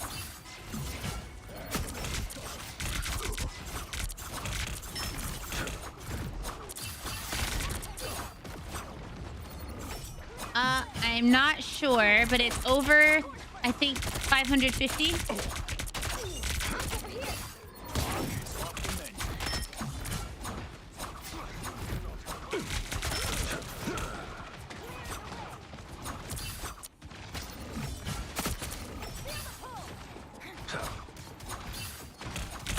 Oh.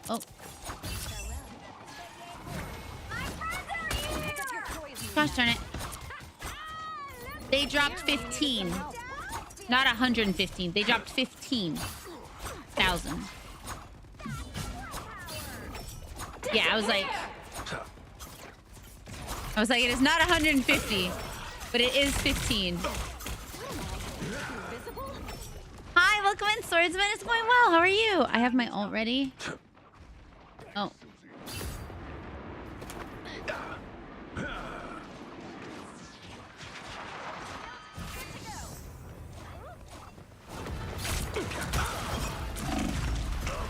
Okay, well, I died, but let me see.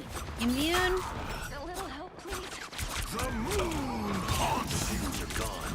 It is at $624,000. Holy shoot. Out of a goal of 10,000. Shields up. There's a chance it might hit $1 million. That would actually be crazy. Hell yeah. By the eye of our And I know a lot of people are planning to do like events over the weekend. Oh my god. Oh. I love how many people it's like, they were like, yeah, let's go VShojo. They're like, fuck VShojo. We hate VShojo. VShojo sucks ass. Don't get that vehicle. Just like we were talking about yesterday, guys, you never know. You never know when the tides could turn. You could do one thing, say one thing that just changes everything that people think about you.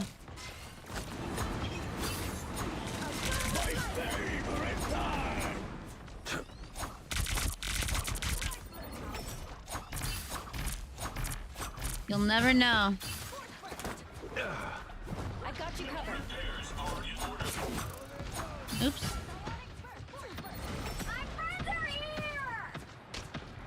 I mean, they'll be fine. They were doing fine before, and they'll probably do fine after. Like, I'm not as worried because the talents have each other, at least. And also, no one is blaming the talents. I have not seen anyone blaming the talents. I have seen everyone blaming Bishoujo the company.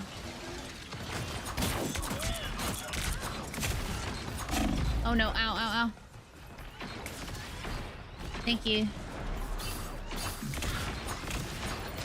Plus, Nova's doing better than they were doing before. Even Hestia was doing better than she was doing before Bishoujo. So. Rest easy, Ben. Disappear!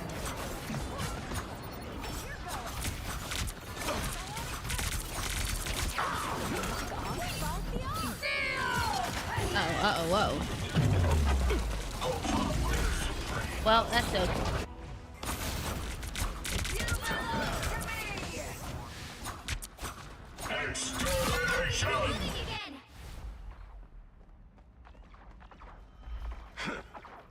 Somebody else gave $15,555.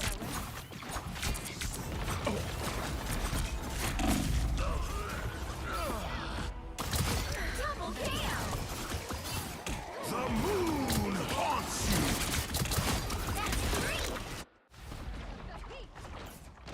Goodness. Get ready. Anyone willing to help? No! Stop! No! I hate this. I'm crashing out a little. That's so frustrating.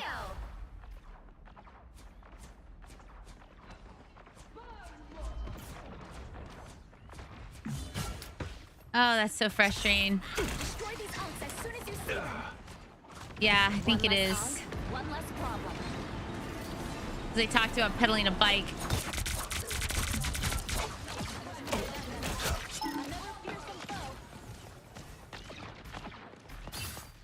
Enemy located. Have I gotten the one thing I wanted to do?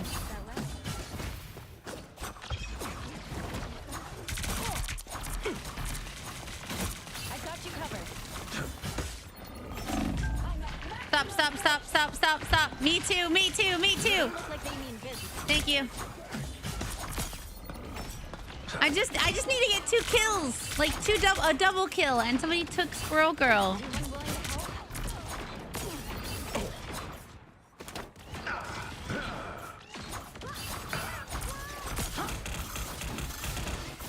Disappear!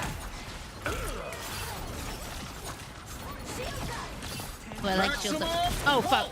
Ah!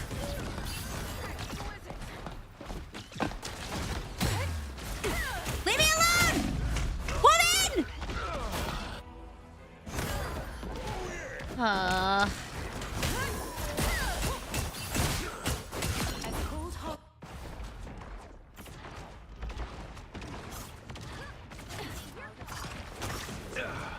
Moon Knight's Ankh, I presume? Yeah, I can't get through. My favorite time.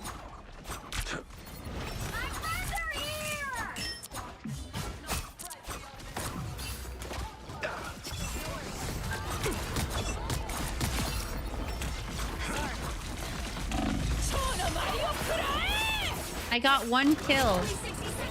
I only need the 2 kills. I need just 2 double kills.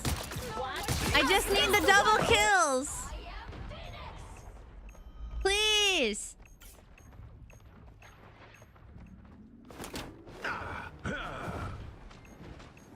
I've got you covered. Let's hope this is the stuff that does no in. Okay. What am I? Invisible? Oh god. Oh god. Oh, ow. Down to 30 seconds. Thank you. Thank you so much. Thank you, thank you, thank you. Maximum! Okay, I got 1. We've got trouble. One less. I'm so bad at this game. I just want my double kill. Wait, can I change what it is so it's not that? I hate having to get double kills.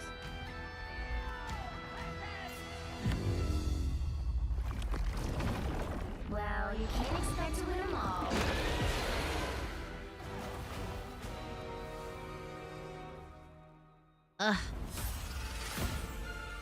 Ugh.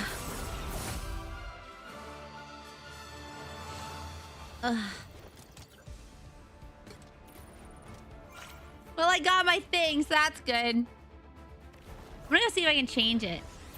Oh. All right. Bum bum bum bum bum bum bum.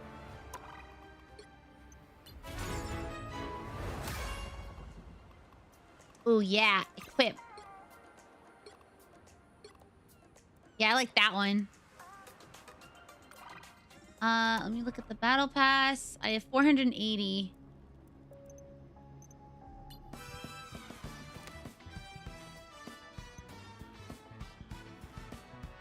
Damn, what a move. Busting it. Okay. Can I change this? Refresh. I hate this. That's so much easier. That would have been done already. All right. Shields. All I gotta do is play. Okay.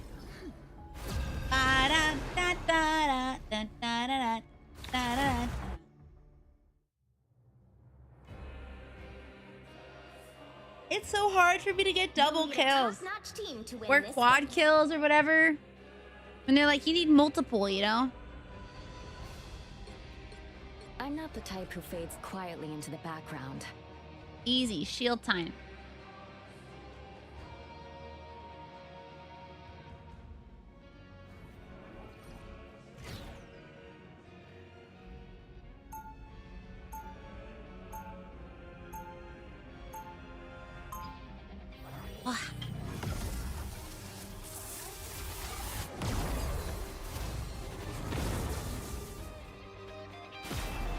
It feels good to step outside my bubble every now and then.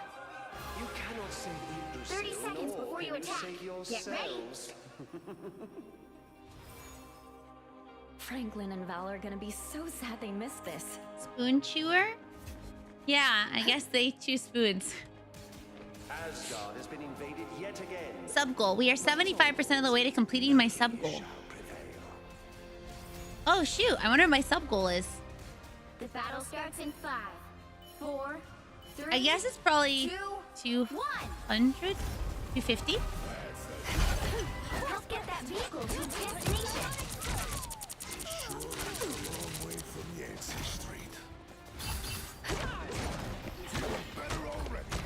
No worries. Jump. Oh, help, please. My face. 250. Yo. No need to thank me. You're halfway there. It gave me a notification. It gave me a notification. It was like, oh man, your sub goal is close. I'm like, oh, sick. I forgot what my sub goal is. What even is my sub goal? That's better. I hate the picture for her Lord stuff. I actually don't like it. I hope one day they have like other pictures because I just think her forehead looks so big comparatively. Clearly you needed some help. Like it just doesn't look as cool to me than other people's.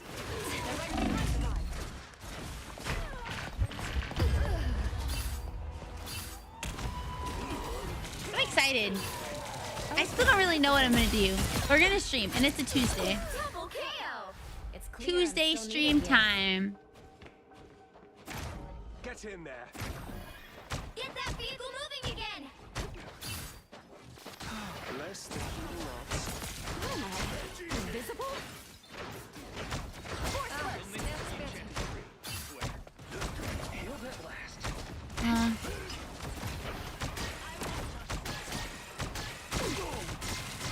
Feeling fantastic.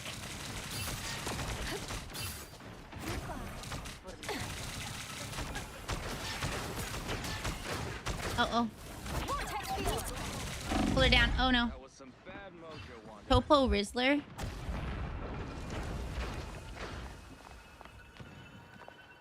look like they mean business. Psionic burst. Oh god. Oh god. Oh god. Oh no. Oh no. I still need you. More health is never Okay. bad. We're gonna hang out. That's what we're gonna do. So that's the bare minimum is we hang out. Ready to go. Stronger already. Maybe I'll try and make something cool or we'll play a game that I like. You are nothing. What am I? It's crazy that her ult, I mean, it's not like that strong. Death Cobra Gaming! Thank you so much for the raid. Welcome to the Rainy Day Dimension. My name is Rainy. I'm your local magical girl. It is so nice of you to stop in. I was trying. I was trying. But hi, my name's Rainy, your local magical girl. Like I said, we're playing some Marvel Rivals. We do have drops on if you want to get your drops. You can come hang out with us. Trouble.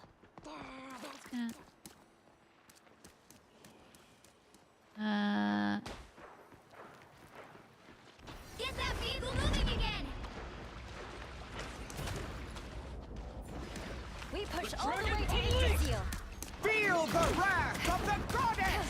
Psionic burst. Oh!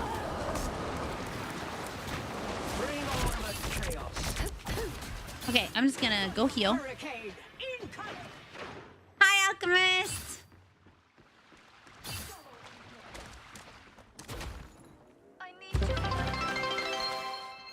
Wait, what were you streaming, by the way? Wait, what did the shout out say? Hi, my name is Rainy. It's nice to meet you. How's your day going? Only 60 seconds left. Oh god, what do I do?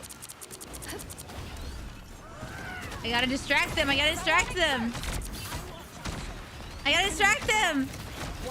Special event. Pokemon. Uh-oh. That's ours. Okay. No, I got eaten. Shit. Let me go. Please.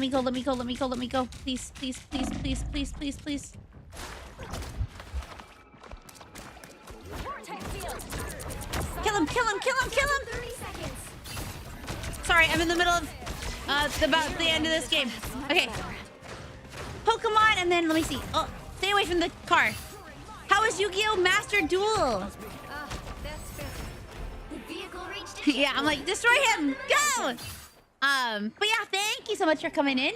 My name's Rainy. We're playing some Marvel Rivals. We do have drops on if you want to get your drops. All you have to do is watch, I think for 6 hours, someone who's playing. So, thank you all for wanting to come in. Thank you for sharing your communities with me. I hope your streams were super fun. If you have to go, I completely understand. Radiant running is never a problem here. It means the world that you'd want to bring your people here and share them with me.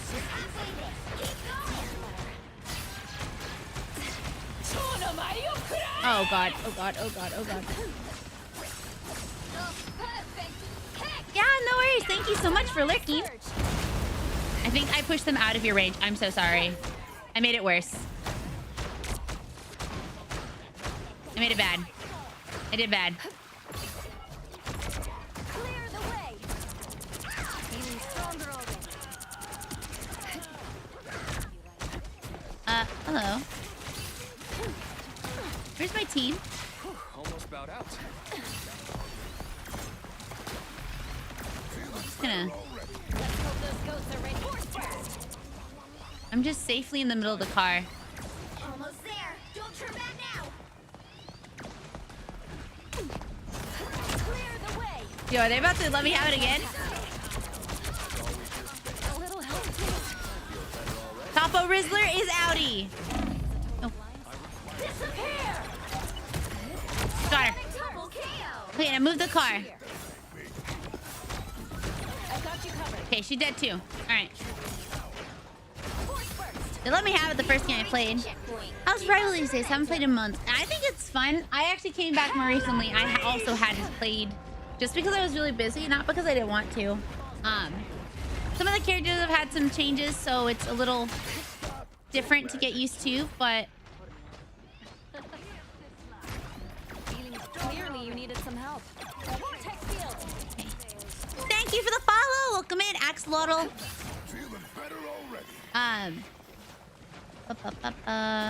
Ellie's trying to do the outline of a sketch. I'm so excited to see it. I really am.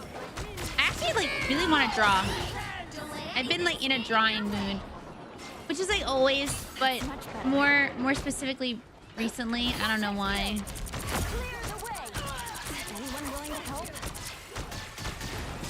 I need healing. I feel better already. No! Extermination! Uh-oh. Us against the world. Yeah. Oh gosh. Ah! Your big chance. Got you. Feeling stronger already.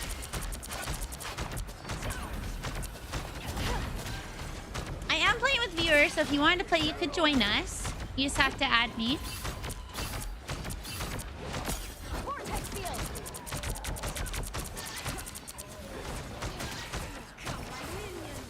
Feeling fantastic. Clear the way. Oh gosh. Force burst. Anyone willing to help? No, I died. Oh, that's some venom mains. I don't mind venom mains. I don't really have a issue with anyone who mains whatever. Mostly because, like, as long as you like them, that's what should matter.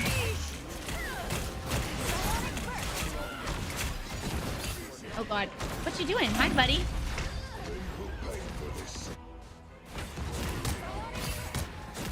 Bodega Rat emo. I love her. She's so sweet. Only 60 seconds left. Bodega Rat. Up so easily. Bodega Rat. I do love the venom mains that spam the twerk emo. That is actually so true. The perfect hex. And we won. Nice. Okay. The Venom community accepts you. I do love Venom like that. And I love the movie. I gotta go to the bathroom real quick. Is it Cherry again? Hell yeah! Let's go Cherry.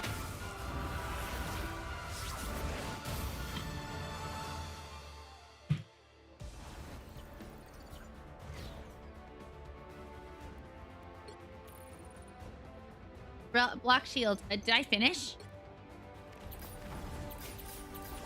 Hell yeah, let's go team. Thank you for the water as well. 480. I'm so close to finishing that. How much is that worth? 86 or 96. And then damage done, healing done, damage taken. Okay, I have to run to the bathroom real quick and then I will return. And if anyone wants to join, they can. So, be back.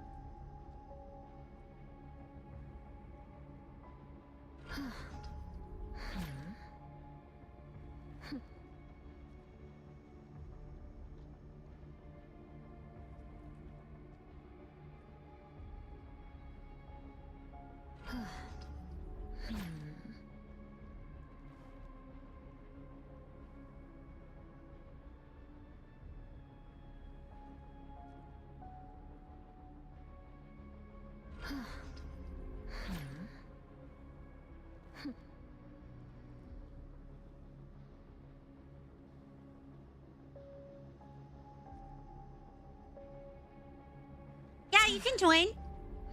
Yep. Yes. We have one more space. One more space.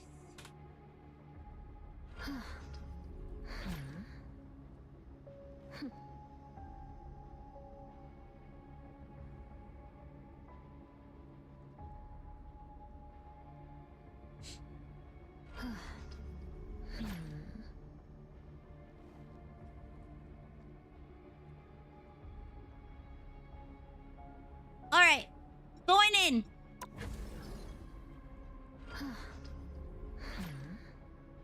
Okay, I saw that Genshin's having like a big update or something.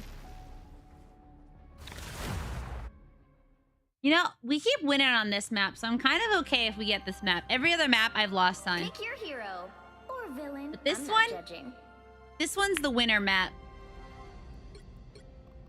I'm not the type who fades quietly into the background. Hold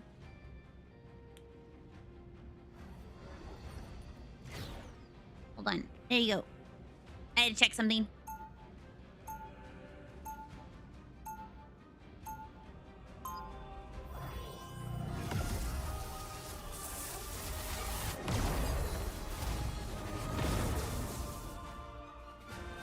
Even when the multiverse is in danger, family still comes first.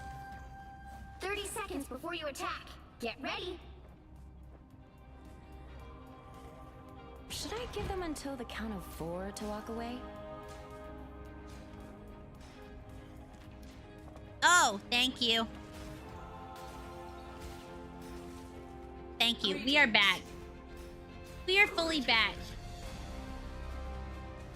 The battle starts in 5, 4, 3, 2, 1. All you need to do is capture the mission area. Got it? A shame that these beings have not yet evolved beyond such petty squabbles. Bubbles. Solid teamwork. Time is it? It's 5.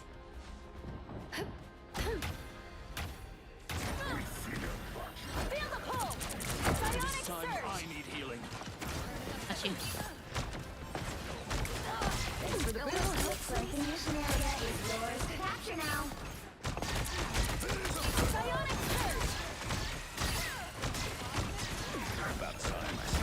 Nothing's getting through now. The mission area is yours. Got it. I'm trying to heal you. I'm trying. No worries. I've got your back. Us against the world. No!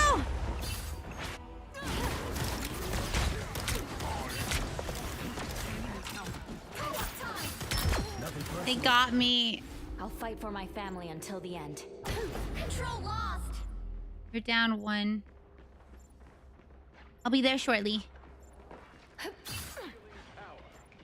I feel better already.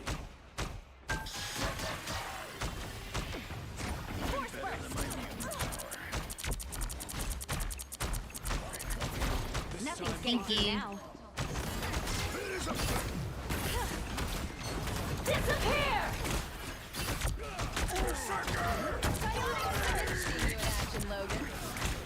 Yeah, take him out.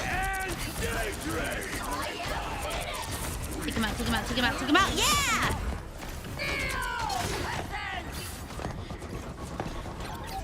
Good job. For that, healing. For the good job, healing. Even the All-Father himself would not have handled it. Got you. Uh-oh. I feel better already. Feel the pull. Clear the way. Even better than my mutant power. Feeling fantastic. Hi, Emily. How are you? Captured more than half of the mission area. Keep going. Uh-oh. Uh-oh.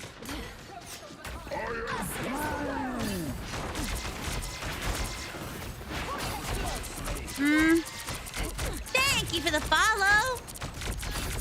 Another axolotl. Hey, that's awesome. So many axolotls. I'm ready to put on a show. Oh my, invisible? Yeah, take them out. Take them out.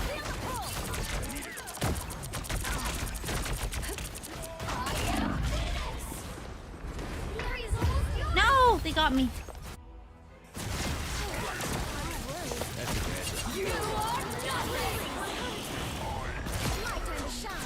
Control lost so easily.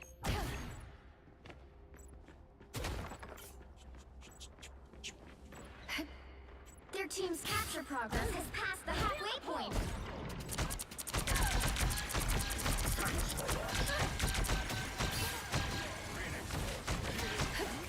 That's much better. Clear the way.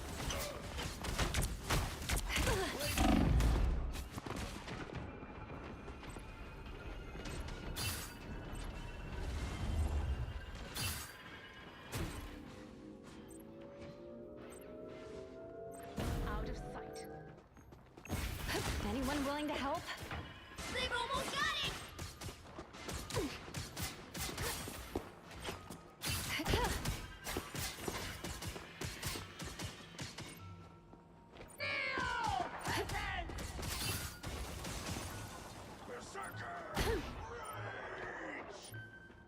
We hunger. Vortex field! Us against the world! Keep fighting until we have a winner! More help is never bad.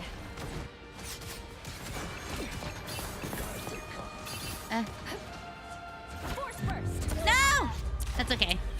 I can use my ult in time.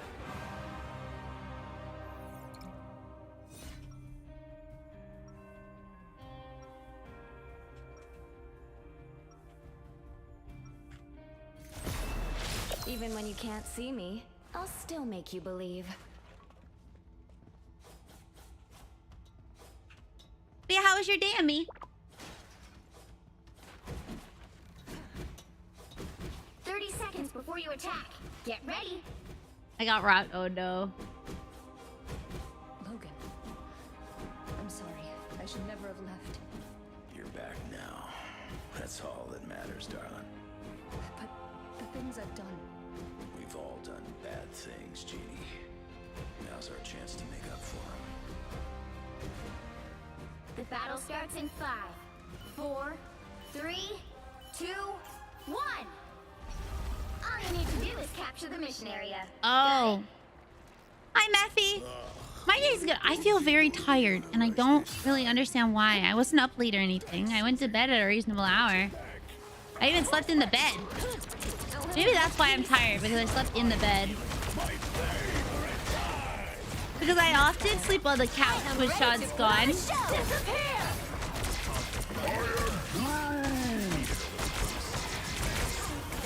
Maybe I'm tired because I slept in a bed. Well, the thing is, I slept really well. Again! I'm afraid we're outnumbered. It shouldn't be sleep debt. I've been getting good sleep. That I know of, anyway.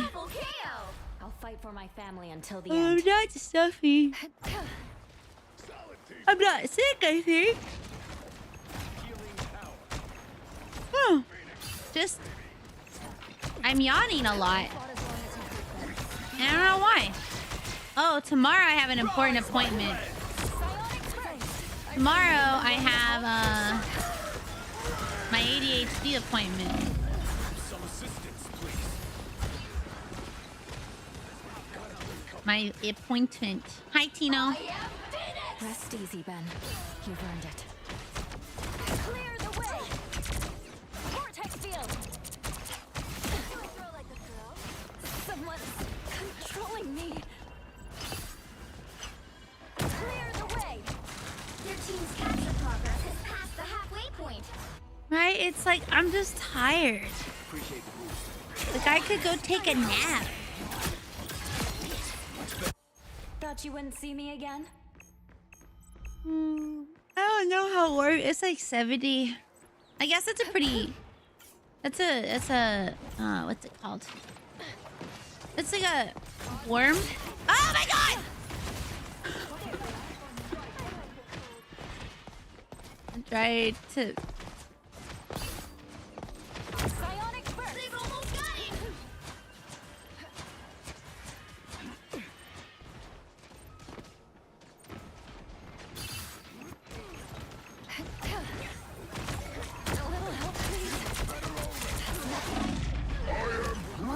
I'm struggling. Using too much of your Sun Leo energy. You need to recharge like a solar panel by feeding off chat. I guess. Man, I was really struggling. I'm sorry, team. 14. Elite is not enough. I did nothing. I did nothing. Well, you can't expect to win them all.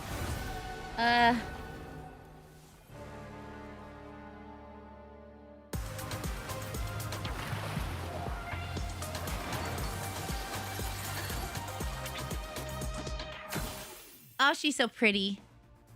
Man, I don't know. Like, I don't think so. The game is like high energy, you know? Yeah, no, it's good. It's a nice skin. Oh, yes, I got it. Wait. This one. Yeah, she's pretty. I'm so close to being done. This is why I've been playing so much, because I'm also really close to being finished with it. Let's see.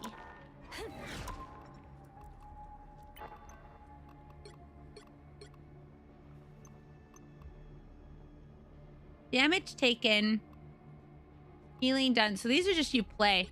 You just play and you get them, or you don't.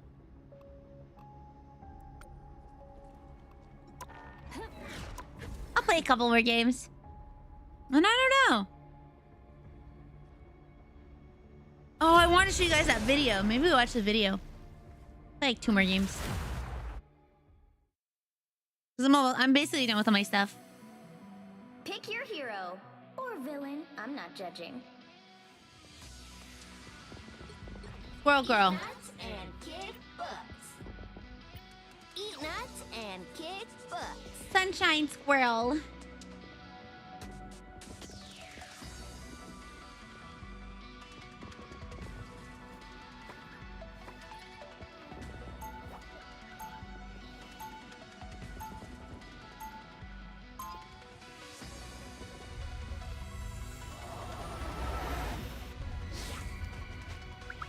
Hero. New Overwatch hero. I didn't even know there was a new one coming out. 30 seconds before It's crazy because like I'm so, Now that was I don't know. I'm like so When disconnected Doom from sees Overwatch me, right now. He's gonna be shaking in his faceplate. Among Asgard, Which makes me feel so sad. It's like that era of my life is just gone, you know? The battle starts in 5, 4, 3, 2, 1. All you need to do is capture the mission area. The staff. One must first be afraid. Lover Watch? Only after fear. Is it the same as last year or have they changed it? Like lambs to the slaughter. Yeah, but like, is it the same? Time to go nuts. I like the cold. Looks like the mission area is yours to capture now. Wait, what? Why is it only for Chinese players?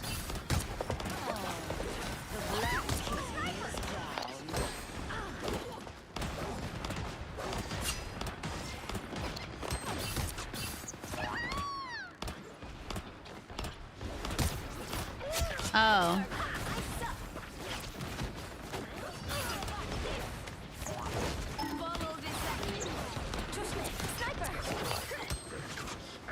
Okay. Why not cater to their American audience? Maybe because it's like not been working because they did everything wrong.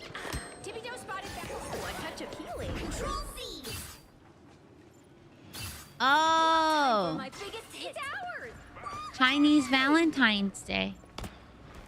I guess it makes sense to have events in different countries work with whatever their stuff is, but that means I guess they'd have like two lover watch events in Japan.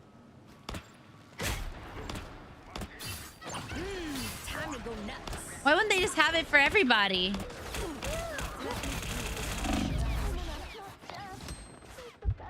A nice deep freeze. Any healing? Oh, thank you. Thank you.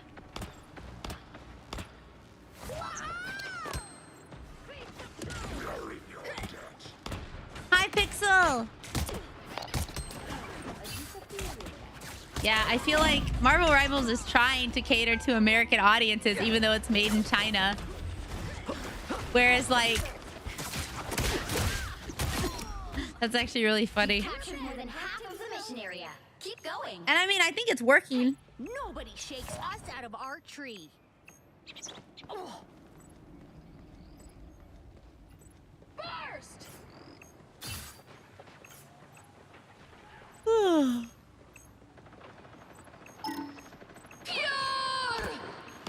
For Blizzard. Amazing Spider-Man!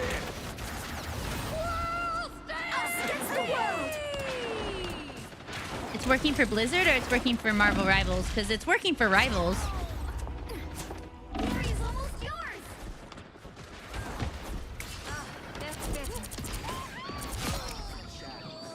Control lost. Back into action. Oh, has there been a big management change?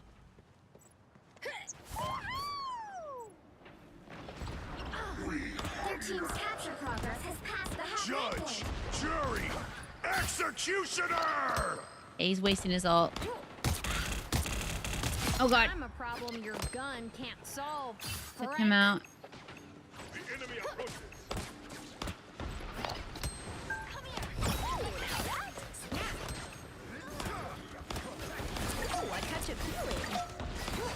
Strong together. Control seized. Oh, thank you for the posture check. I heard that PvE didn't do very well by my friend who works at Blizzard. But, the thing that sucks is, like, I think had they made it its own game, it would have worked. But they didn't make it its own game. You'll have to keep fighting until we have a winner.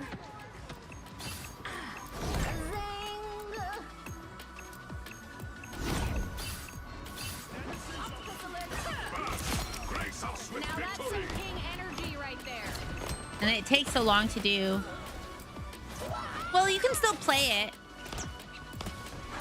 You can still play it if you bought it.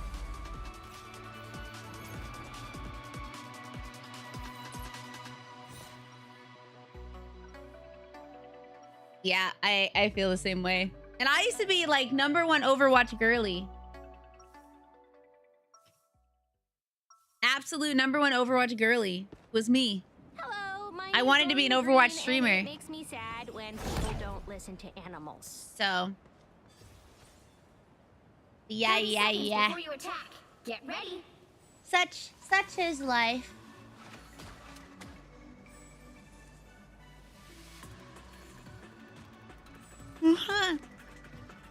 Annyeong. They say that music No. brings the world together. But right now, I think we need superheroes for that. The battle starts in 5, 4, I was a big Overwatch player. 2, 1. It was the game I played all the time, every day. Like, I wouldn't play anything else. I would only play Overwatch.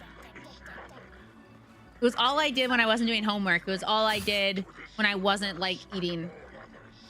When I was on vacation, I was playing Overwatch. Time to go nuts. Oh, I catch a feeling. I like the cold. Please, on the help. Take that, you villain! Looks like the mission area is yours to capture now. To overcome my addiction. I mean, it was an addiction. That's all I wanted to do. Mission area is yours. Don't mess with the amazing Spider-Man!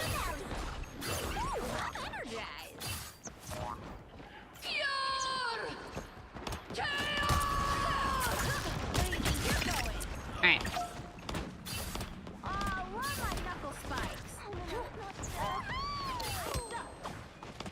hydrate in just a moment. Ooh, a touch of healing. Oh, I am raising my slingshot. Cherito!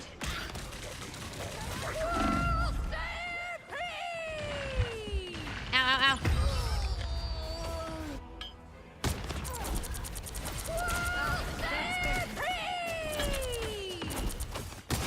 Double KO. Defend like it's your last acorn. Control lost. Don't blame if they don't stick. I mean, look, we barely got how to play Let me help. characters like 6 years into the game's lifetime. Hi, Aloy. Yeah, no, it's... I feel like had they just focused on Overwatch 1, and obviously I don't work for the company, so I don't fucking know. I feel like had they just made an entirely new game for Overwatch 2 instead of making it, like changing it, they would have made way more money. Because people would have been willing to buy a new game if it meant learning about the lore of Overwatch. Time to go nuts. But then they, you know... Another arc destroyed. Control C. The moon Uh-oh. haunts you. Ow, ow, ow. You've captured more than half of the mission area. Keep going. Good. Ooh, I'm energized. Okay. Yeah, but then they were like, what if we don't do that? And also, they basically stopped updating Overwatch 1 because there were no new heroes after Echo for, like, years. Which, at that point, the game starts to get stale and boring because you're like, oh, there's no new heroes, there's no new skins. They really didn't spend a lot of time on the skins. They didn't have, like, super amazing skins coming out. She got eaten! Holy shit, let's go!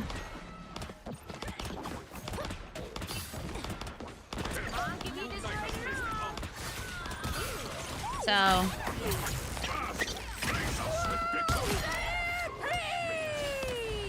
I suck. You'll have to keep fighting until we have a winner. yeah. Us against the world. That sounds cool.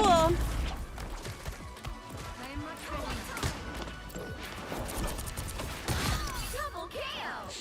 Control lost. I just feel like they lost sight. We're back, right? to I the straight show? up think that they thought they could not be toppled. You know, I think they were like, oh, well, we're the best of the best. No one's ever gonna come across and, Their team's capture progress you know, is past the rival halfway us. Haha, rivals. ground. Rivals.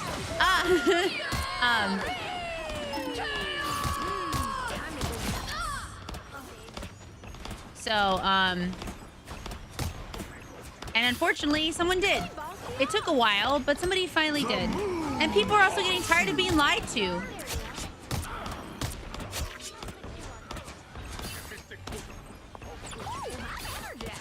So they were like, oh, we're making tons of money. They've almost got it. Control C's. You'll have to keep fighting until we have a winner. Time to go nuts.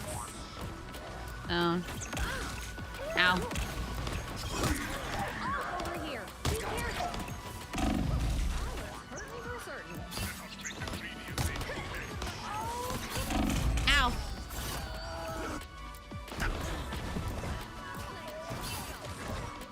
New League of Hero Shooters. The thing is, they were the League of Hero Shooters. I'm not done But with unlike this League, fight. that continued to update the game and change it over time and, you know, make valuable updates and create new characters, like, constantly and put out tons of new skins, they decided to ignore the game that they had to try and change it. Like, if they had just kept the game that they had and didn't try to change it too much, they had something really good. Keep fighting until we have a winner. They sat on their laurels and they fucked up. Had they, like, I really wanted them to just keep Overwatch 1 what it was and continue to update it. It could have become, like, it could have stayed being the League of Hero Shooters. It was literally the gold standard. It's what oh, don't worry. I do Not still you, kind of have not a you. crush on Wolverine. Not you, you're doing fine. We're talking about Overwatch. But before you attack. I mean, I've heard of it, but Paladins doesn't exist anymore. And I wouldn't really consider it a rival. It wasn't really a rival. It was kind of a copy. They copied a lot of original stuff, I think. But then they started making their own stuff, which was really cool. And then Overwatch copied some of their stuff. It was a weird copying Homer situation. But I think it's also because Overwatch is getting really fucking desperate. The battle starts in 5. Which makes me so sad to say. It's like you're talking about your friend who's like horribly addicted to something, and you're just watching them struggle and fail. But you want to help, you know?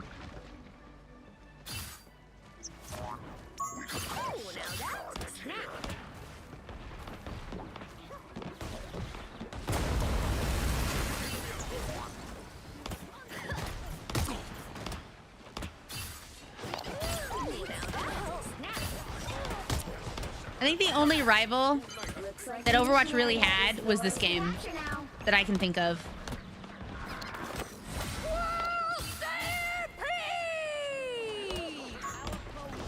Take the point, guys. You gotta take the point.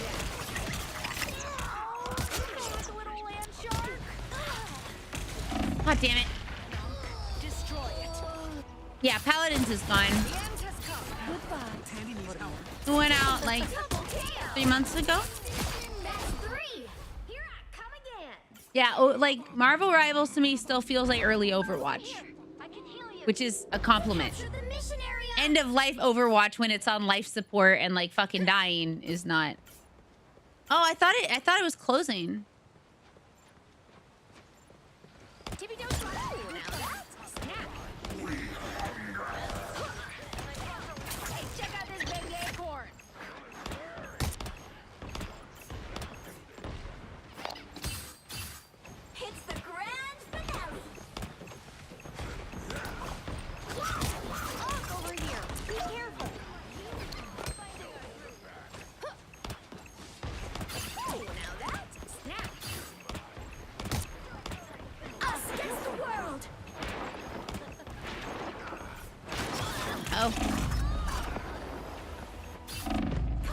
The reason I dropped it is because friends went out of their way to stop playing with me. Yeah, I mean, I play. I'm not done with this fight. I play a ton Their team's capture when I'm not progress has busy. passed the halfway point.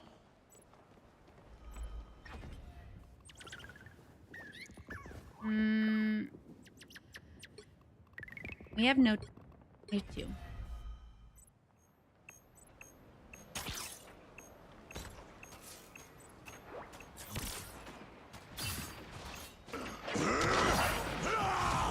Another unk destroyed. I'm counting on you, friends.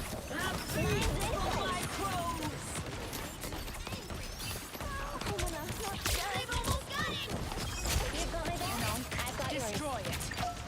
You've got a lock on them. Take a look at this. Ow, ow, ow.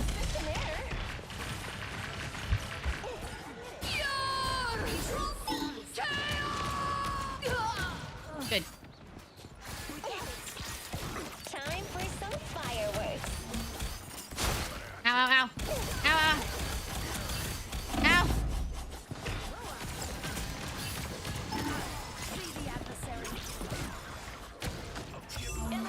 I'm counting on you, friends. This is gonna hurt.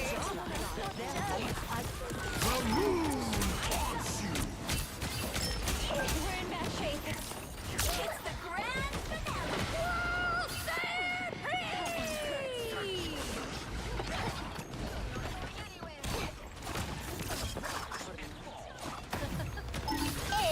It's spider time!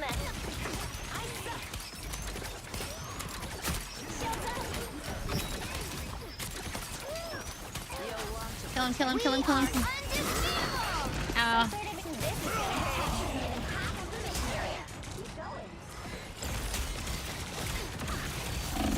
No, I died. Paladins Dev is moving their resources to Mike too, but they plan on keeping the servers up. Oh, I legit thought they were just like getting rid of the servers. All right, I think that was my second game. Was that the second game or the first game? I can't recall. If there's anything I wish Overwatch could stop doing, stop nerfing Genji. God, he was a high ceiling difficulty character for a reason. Oh. Huh? Wait. Huh? No, I was gonna end no matter what. Well, not stream, but at least, oh, that's so creepy. But don't worry, you did a great job. I was the one slacking, so don't you stress. Don't you worry. I had a great time. Don't you worry. Oh, no. I have to get to level... Wait. Huh? It's level 20 for this? No, we did good. We tried. Bye, Koi Koi. Have a good day. Bye, Boomer. See you later.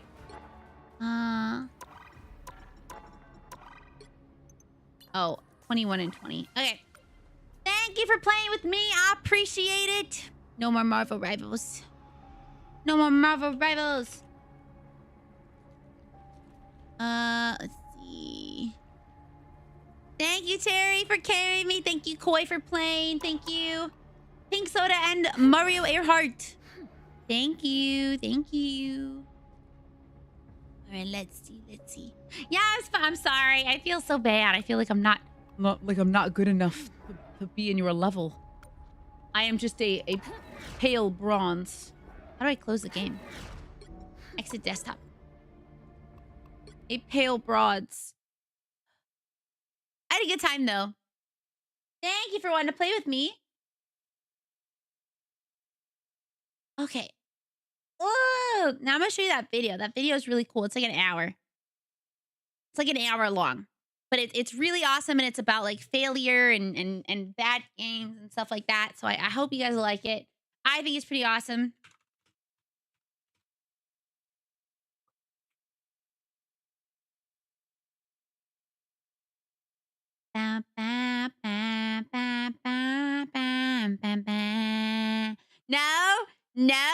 No. Totally not 3 to 5 hours. Maybe only 2 hours. Good night if you're going to bed. Sleep well, sleep well. Ba-na. Yo, it's at 650,000. Hell yeah, let's go. And she hasn't even streamed yet.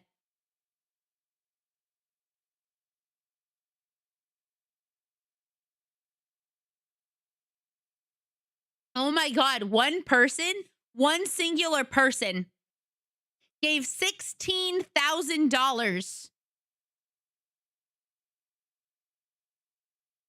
$16,000. And again, fuck me, Shoujo!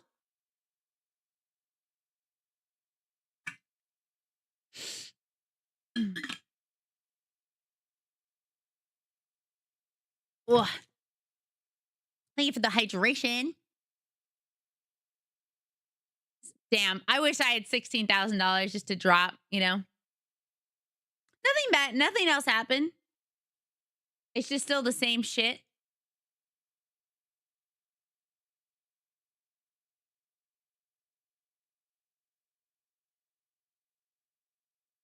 Cinder donated. Cinder donate. Yeah, I was about to say Cinder. I wonder if it's actually Cinder or someone just going under Cinder's name. I guess we'll never know. I guess we'll never know. If you look at the full leaderboard of like,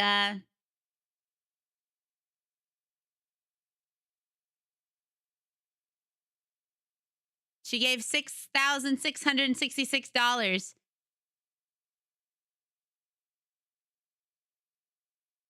Yeah, like, I wish I had money. Like some of these people have money. I don't have any money.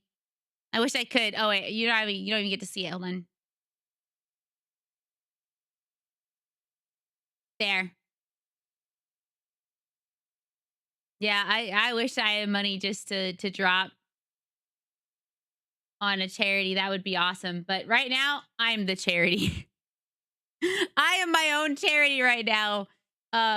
when I am in a better situation, I will help more. But yeah, one person, whoever Lone Wolf 7,701. Clara Dogford! Hi, I was just chatting. You caught us when we were also about to start chatting. How was your day? Can my mods give a wait, it's your birthday? Wait, hold on. Hold on. Birthday? Ahem. Hold on. Ahem. Oh, hold on, get out of here. Happy birthday to you. Happy birthday to you. Happy birthday, Clara Dogford. Happy birthday to you. Thank you for coming to share your community with me. I'm wanting to raid. That is incredibly kind of you. What were you guys doing other than, obviously birthday celebrations? What exactly were you chatting about or doing? What were your plans for today? I hope you had a really good day. We are actually just looking at the Immune Deficiency Foundation. I'm sure everybody knows. Thank you for gifting us up to Clara. I did a quiz about cursed Riverdale plot points. I always wanted to watch Riverdale. Is it good? I'm guessing you must love it. And it's doing so well. It's doing insanely well. By the way, it is doing it has $655,050. It's so cool. It's so cool. I also had to cry from a joint birthday gift. Oh, wait, that's really nice. I'm happy to hear that. The link to what? The link to what? Yeah, thank you for calling. If you gotta go, please don't stress. Don't gotta stay around. Please have a good rest of your birthday and have a good time. Thank you for wanting to come by. So we say see you, Clara. Yeah. Oh, that's really nice. Man, I love when people do that. I've only had that one time. It was really, really nice, though. Some people are very, very kind. All right, let's close this. Rather be alone.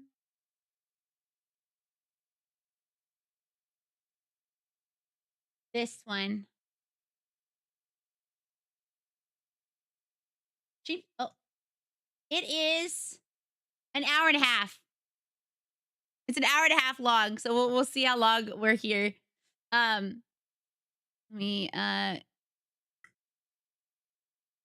This is not Iron Mouse. This is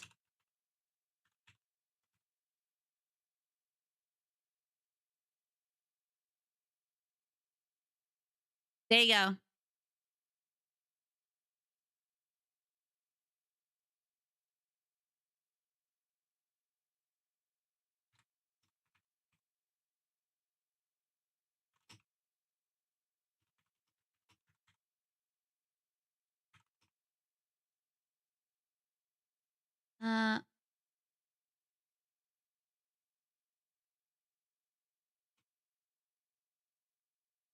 There you go. That's what we're watching. In case you want to watch it yourself. Actually, because I put that, I don't need to have this. That's way cleaner. That's cleaner, man. All right. So this video is about... Oh, sorry, baby, no money. I love your voice, but I need you to be quiet. Thank you. So this video is about the obsession we have as a society with bad video games, okay? So bad video games, okay? It's let me move. Let me get rid of my radio. Wait, wow. My radio like has no things on it. Hold on. I have to fix this. Fade and fade. Is that better? Yeah, that's better. Okay, smoother, cleaner. Yeah. All right. So this is by that same guy who had the video on Emil Achiro. Pogli. You guys know the video we spent like 9 hours watching. Okay, 9 hours or some shit. It was a lot of hours. It was not 9 hours. It was like 5. But anyway, we are going to be watching this video, which is on the obsession with bad video games.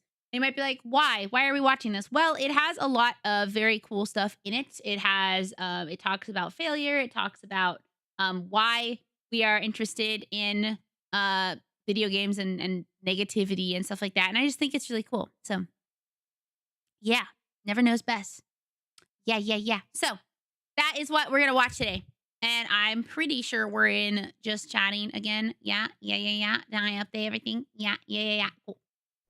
It's that time of the year when awards are given out and think pieces penned to celebrate the best that the past 12 months had to offer. Oh, let me turn it up. Is that better, audio-wise? It's that time of the year when awards are given out and think pieces penned to celebrate the best that the past 12 months had to offer.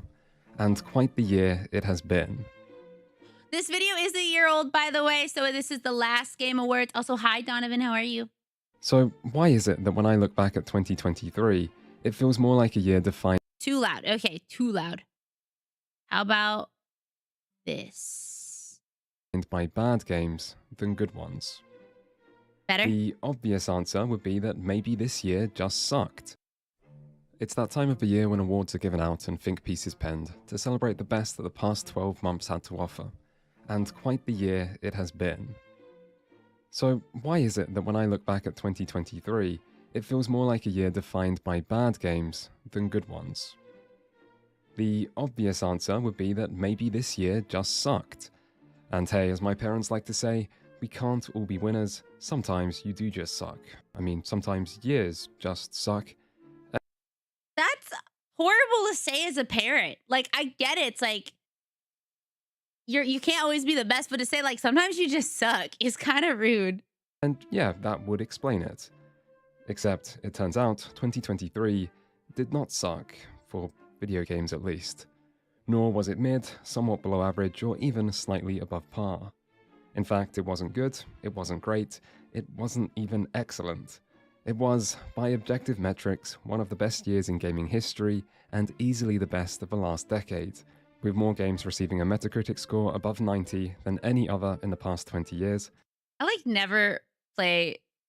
don't often play games when they're trending. I don't know why. I'm not sure why. It's like, I have nothing wrong with it. Hi, Ella, welcome. I don't know. And more games in the high 80s as well. It's also the first time in a while that the question everyone seems to place so much importance on, of what was the game of the year, actually has a real range of... Yeah, I kind of play them after they're done. Like, after they're no longer interesting. I've actually heard Cave Story is incredibly fun. Viable answers rather than the usual one or two. And it's not just about big releases either. There have been plenty of notable indie and I want to play mid-budget that titles. one though. I do want to play Pizza And whatever. it's not just about big releases either. There have been plenty Pizza Tower, I think it's called. of notable indie and mid-budget titles, and even the genres receiving acclaim show more diversity than the usual cinematic action or open-world game domination of most years, with highly acclaimed turn-based RPGs, survival horror games, fighting games, 2D platformers, and more.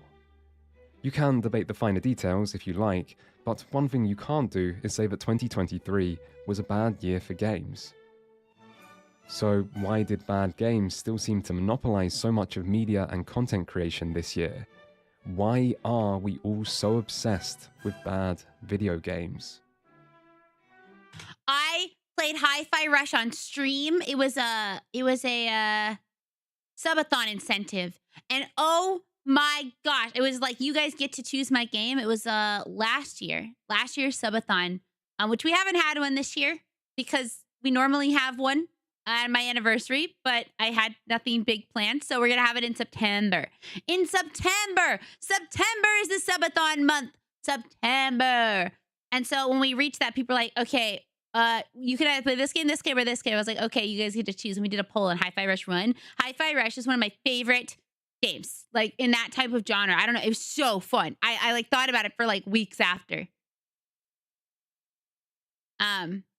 Bad games are fun to dunk on, but are also important lessons to learn from. I was also glad people batted with me to choose that. So true. It was good. It was really good. Well, how much time do you have? And how much would you like to know? Because the history of bad games runs deep, and our relationship with them seems complicated. Bad games have come a long way, and there's no better place to start this exploration than the present.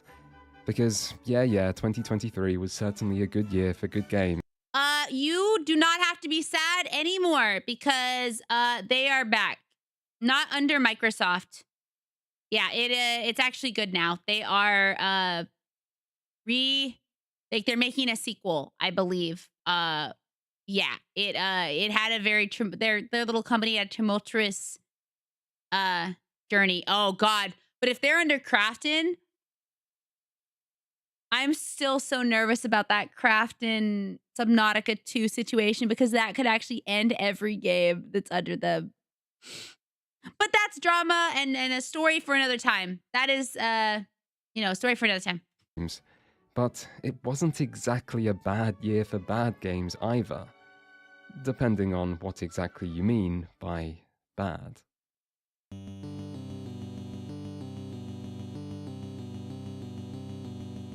It probably comes as no surprise, but it's still worth. All right. Never played. Never played. Which one is this? Is this 4? Never played. Never played. Played. Loved. Played. Loved. Never played. Played like 2 minutes of it. Loved the 2 minutes of it. 4? I don't think I played 4. I played San Andreas. San Andreas. Wait, when the fuck are we getting 6? Repeating, but there are a lot of video games out there, and more are released each day. Statistics from 2022 put the number of new games released on Steam alone at over 34 a day, and that is a number that has long been increasing. No, I have not. I loved Evil Within and Ghostwire Tokyo. I loved Metroid Prime. I hope we actually get it. That'd be cool. So, with so many games I don't have to existing use the and the kingdom low yet. barrier of entry presented by modern game development and modern distribution methods, it's only logical that some of those games, I maybe played Breath of even the Wild. most of them, will be bad by most measurable metrics.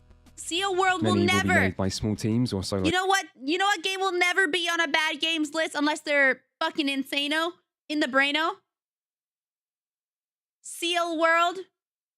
Seal World. Seal World will never be on a bad game. But Bish is so good. It's a game. Seal World. No, Zane, I'm sorry. With that, I might have to unmod you.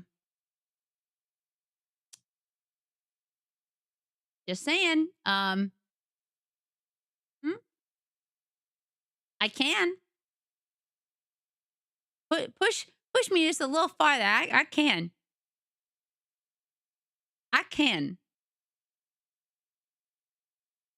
By developers with little, if any, budget, sometimes more as a way to learn game development than make money, and of those trying to make money, there will be plenty of asset flips and bait and switches that are just trying to eke out minimal profit from less than minimal effort. This is just the gaming world we live in today, and there are advantages to this situation as well, as the low barrier of entry can sometimes lead to gold. Stardew! I'd say that the Undertales and Obra Dinns of the world more than make up for the large number of lesser quality games that might exist alongside them somewhere in the shadows of the Steam storefront. And so, much like the large number of cockroaches at your local favourite fast food joint, this wealth of genuinely bad games tend to... That's actually something I've wanted to do, but I don't know when I would do it. Is I want to go find a bunch of games that are not very popular, but that have maybe like an okay score, and I want to play them. You know? Funny thing is, if I time him out, it actually takes away his mod badge. exist out of sight and out of mind, even if deep down we're still aware that they're out there. Now, some rare individuals might not be content to just ignore this rich selection of gaming's least noteworthy. What is it on? Because someone was talking to me about that yesterday. On Voop Chat. It was the squid guy. You know, I'm not sure. Probably can't reload. Offerings, and might partake in the practice of Steam dumpster diving to actively seek out the worst of the worst. No, it's a person. This not the is game. an activity presumably usually done to create content out of, rather than for the merits of the games themselves, But if one does find themselves with a taste I love the characterization of this guy. I love how he looks. He looks incredibly weird and ugly, and I love him. His forehead is huge. His nose is ginormous. The proportions are so cool. His ears are big. I love it. Okay. Sorry, Zane. Sorry, Zane. Yeah. I don't actually know how to do it. Oh, these are so long. Those are such long timeouts. So long. There you go.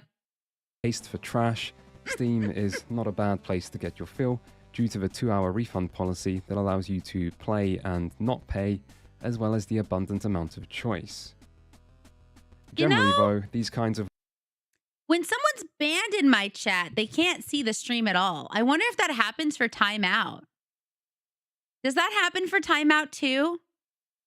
Yeah, Fabish Justice. Finally, he gets to be there and talk shit about March, and I can't say anything. He can't say jack shit about March and how much I love him and how great he is. I mean, Masa can, but, you know.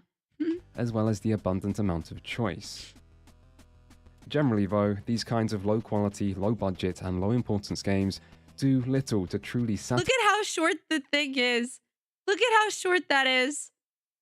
They did not scale the door up. The bad game enthusiasts of the world. No, what truly separates the spoiled cream from the crop are those much rarer examples of games that are bad despite their budget. Games that once showed promise, that come from established entities, or that carry a certain symbolic importance. These are the bad games that history remembers.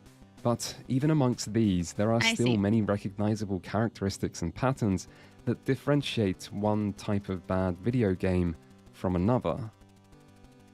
The first group that comes to mind is generic shovelware. We love shovelware here, don't we, everybody? Hell yeah! We love those games that are really shitty and made for kids that take forever, like the Ed, Edd n Eddy game that literally took us so long to do.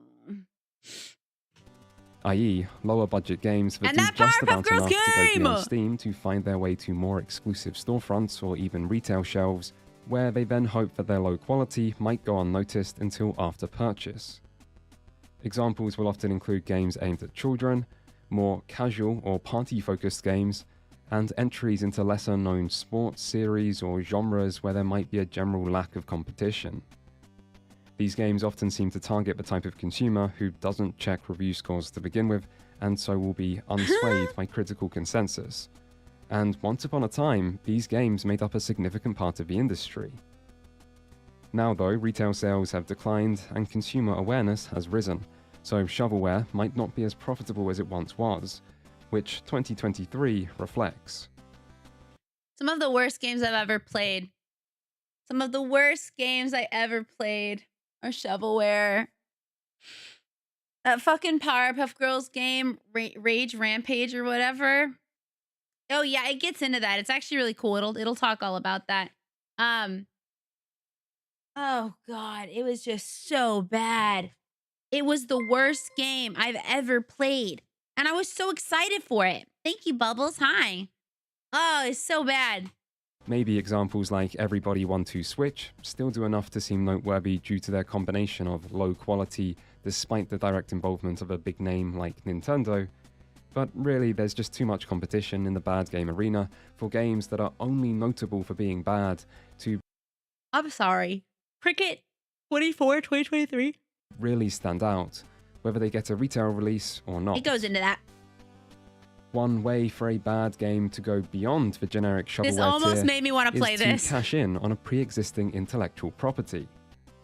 Licensed games have a long history of dubious quality, and the reason is similar to games already discussed, except rather than trying to fill small holes in the market or appeal to less informed consumers, licensed games instead also... See, while Sean and I were watching this, because I have seen this, I told him, I said, this game looks like ass to me. And he was like, why? Why do you think that? And I was like, because it was made in 2018. He went, what? And I was like, yeah, I mean, if this game had been made in maybe 2007, I'd be like, this looks really good, but the water looks really flat. The textures are really flat. Like, this game comparatively to Mario Kart looks bad. You know, I mean, it looks like the gameplay is fine and fun and all that, but it's just not. I don't think it looks that good for a game that was made in 2018. Rely on the appeal of the IP being enough to sell the game regardless of quality. You might think that major media juggernauts like The Lord of the Rings, Star Wars, or Marvel Hold on. Make sure it's all the way. may wish to preserve the sanctity of their billion-dollar brands by avoiding tying them to dumpster fire games, but apparently that's never been much of a concern, and so the quality of a license and the quality of a licensed game have long showed little correlation. Bad licensed games are also not as common as they once were, but 2023 still has a few that truly went above and beyond the lowest of expectations. Like Skull Island Rise of Kong, an action-adventure beat-em-up where you play as everyone's second favourite oversized ape. Long has King Kong been forced to live in the shadow of his more successful, yet not quite copyright-infringing gaming compatriot Donkey Kong, and long shall he remain there, I guess. There's going to be a lot of those. Described by IGN as ugly, full of bugs and boring, by PC Gamer as barely playable, and by Steam as psychological horror and hentai, Skull Island. Why? Why is that? Why does that have the hentai tag? That's weird. I was gonna say, like, if a game was barely playable, I would not be giving it a 15. No way. Rise of Kong stands out for being even worse than a typical bad game, as well as failing as a movie tie-in if that was the intent, because the movie came out in... Welcome back, not a mod. Oh, regular user, turbo, and subscriber, but not a mod. You're so annoying. You're so annoying. There you go. 2017. Still, Hey, for publisher Don. Game Mill Entertainment, this was only one of several awful licensed games that released this year, with other gems including Avatar: The Last Airbender, Quest for Balance, and The Walking Dead Destinies, both of which managed the impressive feat of going toe-to-toe with Rise of Kong for the crown of worst licensed game of the year. Like, this almost made me want to play it. It almost made me want to play it. So I was like, well, what if we played it? And I was like, but it's so bad. And so, the addition of a license can elevate the noteworthiness of a bad game. However, the effect of this is still often rather limited because bad licensed games have been around for years, and expectations for them have long been Well, good to know. Now, if we ever have a problem with somebody, we can take them out. set low. Yes, it can still feel insulting to fans of the original IP to see their beloved franchise aggressively I literally stream shovelware so often. The amount of PlayStation games I've played that are straight up shovelware is crazy. handled in such a way. But these days, beloved franchises being mistreated isn't exactly a new thing, or something exclusive to video games. You look like a cut of fuckable meat, are you? Fucking Amazon. So, if you want to really insult a fanbase through the badness of a game, a better method might be to target fanbases of That's from Cyberpunk. pre-existing games, like with a good old reboot or revival. The great advantage of this method is you don't need access to the largest fanbases or biggest franchises, because if anything, the older and more forgotten the franchise is, the more insulting its mistreatment becomes. Like, imagine this, just imagine, if you took one of the most historically important and influential games of all time, like, I don't know, Colossal Cave Adventure, the text-based adventure game developed by Will Crowther and Don Woods in 1976 for their PDP-10 mainframe computer. The game that arguably launched the entire adventure game genre and remains a major landmark for interactive fiction to this day. Imagine if you remade... You know, it's funny. I played it the day it came out. I played Cyberpunk 2077 the day it came out on stream. And I could run it on my computer. I could see it perfectly on my screen. When I looked over at my OBS, it was lagging crazy. Only through OBS. So stream saw fucking nothing. It was funny. It was so funny how bad it was. It was awful, but I was having so much fun with how bad it was. But I couldn't like I couldn't keep playing on stream though because I was like, it's not a good experience for you guys. Oh, for me, it didn't crash at all. It was just a mess. Yeah. Something like that as a modern game in 2023, and the result was just really, really bad. Yeah, I know what you're thinking. That does sound pretty unbelievable, and yet, obviously, it's happened already, if you couldn't tell where I'm going here. Say hello to 2023's Colossal Cave, a game that really didn't need to exist, and yet, at least if you look at who developed this, it's clear that it wasn't just a cynical corporate cash grab, it was just bad. But if you do want some soulless corporatism to spice up your bad franchise revival, then don't worry, because good old reliable Ubisoft have got you covered. The Settlers was a long-running and much-enjoyed city-building and real-time strategy game with a light-hearted aesthetic that always lived a little in the shadow of genre compatriots like SimCity or Civilization. The series has had its ups and downs over the years, with its last entry being the still well-reviewed Settlers 7 Thank you so much for the follow. Welcome in 2010. Until 2023's The Settlers' New Allies, that is, which was not well-reviewed, and in addition to being a lackluster take on Settlers gameplay, was also buggy and laggy. The longer fans have to wait for a sequel, the greater the slap to the face is when that sequel disappoints. But if Settlers fans felt they were slapped hard this year, know that it could have been worse. Flashback was a much-loved cult classic cinematic platformer from 1992. Just a guy in a Flashback 2, on the other jacket. hand, was a mistake from 2023 that received a 36 out of 100 on Metacritic That's and was so described bad. by reviewers as a complete failure, depressingly awful, and a disaster in almost every. Why is it okay? I don't understand how when somebody says a disaster, they still give it a 40. Like, that's almost half. That's almost half of the grade. You know? That's half. Respect. Apparently Settlers is fun, but just not the And newer if one. low quality and long waits aren't enough, one final method to I know it's still an academic F, but it should be an academic like D or E. It should be like totally fucked, you know? I don't know. I would straight up be like, nah, bad game. Bad game. If low quality and long waits aren't enough, one final method to really rub salt in a fanbase's wounds is to add in some aggressive monetization as well. Oh, that sucks. Good night, Elo. Bye. A, B, C, D, E, F, E, D, E, F, G, H. I guess a G or an H. It needs to be past F. It needs to be way, way, way past F. They're not real scores, but I'm just saying, like, if it was up to me, I'm a pretty objective grader. Like, I'm not gonna say something's bad just because I didn't like it.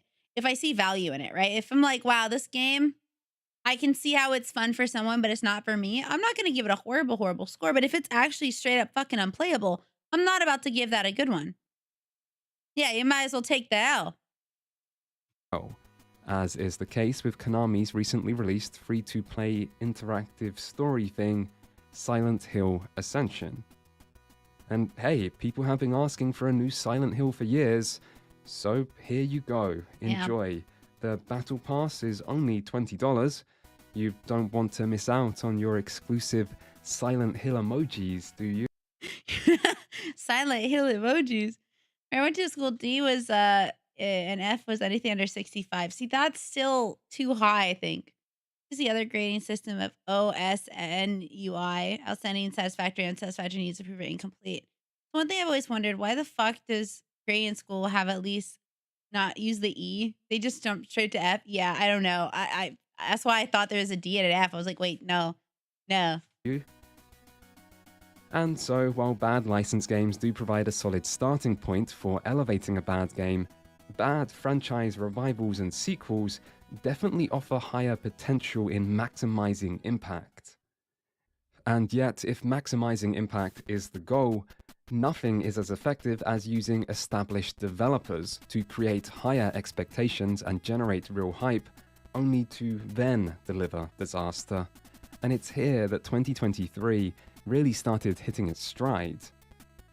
The year began with Forspoken, from well-known publisher Square Enix, and a development team formed from those responsible for well-known game Final Fantasy XV, in addition to several other big industry names like writer Amy Hennig, the creator and original director of the well-known Uncharted series. My brother loves Uncharted. He was such a big Uncharted fan. Like, both of them were, but one brother in particular loved Uncharted. I've wanted to play it. It looks really fun. Also, I heard the movie was pretty okay. Forspoken was an open-world action RPG with a heavy focus on traversal mechanics and strong visuals, but its story and gameplay received much criticism, with its dialogue in particular coming under heavy scrutiny online for its perceived cringiness. I just move shit with my freaking mind! Yeah, okay, that is something I do now. Forspoken received mixed critic reviews, worse user reviews, and only a month after its release, its developer was dissolved by Square Enix. That's crazy. I feel bad. Like, if you don't like the writing, like, that's whatever. It seemed whatever. I don't know if I would have liked it, but the game, like, the movement looked really fun. I should see for a while, but some people, mostly parents, got confused for excellent or exceptional, so they started using F.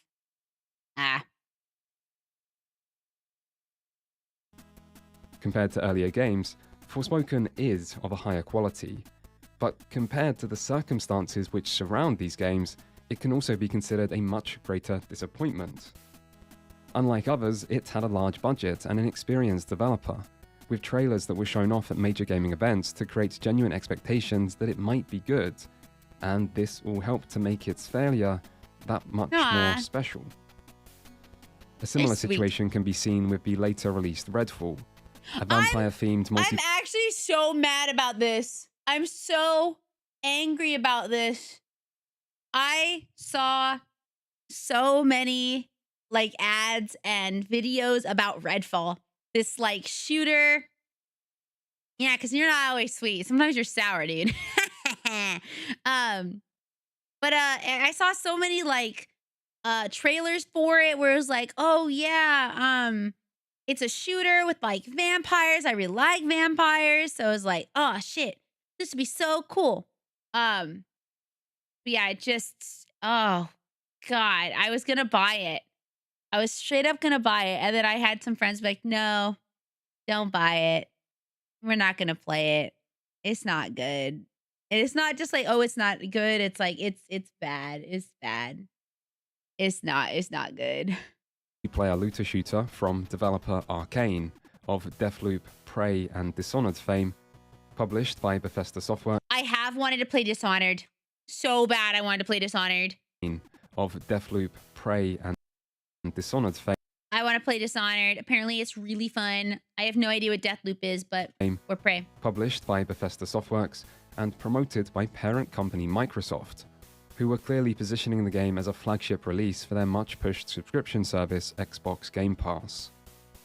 Unfortunately for all involved, Redfall bombed, receiving an even lower critic score than Forspoken, with poor enemy AI and technical issues highlighted as some of its most glaring issues, and a dismally low What is Deathloop? Deathloop. Deathloop is a twin. Is it multiplayer? Or was multiplayer? Single. Oh, cool. Cool. Okay, cool.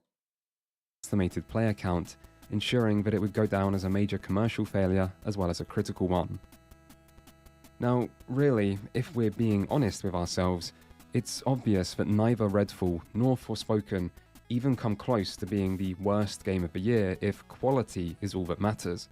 But clearly, quality isn't the only thing that matters. And it's here we come to an important philosophical question that is at the heart of bad game discourse. Which is what's more important, how bad the game actually is, or the circumstances which surround it. Generally speaking, the attention a bad game receives correlates directly to the number of people it disappoints, rather than how bad it truly is, and this makes sense because who cares about a bad game that nobody cares about? While on the other hand, the more people that care about something, the more reason there becomes to care about it. We live in a society, and so people become personally invested, others start to take notice as well, the badness of the game becomes a story, content is created about it, the fallout is further reaching due to the higher Fallout. stakes, the story then possibly grows even more to take on a life of its own, and within this is surely where much of the appeal of bad games lies. Wait, they were upset that they were made to name the game Prey and it linked to the previous game when it had nothing to do with it? Wait, what previous game? And if bad games are a story, disappointment seems like it might be the key ingredient. But I mean, disappointment and upset is what makes things like, you know, go everywhere. Like this situation with Vishojo, right? If people are so upset and because they're upset, they're sharing it more. There's outrage and upset about the situation and it needs to be shared because it's important. But like, you know, when a game is bad, everyone starts sharing it and then they try it and it's bad. And if you spent money on it and it was bad, then you're even more upset. There's another Prey game for the arcane one. Oh, well, that sucks. But the question then becomes, where should the line be drawn between a bad game and a disappointing game? This leads us to the next type of bad game, the disappointments. A more controversial category where the lines are unclear and people frequently disagree, but a category that derives a lot of attention and so deserves a lot to be mentioned. For an example of such a game, look no further than Diablo 4, the long-awaited action. You know, I thought people really liked Diablo 4, at least when it first came out. I was given it for free when I bought my hard drive. Not hard drive. Not hard drive. The thingy that make graphics. Yes, graphics. My graphics card. They gave it to me for free. But like, when it came out, it seemed like a lot of people were playing it. But then I guess it's not that good. I don't know. I never played it. It's not my type of game. I think the normies liked the beginning, but I think endgame players hated it. An RPG sequel from Blizzard Entertainment. The Pokemon Scarlet Violet was like, it was a little buggy and like the world felt too open. Oh, but you Blizzard, I see. A lot of us were still on Diablo 3 highs. I see. Diablo's fourth mainline entry received near universal critical acclaim, with an 86 on Metacritic and an even higher score on consoles. And yet, not everyone agreed with this assessment, with the user score sitting at a rather contrasting 2.2. I'm sorry. How can you... I feel like that's not fair to say, because how can something be 2.2? Hi, welcome in. How was Marvel Rivals? Thank you so much for coming by. My name is Rainy. I'm your local magical girl. We're sitting and chatting and talking. How can something be a 2.2 out of 100? How is that possible? Did you get some wins today, by the way, on Marvel Rivals? Thank you. Thank you so much. Hello. Hello. Wait, is it here? Hello. Oh, I was supposed to be bigger, though. I was supposed to be just a little bit bigger. And I actually made myself smaller. Too many people being extreme in their ratings. Yeah, that's like, I don't think that's very fair. Even if the game was bad, I think that is like too crazy bad, right? Thank you so much for the follow. Welcome in. Hi. Yeah, I don't think a 2.2 makes any sense. The game was not that bad. Like, I watched people play it. It wasn't a 2.2. It was not a 2.2 worth, but... So, what? Oh, by the way, if you have to go, no worries. If you got a raid and run, that is totally A-okay. I'm happy that you guys were here to hang out with us. Like I mentioned, we're just kind of chatting and stuff. So the score is kind of indicative of what I said. Reviewers were either non-ARPG players or that far veterans are probably in the more 2.2. But yeah, 2.2 is extremely bad. Like that's so bad. So some review bombing is expected. I see. That makes sense. Okay. Is Diablo 4. On the It's been awesome. We actually also played Marvel Rivals earlier. We played for like 3 hours. Something like that. I'm getting through the battle pass. How are your games? Hopefully they were good. Yeah. It ain't about you. Yeah. 2. So, what is Diablo 4? On the one hand, you have IGN describing the game as a spectacular sequel, and Windows Central calling it Blizzard's magnum opus, and Okay. spectacular sequel, and Windows Central calling it Blizzard's magnum opus was Overwatch and they fucked it up. Their magnum opus was Overwatch and they fucked it. Heck yeah, they were teaching a newbie friend in the game. Oh wait, that's nice. Oh, I'm happy that you were teaching some people. Back when I played Overwatch, I tell a lot of people to play. Okay, well, WoW's pretty good too. But that actually makes them the most money, I'm sure. But you say Lamau no? What are you talking about, Lamau no? It's magnum opus, and yet, according to Metacritic user Ilum1nat, it is very bad, very badvery, badvery, badvery, They should not have done anything with Overwatch 2. Badvery. Hang on, let me pull up the rest. Yeah, of course. Badvery, badvery, badvery, badvery, badvery, badvery, badvery, badvery, badvery, badvery, badvery, badvery, badvery, bad. Badvery. So, who are you going to listen to? Badvery. Is the game spectacular, or is it badvery?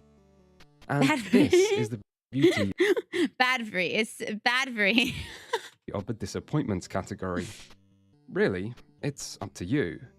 A game can be bad if you want it to be, or it Overwatch should have not existed at the...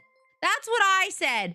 That's what I was saying. I was saying, like, somebody mentioned, oh, well, they thought that their Overwatch was League. And I was like, it was the League of Overwatch shooters. Thank you, Modern Knight, for the follow.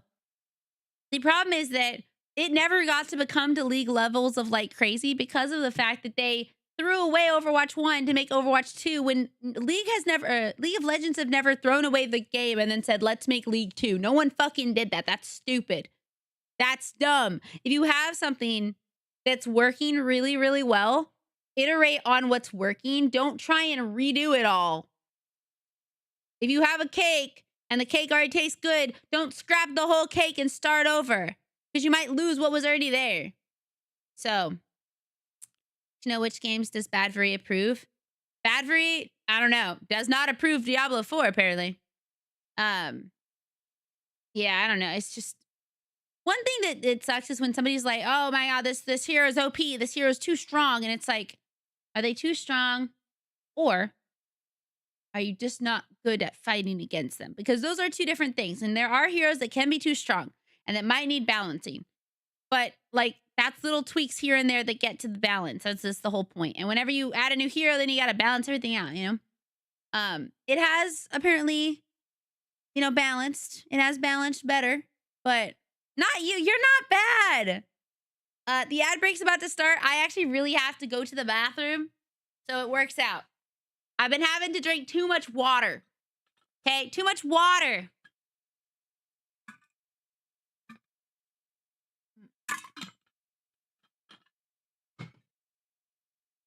I never called you bad. I never called either of you bad. What the fuck you talking about? I'll put some music on for you guys and I'll be right back. We'll be back after the 3-minute ad break. 3-minute ad break.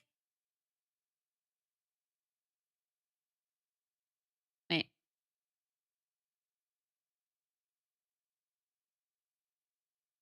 That's good.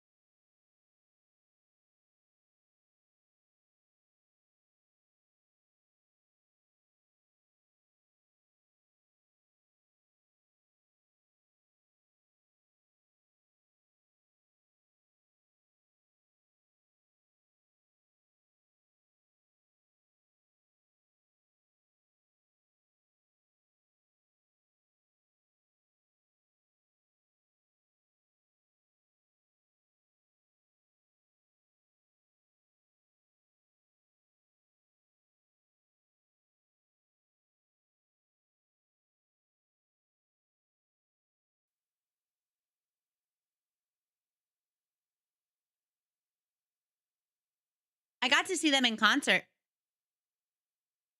I got to see the Pillows in concert before they disbanded.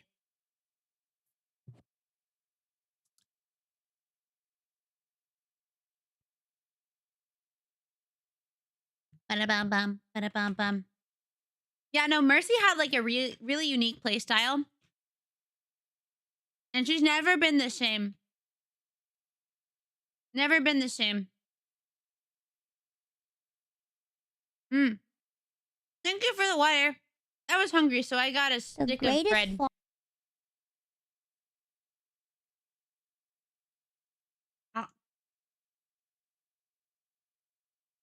Did I say a stick? Sorry, I meant a piece of bread.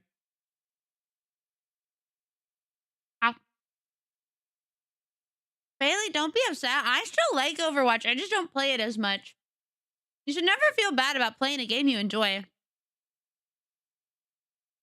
I have heard they're trying to be better about it, so.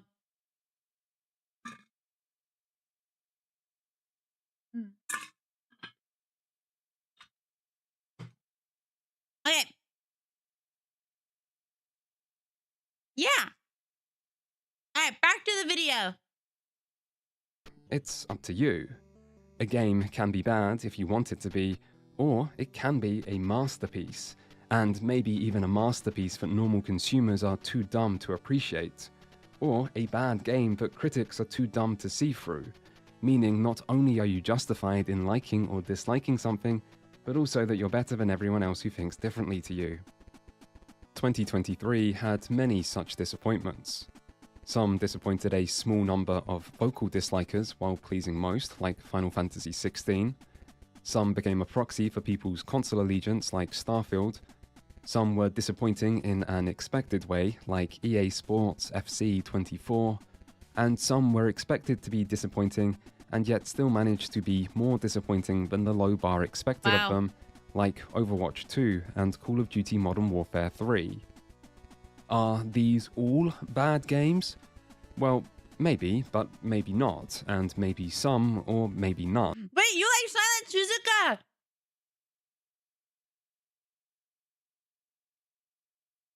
My favorite is Special Week. Special Week and Silent Suzuka are girlfriends. It all depends on how you define bad game and who you ask, but one thing that is for sure is that many people are calling these games bad, and while opinions can get exaggerated, the disappointment around them is still real. Disappointments matter, but there is still one final main category that might surpass even them. The baffling. The why was this even made and how did this happen type of game. This might be the rarest and most desirable category of all. Unlike for this, I love her. She's so cute. No, I know, Bailey. I know the circumstances. It's why I'm mad about it. I'm mad because they were going to give us something, and then they gave us something completely different. It's so saddening. Like, dude, you could have had it all. You could have had an entire other game that people would pay to buy, you know, and play. disappointments, these games tend to be bad in an uncontroversial way where there's no risk of upsetting anyone by criticizing them, and yet unlike for normal shovelware, bad license games, or failed franchise revivals, Just so sad. these games are not a regular occurrence and instead possess a unique quality. It got a 17 score.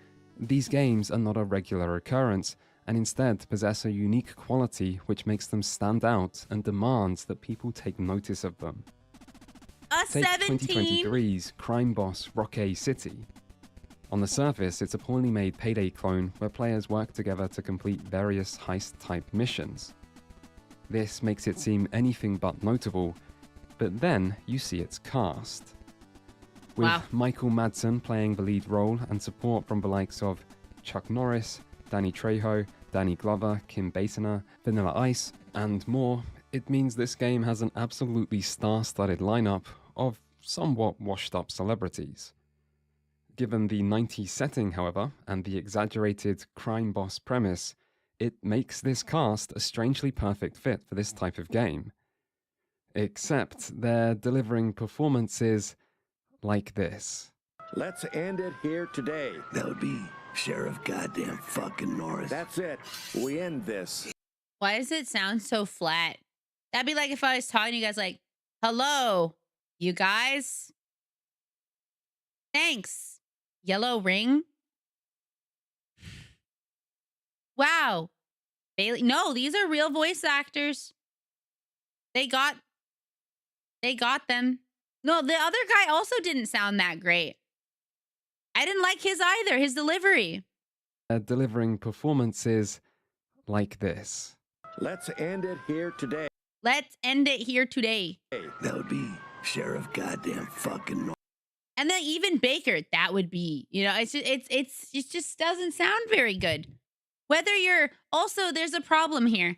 You might not be a voice actor, but you will have someone who's going to give you like feedback, right? They're going to tell you what you need to do. Hey, have more energy in this or blah, blah, blah, blah. And they're the ones, the people who made the game are the ones who put it into the actual game. So if someone was like, hey, that's good enough, you know? I feel like you should for a game that's stacked, you know? Except they're delivering performances like this. Let's end it here today. That would be Sheriff Goddamn fucking Norris. That's it. We end this. Yeah. Charge. And it's not just the performances. The voice direction, script, and the entire premise all work together to create something that is so bad, some might consider it good. Or just something so bad that it becomes interesting. Trejo, his voice. I mean, bad games come out all the time, but it's rare for a bad game to bring down so many other big names alongside it.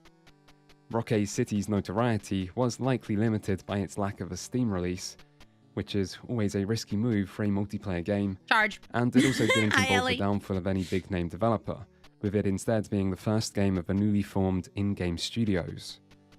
This might also answer the question of how— See, this is something that is very interesting that he mentioned earlier. So you can have a game that has like a notable dev, right? Like the Square Enix one, and still do bad. You can have one that has like an unknown dev that is still bad. You can also have one that like has really popular people in it that can still be bad. It's like, damn, they can all be bad, but I feel like they can also be good. Like, think of the amount of indie games that are bad, or sorry, that are good, that are made by places you don't even really know about. I feel like, I'm gonna be honest, I feel like our community is one of those. I feel like we are a diamond in a rough of a community.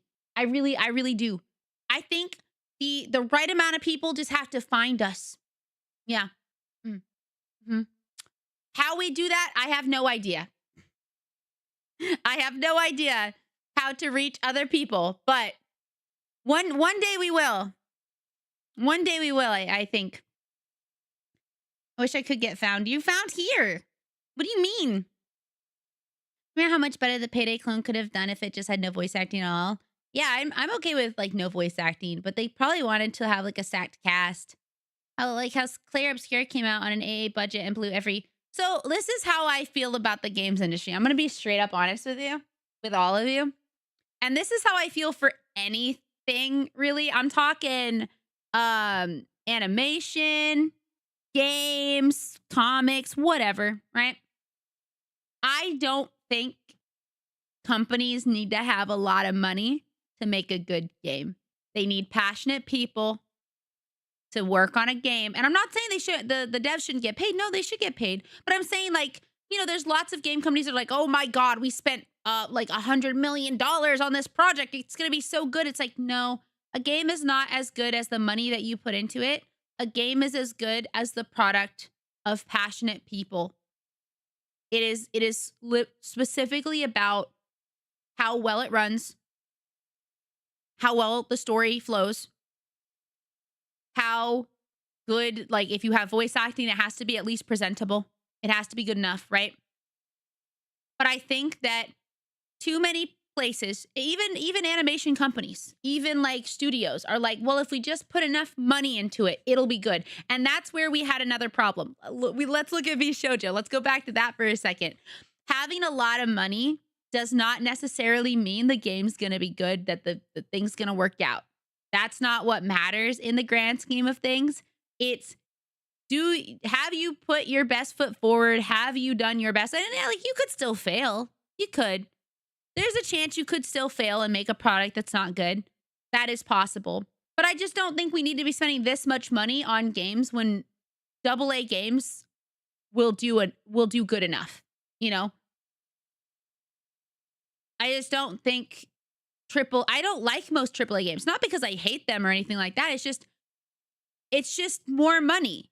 The difference between a single A game, a AA game, and a AAA game is literally the amount of money that was put towards the project and the amount of people that work on it.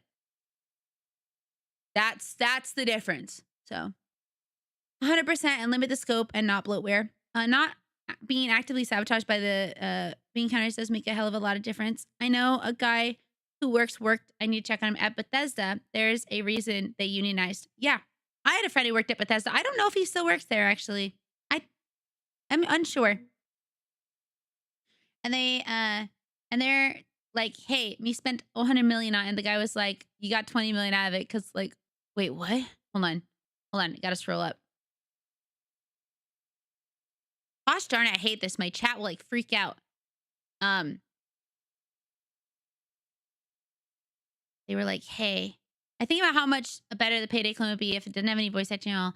And they're like, hey, me spent 100 million on it. And their main guy got 20 million of it because why the fuck not? Wait, what? No. A lot of things are ruined by investors, shareholders, and stockholders shoveling their shit into the projects. Most AAA games don't even have mini fishing games. The original Mass Effect was 130 people. That's the thing. If you look at most of like the older games and you're like, I wonder how many people worked on this. I wonder how much money this actually cost. It's not a lot. It's not a lot. So they don't really care. They just want money or fame. That's the thing. It's so frustrating that creativity often is taken advantage of by those that have money and want more money. Right? I mean, we've seen it happen. We've seen it happen. Say there's like a mini game that does extremely well. Let's look at Hi-Fi Rush, right? Hi-Fi Rush did exceptionally well. They got bought by Microsoft and then Microsoft shut them down. Like, you make a really good quality product and then a company goes, yeah, cool. We'll take that now. And now you're canned. No more, you know? It's fucked. Or a company will buy or produce a game that had a good, like, I don't know, a good history of being good, right? And then they will destroy it into the ground, like Helldivers 2. You know, Helldivers 2, I really felt could have been like the game of the year, and it was not. So, I think hilarious that Bethesda Softworks isn't located in Bethesda. It's in Rockville, the town over. They don't care. Crews are just tiny that make legendary works. To be fair, Bethesda was owned by a private equity guys over at ZeniMax before Microsoft even rolled along. But point taken. Someone should destroy me in the ground. I mean, what? Okay. How this game came to be. The studio behind it were inexperienced. They knew that one of the hardest parts of getting started in the industry is simply getting your game noticed amidst so much competition, and so they spent a lot of their budget on the celebrity cast, but in the end weren't able to create a game that matched their ambitions. Game development is hard, and money and time can and often do run out. Good voice acting also requires more than just good actors, and what we see in game might be the result of poor direction and general inexperience with a production like this. So while crime boss Rockay City is bad, it still only manages to baffle on a surface level, which is sufficient to make it the flavour of the month for a while, but not enough to leave a truly lasting legacy up there with the real giants of bad video games. Luckily though, 2023 would manage to produce a giant of its own. Gollum. Yes, as giants go, he may be on the smaller side, but a very small man hobbit thing No, because that's not what's important. This video is not about VTubers and her. This is about bad video games. This has nothing to do with her. And still cast a large shadow. We will not And talk the about Lord of that. the Rings Gollum has done just that. This is a shiny... It didn't help the game's image, but again, that's not about the game's image. This is about the production of the game. Also, this was made a year ago, so I don't think a lot of that stuff had fully happened yet. But again, it doesn't matter for the video. Example of the most exclusive and elusive type of bad game. A game so bad that people struggle to understand it, and so bad that they can't help but pay attention to it. Gollum is the bad game your girlfriend told you not to worry about. A game so bad that it will leave its mark on gaming history and be remembered long after many better... Just keep into consideration how bad Gollum was described, because this will come back later. Just this will come up later. Games have been forgotten. But we'll come back to Gollum later. He's not going anywhere. In the interest of thoroughness, I suppose we must at least acknowledge that there are other categories of bad games that could be mentioned. One of which might be a new entry to the group that has put forward a strong case for inclusion based on a stellar 2023 performance. The bad PC port.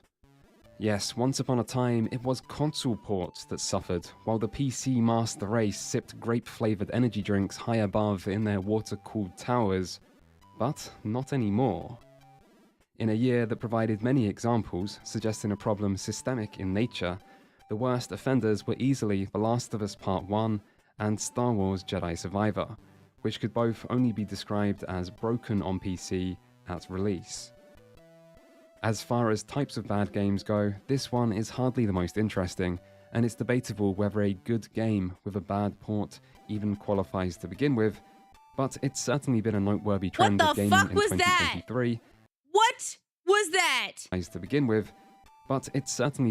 Did you see that? A good game with a bad port even qualifies to begin with, but it's... She like jumped through his body and is like standing on his back. It's certainly been a noteworthy trend of gaming in 2023, and I guess the irony does add to the situation. I mean, who's the master race now, PC players? I.e., most of my audience who are watching this right now, including me. Yeah, all that time waiting on GPU prices to come back down for your new build, and then this happens. Not so smart now, are we? Yeah, hopefully this trend doesn't continue. Another debatable category is cancelled games. A subject gamers love to romanticize with wistful thoughts of what could have been and accusing fingers pointed at pesky publishers, but the reality is, games get cancelled for a reason, and if time and money do run out, then a cancelled game might be better than a bad one. At the very least though, bad games and cancelled games do have something important in common, with the main difference often coming down to a single decision. Usually though, this is a decision made behind closed doors and made earlier rather than later. This looks cool. But 2023 does provide at least one example where this wasn't the case. Hyenas from Total War developer Creative Assembly and publisher Sega was an online multiplayer extraction shooter This looks cool. that was basically finished. It had a closed beta where many people played the game, plenty of money was spent on marketing it, and it was reported to be Creative Assembly's and Sega's highest budget game of all time. Wow. And yet, just months before its expected release, Sega made the decision to cancel the game entirely, citing concerns around its profitability. If a bad game is measured by its degree of failure, then a major publisher's most expensive game ever made, not even making it to release despite being effectively finished, is a near unprecedented level of failure. It is catastrophic for the developers involved if no one else, and it raises the important question of how many other bad games have been stolen from the world by cancellations. After all, if a game is so bad it needs to be cancelled, it suggests it might be even worse than the bad games that do release. And if this is true, how many terrible masterpieces might we have been denied over the years? what tragedy there might be if the most tragic games of all never even get a chance to be seen. Or maybe the world has enough bad games already, I don't know. Finally though, we reach the last category I'm going to mention, which is the deliberately bad game. The most confusing and hardest to provide clear examples of type. These are games that feature elements usually considered to be bad design. I want to play Surgeon Simulator so bad. It looks so fun. For humor, or a sense of irony, or surrealism, and so on, to ultimately blur the distinction between good and bad altogether. 2023 does not provide many examples of this, but one classic case would be 2010's Deadly Premonition, a game that received a 2 out of 10 from IGN and a 10 out of 10 from See, that's the thing. This looks fun to me. from Destructoid. When you watch a cutscene in Deadly Premonition and it has bad audio mixing, while the in-game characters also struggle to hear each other, is this bad design, good design, or something else entirely? Who knows, but this does introduce a paradox, where if a game is bad on purpose and that is part of what makes it enjoyable, then surely it is not actually bad to begin with, and so does not count as a type of bad game. Regardless, deliberately bad games seem at least worthy of acknowledging, so here you go.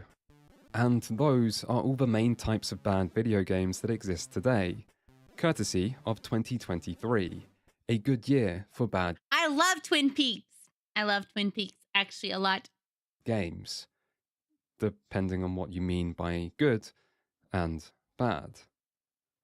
Still, this was far from the only year bad games would leave their mark on gaming. The history! We are in the history lesson now! Bad games matter. In the early 70s, before gaming had even reached its infancy, the then newly created Atari took some inspiration from tennis on the Magnavox Odyssey to create Pong, and gaming was never the same. But Atari weren't the only ones taking inspiration that decade. The unprecedented success. Wait, there's a restaurant called Twin Peaks? There's a show. There's a show. I've been to the diner. You ever been to the diner? It's in Washington State. It's really good. Oh. One day I'll take you guys there. One day I will take you guys to the diner, to the Twin Peaks diner, on a stream. On a stream. Success of Pong led to an entire era of Pong clones, where hundreds upon hundreds of cheaply made home Pong consoles flooded the market in the space of a couple years, as every electronic company and new startup around tried desperately to cash in on the hot new craze that was video games. The result was complete market saturation. Soon a second generation of home consoles appeared that offered more than just Pong, but the damage was already done.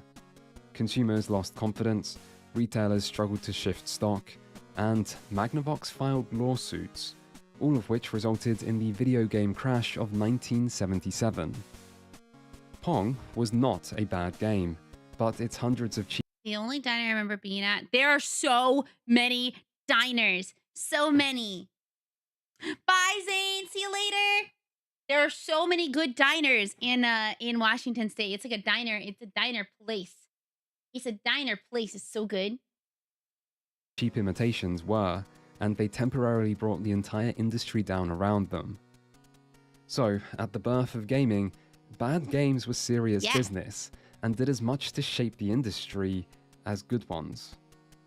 The video game crash of 1977 is sometimes forgotten about due to it being overshadowed by the much larger crash of 1983, but both had similar causes. The gaming industry bounced back in the late 70s after the success of several arcade classics alongside new cartridge-based home consoles like the Atari 2600, but then Activision broke away from Atari to become the first third-party developer. In response, Atari tried to sue, but failed, thus legitimizing the practice of third-party development, and within a few years, third-party games were everywhere. Companies rushed to cash in on the once more growing market by producing cheap, poorly made games that filled retail shelves. Consumers then had no way to determine the quality of these games without buying them, and once people started getting burnt, they stopped buying. This was a time before the internet, before many reviews, and before established names had been established. Consumers simply weren't protected, and everyone paid the price. The one hope should have been Atari themselves. They were the ones that brought the home console market back from the brink with the 2600, the ones who had created hit titles like Asteroids, and the ones who were in that period the fastest growing company in American history. Wow. And they were the face of the gaming industry. But even Atari made bad games. The most famous is 1982's E.T. the Extraterrestrial, an adventure game adaptation of the then recently released Spielberg movie that had a rushed development designed around getting the game to retail shelves for the So it was literally a game made based on a movie, which was licensing, so it was just shovelware. holiday season that year. In a way. E.T. had confusing gameplay, received bad reviews, and would go on to become symbolic of all that was wrong with the industry at the time, with it frequently being cited as one of the worst games ever made and one of the greatest failures in gaming. I gotta play it. I have to play the most famous shovelware of all. I have to play it. I need to get an Atari. But E.T. was a bit of a scapegoat. The awful 1982 Pac-Man port for the 2600, which failed spectacularly to recreate the popular arcade classic. Sean told me while you're watching this, he was like, we had that, but I never played it. He told me that this is what it originally looked like. And Atari made like that other one. And I'm like, but this looked so good. The other one looks so bad. On the less powerful Atari home console, likely did more to damage consumer confidence in the industry, and there were plenty of other examples like this too. The important point to take away from this event, however, isn't well, the ghosts are like having seizures, like blah, blah, blah. About how bad these games may or may not have been, but more about how much they sold. Pac-Man for the 2600 may well be the worst game Atari ever made, and yet it was also the best-selling. And amidst so many bad games... That's crazy. 8 million sales in 1982? 8 million people! With so little quality control and so few ways for consumers to differentiate the good ones, the industry couldn't cope. Atari went from the fastest growing company in history to being given away for no profit, while the entire American gaming market entered a multi-year-long hibernation as onlookers declared gaming to be a fad now coming to its natural conclusion. Home consoles wouldn't make a comeback until the release of the Nintendo Entertainment System in 1985, and when they did, Nintendo went to great lengths to try to avoid the mistakes of the past, with a much stricter licensing system that required approval from Nintendo themselves, Thank you, Nintendo. as well as the official Nintendo seal of quality to allow consumers to differentiate approved Nintendo games from bootlegs, and Nintendo would even create a lockout chip on the NES to try to prevent unauthorized games from being playable. The result was the establishment of a standard level of quality for console games that has standard level of quality remained ever since, and with this, the reign of terror bad games had on the industry was over. But that...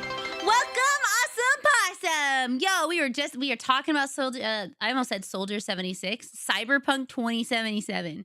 Hi, everybody. My name is Rainy. I'm your local magical girl. I hope you're having a really good day. How is Cyberpunk? Bum, bum, bum. Awesome Possum's really cool. He's literally a possum. It's actually... Wait, why did I do Cyberpunk? My dumb ass. My bad. My bad. Can one of my mods, once a minute has gone by, please give a shout out to Awesome Possum. Thank you. I don't know why I did Cyberpunk. Thank you. I'm glad you like it. I appreciate that. If you're new here, hi. Like I mentioned, I'm your local magical girl. We do a lot of stuff here. We play games, retro games, big games.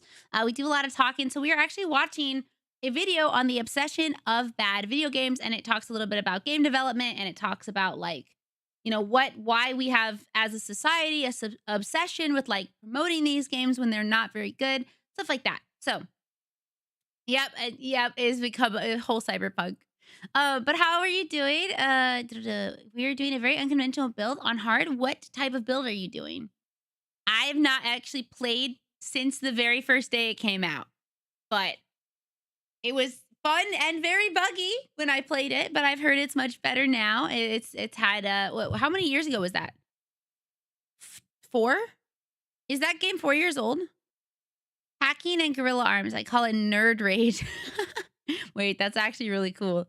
I didn't know there were like multiple different types of fighting you could do that wasn't just like with weapons or guns. Currently living in a cyberpunk. That's depressing talk. Let's talk about games. Hell yeah. It came out in 2020? Really? Oh, I guess it did right before 2021. Oh my gosh. Holy shoot. Because I had just moved. Huh, that's crazy. Yeah, I hope you'll join with us. If you have to go, I completely understand. Only worth the look of it. I haven't played. That's what my husband says. He loves that game, and he was like, "Oh, it's so different now. It's like entirely different. Obviously, like the same idea, but like an entirely different. How it's played is different. It's really good now," is what he says. Very, very, very good. So, yeah. Hopefully, you will stick with us. You will stick with us. Thank you so much. If you guys don't know Awesome Possum, please be sure to check them out. It's really awesome. I love his model. It's so cool, and he's always so nice. So nice. So. We are talking about the history of bad video games right now. So we're in like 1980 something. Bad games still existed. Quality is relative after all. I happened to wind up in a YouTube rabbit hole most nights anyway. I'm doing this doc. Good. I'm happy. Bad games still existed. Quality is relative after all, and just because games were now being checked to ensure that they were playable and reflective of what was being advertised on the box, this didn't mean all games were automatically good. The 8-bit era was also a time when video games were infamously difficult. Good night, Donovan. And so the bad games of this time period tended to be the ones that combined high difficulty with unintuitive, awkward, or confusing design elements. See, this is one thing I hate. And one thing that was like okay at the time. Your game should not be confusing unless it's a puzzle game. Your game should not be irritating to play at all. Like, if it's irritating, nobody's going to want to play it. No worries. Bye. See you later. Thank you so much for hanging out with us, Alchemist. My parents gave away my NES to my cousins who were less off, and they would cool the cartridges down by putting them in the freezer. Oh, God. Oh, my goodness. In the freezer? Isn't that bad for them? Maybe in the fridge would be fine. Take Dragon's Lair on the NES, a game famous for most players not even being able to work out how to make it past the first screen, with anything and everything you might try, leading to a quick death. Other games might specialize in bad controls, or convoluted gameplay systems, or a lack of player direction. Wait, what? Perhaps the best overall representative of bad games of this era was American toy company turned gaming publisher LJN. LJN. Shortly after entering the world of gaming, LJN was bought by another gaming company, Acclaim. But as Nintendo only allowed third parties to... Look! Hold on. They both had rainbows in them. LGN had rainbow. LJN. And then Shortly Acclaim after also entering has the world it. of gaming, LJN was bought by another gaming company, Acclaim. Acclaim also has a rainbow. Hi, Mama. Hi, Blaha Mama. How are you? That's really cute. But as Nintendo only allowed third parties to release a limited number of... Counterpoint. Deponia is made by the studio that made Golem. It's a puzzle game and it's confusing. So I think puzzle games are fine if they're confusing. But maybe it's actually not that bad. We will see. Shortly after entering the world of gaming, LJN was bought by another gaming company, Acclaim. But as Nintendo only allowed third parties to release a limited number of games on their system as a form of quality control, it meant that Acclaim ended up using LJN to bypass this rule. Oh. As a result, LJN managed to publish an extensive library that includes many of the NES's worst games, including the Uncanny X-Men, Friday the 13th, Back to the Future 2 and 3, and more. It was through this... Is it bad that I like playing shit games? Like, I don't love playing them for like the entertainment of like, oh, this game's fun. I like playing them to make fun of them. Not like a, oh man, the devs didn't know what they were doing. It's just like, how can it be this bad? You know? I love watching bad movies. I love watching bad shows for like the same reason. It's just I wouldn't want to do it all this. I wouldn't want to do it all the time. Not all the time. Thank you, Hellhound, for the follow. Welcome in. I just think it's kind of fun to be like, wow, this is kind of bad, but also kind of cool that it's so bad. Because, you know, there's one thing you got to remember about these types of things is that most developers, you know, on games that are not specifically made as cash cow things, you know, like cash grabs. Actually, that's why Trolls. So the movie Trolls, the series, the movies are actually very good. And I went to go see it back in like 2016 when the first one came out. And I was like, I want to see it because it's animation, but I feel like it's just going to be a fucking cash grab. It's going to be bad, blah, blah, blah. It's so good. Trolls 1, Trolls 2, Trolls 3, and Trolls, let's see, Trolls 1, Trolls 2, and Trolls 3. I'm pretty sure there's just 3 of them. Pretty sure I only have 3 art books, but it's really good. Highly, highly good. Highly recommend. Music's banging. Music's so good. Now that my cats are fed, I've had my share of entertainment bad games. Yeah. Yeah, I mean, I think, like, there's nothing wrong with wanting to play them. I think it sucks if you buy them and they're expensive. I think that's the downside is if you buy something and it's not fun and you spend, like, $60+ on it, I can understand being upset about it. But I feel like almost anything... Okay, that is not true. There is one game that is absolutely... I have no idea. I was so excited for this game. Thank you so much for the follow. Welcome in, Grother.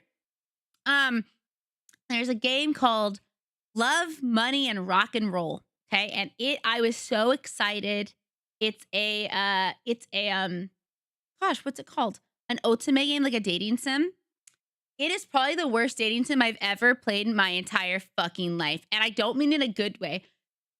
I mean that it was so incredibly bad. It was awful. Like, there was only so much I could make fun of the game until I was like, the voice acting's bad. The writing is bad. The audio's bad. The backgrounds are gorgeous. The backgrounds are so pretty. But the actual... And, like, the main character sucks. The main character's such an asshole. Does not... And, like, not in a, oh, yeah, he's an asshole, ha-ha type way. It's like, no, he's just rude to his friends. He's rude to his girlfriend. He's an asshole. I don't like it. So that game... Objectively, I think is awful. I wonder what its Steam like thing is. Hold on. Let me see. Love, Money, and Rock and Roll. I was so excited for such a long time. Oh, I want to play this game. I want to play this game where we're a cat. Cattails Wildwood Story. Yeah. Eventually. Love, Money, Rock and Roll. What is the... This is crazy. It has a very positive review. 3,479. Oh, it's just, I don't know. Maybe it works for other people. Maybe it works for other people. But damn, it does not work for me.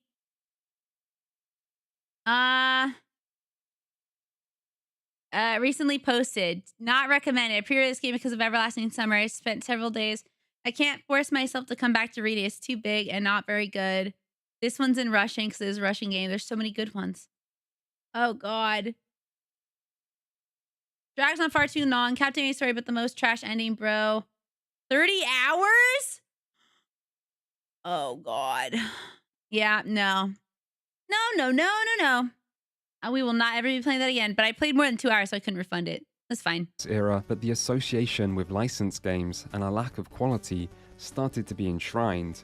But this was also a time when many good developers... Perfect salad. I think you'll enjoy my Deponia. The thing is, I heard Deponia is pretty good. Hold on, let me check. Let me check Deponia.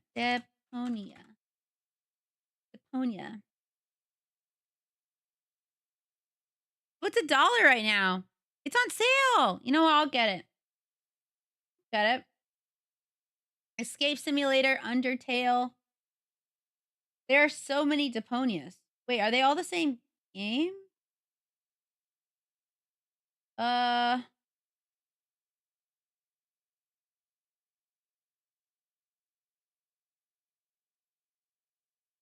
will do this later, but do I need the other ones? Are they all different games? They made 4 of them. I see. I actually like Deponia. I want to try it. I actually heard it was good. People that I know said it was good, but we'll try it. We'll try it. And good series started to get the name recognition they deserved. And so perhaps for this reason, some of the most infamous bad games of the following years became the ones which came from developers or series people expected better from. Some classic examples of this are the 1994 Zelda games, as well as Hotel Mario for the Philips CDI. The CDI. These games were the strange result of an agreement between Philips and Nintendo over the once-planned CD-ROM add-on for the Super Nintendo. In the end, this add-on wasn't released, but several Philips-developed Nintendo games were, and they didn't have much in common with the originals in style. Yeah, I want to play it. That's also Still, something. I personally feel that even if somebody says they don't like it, so like say you really like Ultimate games, and I'm sitting here telling you, man, Love, Money, and Rock and Roll was so ass. I did not like it. I didn't like blah blah blah blah blah about it. Doesn't mean you shouldn't go and try and experience it yourself. Because the reasons I disliked it or the reasons why somebody else disliked it does not mean that it will be a reason you dislike it, right? So somewhere maybe somebody dislikes how confusing a game is, or they don't like the characters, or they don't like whatever. But maybe it would be perfect for you. That's like Stardew. I'm not a big fan of Stardew. I don't think it's a bad game. I actually think it's a really fun game, but I think it's kind of ugly in the art style. So I don't tend to like it because I don't want to look at it for hours on end. Not because the gameplay is bad, but that's just why I wouldn't play it. They provided a unique glimpse inside the minds of several of Nintendo's most iconic characters. Nice of the princess to invite us over for a picnic, eh, Luigi? I hope she made lots of spaghetti. Luigi, look! Gee, it sure is boring around here. My boy, this piece is what all true My boy! warriors strive for. I just wonder what Ganon's up to. And I just love that I just wonder what Ganon's up to. Man, I wonder what the evildoer's doing. if even Mario and Zelda aren't immune to the threat of bad games, maybe no series was. Although some did seem more vulnerable Is that a Ninja than Turtle? others. No, it's Like Sonic, which seemed to go through an extended period of continuously trying to reach new lows, with 2005's Shadow the Hedgehog, followed by Sonic 06, Sonic Riders, Sonic Unleashed, and more. Many more, actually, making it almost impressive how consistently bad this once great franchise became for a time, and it was a time that lasted for a while. If only Sega had murdered Sonic sooner, or just asked for help from the fans. Oh. For the most part, however, the 90s and the early 2000s was a time when the gaming industry was maturing as it grew, with the cost of game development gradually rising and space on retail shelves becoming more competitive, making it harder for truly terrible games to I've heard that this game, the Superman 64 game, is like one of the worst games in history. I've never played it, but I've heard it's so incredibly bad. sneak their way into unsuspecting customers' hands. As the saying goes, however, where there's a will, there's a way, and some terrible games still ended up in places they shouldn't be.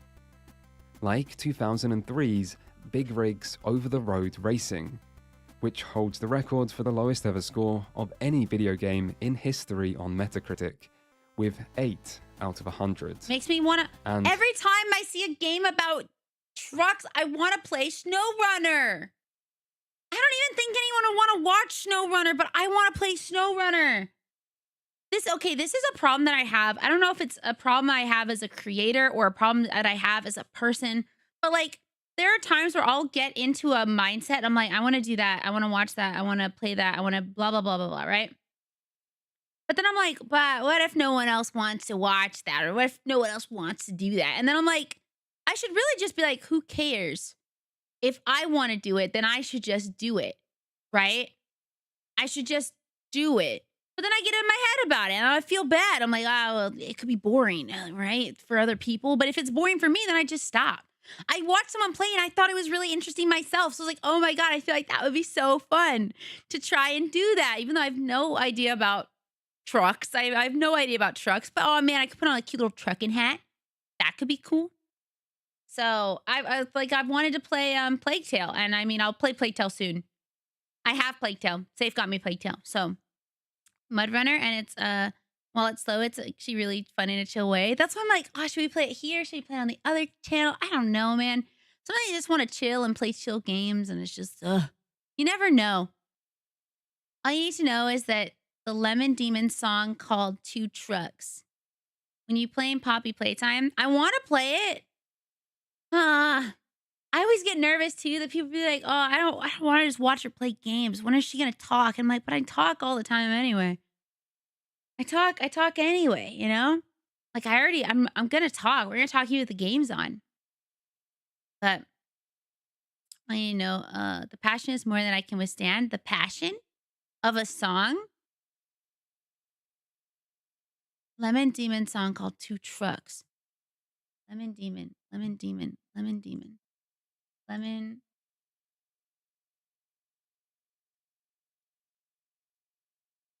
What is this?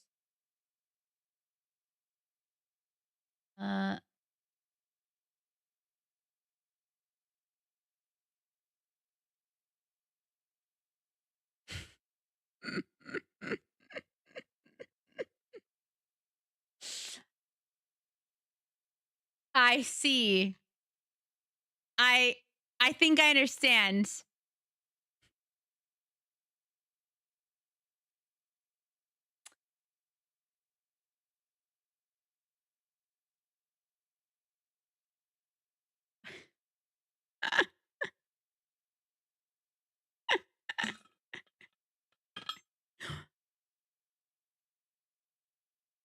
Thank you for the water.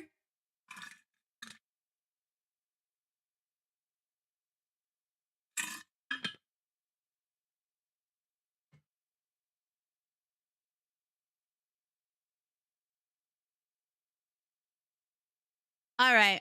I understand. I understand the appeal. If that score doesn't sound that bad, consider that many Puppet Pals. Oh, yeah. I was going to say, it kind of sounds like the Ultimate Showdown of Ultimate Destiny. Wow, that's old. Oh my God. That was a long time ago. I just feel bad. I don't want you guys ever to be bored. I do get nervous sometimes. I do. I shouldn't. Because, you know, there's also times where some people just move on. Like, I've seen it happen. Sometimes you're like, you have a regular and they're there all the time. And then maybe one day, like, they don't show up because they're doing something else, or they have a new person to watch, or, you know, they're doing IRL stuff. You know, they're just doing other stuff. 2008 was in like 3 years, 20 years ago. That's pretty old.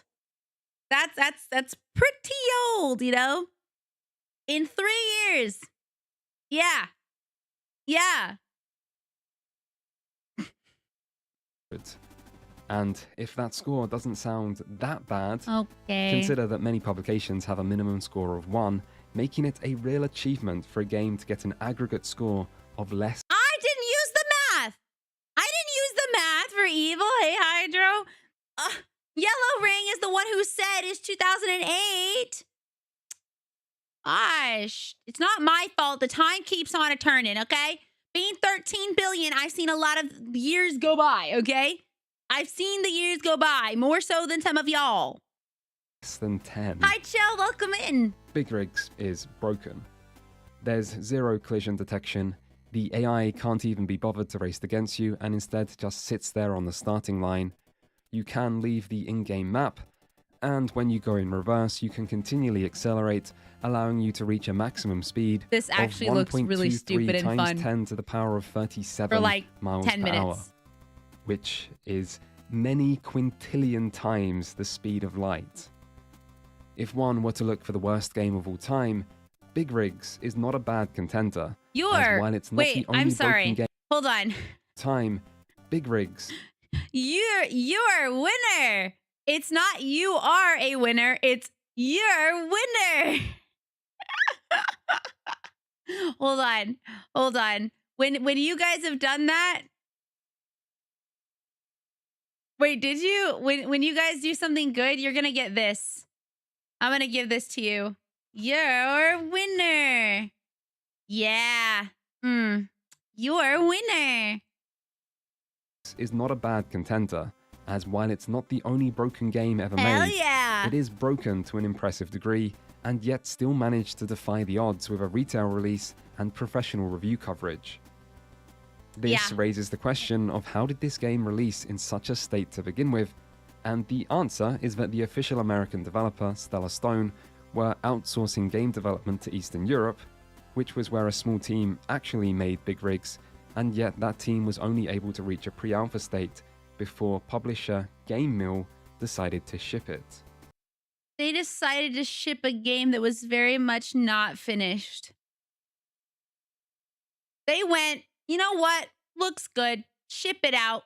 Paste $30 sticker on it. We're good. We're good. Hopefully, alarm bells are ringing in the heads of the most astute listeners now, because that publisher has shown up in this video already. Game Mill are still around today, as 2023's based on Avatar vibes. Quest to Balance, Skull Island Rise of Kong, and The Walking Dead Destinies all readily testify, and hey, I guess you can't say they don't know what they're doing. In their own words, Game Mill Entertainment have established a proven track record for leveraging the equity of some of the world's most beloved brands in the $100 billion video game market. And who doesn't love a little bit of leveraged equity? Leveraged equity. Most of the games Game Mill have published over the years have been licensed games, and clearly, on some level, this is an effective strategy for them, which is likely due to the effectiveness of licenses when targeting certain parts of the market. And for a long time, licensed games were probably the best bet for finding a new bad game. In fact, for many years, all major blockbuster movies would come with an obligatory movie tie-in game. Yeah, it is. As we were watching, I was like talking to Sean. I was like, I know this song. I play this song all the time, but I couldn't remember what it was. It's Blink-182. Sometimes one movie would even have multiple completely different games designed to cover the best parts of the market. And for a this? Or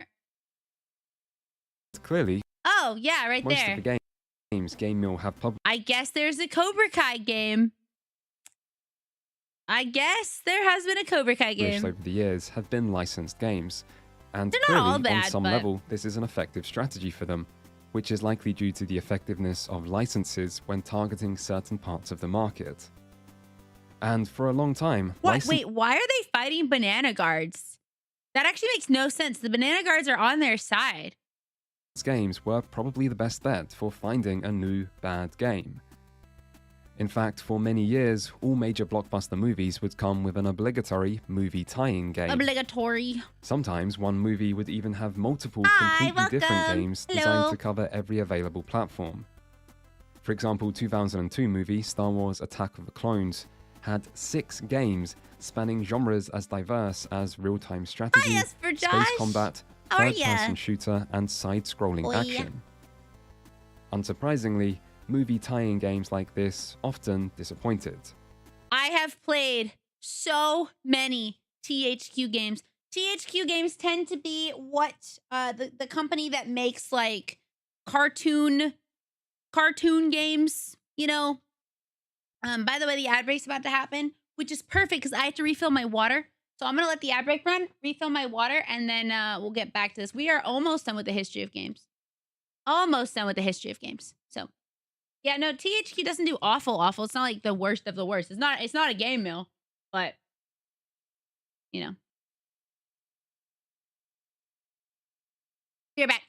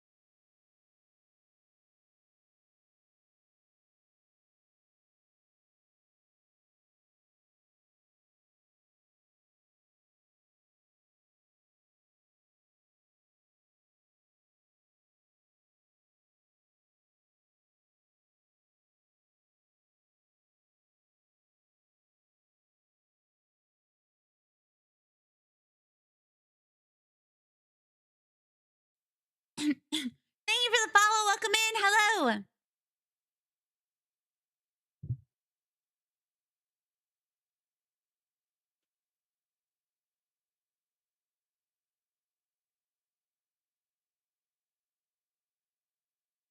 Okay.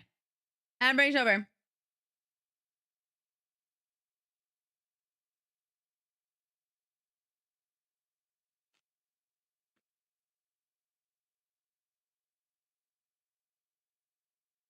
I was so hungry. I got cereal. You know how like 2 days ago I said I was craving Cheerios?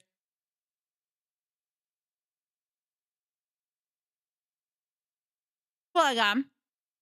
Yeah, no. We're gonna go until this video's over. I mentioned that in the Discord. Thank you though. Originally, these games were mostly conceived as marketing tools to bring more attention to the more important movies in an era where game development was cheap. These games were also often made on a strict deadline so that they could fulfill their purpose. It's crazy to think about a time when game development was cheap. Because like game development is so freaking expensive. If you don't know how to do things yourself. If you do not know how to do things on your own, you gotta get people. You gotta get designers. You gotta get programmers. You gotta get like everything. Absolutely everything. Of tying in. That said, not every movie game was bad, and some were great, but the median quality was certainly below average, and for many years, bad movie games remained a consistent part of the industry, from E.T. on the Atari to Captain America Super Soldier all the way in 2011. In the 2010s, this would finally start to change, however, as gaming evolved once more, shifting the nature of bad games with it.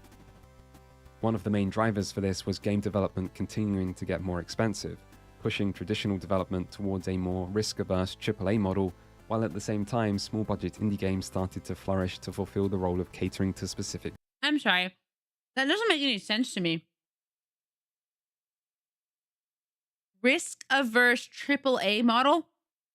I feel like that's worse. I feel like that's worse than bad. Because AAA requires money. A lot of money. And when people buy a AAA game, which obviously are usually the most expensive to buy because they're usually like 80, 90, 100 bucks, like the people are going to be really pissed if that game does not live up to their expectations. I feel like it's better if you want to really be risk averse, you should probably try doing AA games. And then if you have time after, like if you guys are on track or even like I don't know, ahead of schedule, then like add stuff. But yeah. While at the same time, small-budget indie games started to flourish to fulfill the role of catering to specific niches. This caused a general decline in middle-budget games, and made it harder for cheaply made games to compete on retail shelves at full price to dupe unsuspecting customers. The internet also brought increased awareness of game quality through things like unedited gameplay. I've always wanted to like see, like to play this game Lollipop Chainsaw because it always looked really fun. What I've heard is that AAA model is risk averse in terms of like creativity and do unique stuff. They're all afraid to flop, so they'll do less innovative safe smells. Right, but like AAA basically just means they have more money. And like obviously if the game developer is like really well known, the audience might expect that they're going to make a AAA game, right? But time and again, the games that do really well, the games that do extremely well are the ones that do something innovative and different, you know? And it makes me really sad that right now in the larger sphere, like the game that they just showed a minute ago, I don't know, they showed it earlier. It's like an our Titan scope, which is much smarter. As someone who went to school for game development, we were taught, do not like out of scope your shit. Make sure to focus in on the things you want to do and do them really, really well. Do not do a bunch of extra stuff that nobody asked for, which is always what like companies want to do these days. Was it fun, Bailey?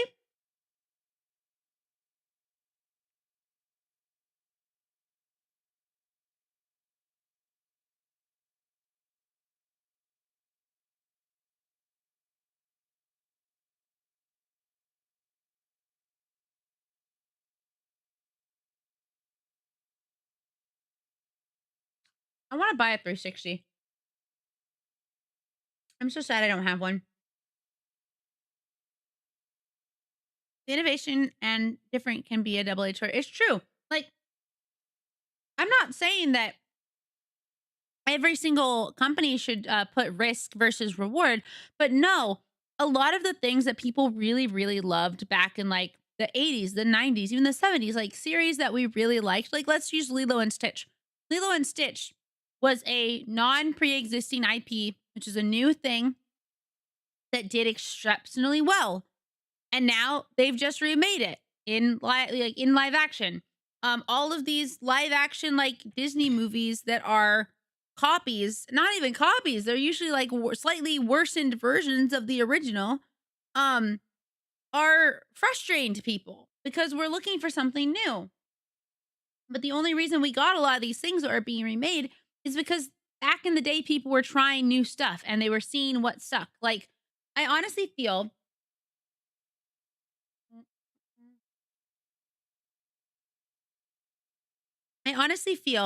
that if more companies let's say you took like $500,000. Sorry, $5 million. I was like, that does not sound like enough. Let's say you took $5 million and instead of making one really huge AAA, actually, most AAA games are like $200,000. Sorry, $200 million. So, sorry. Let's say that instead of making a game that cost $200 million, you made 2 games that were both $100 million. One of them, you were safe. The other one, you were daring. Now, if the game that was safe does well, cool. It probably will make up for the fact that the other game didn't do so well. Or maybe the game that did, like that you decide to try something really different with, did exceptionally well. And it makes so much more money than you were trying to go for, right? Welcome, Raiders, by the way. Hello, my name is Rainy. I'm your local magical girl. How was art? How was it? Yo, another raid! Busy Q, a double raid. Were you guys doing art together? Or was this just randomly happened? Thank you so much for wanting to come in. Like imagine you have 2 games that both do really well. What if both of your games do really well? Like, oh my gosh, that's really awesome. I just think it's much better to not put all your fucking eggs in one basket. Like, let's say, like GTA 6. If GTA 6 does not do exceptionally well, they are fucked.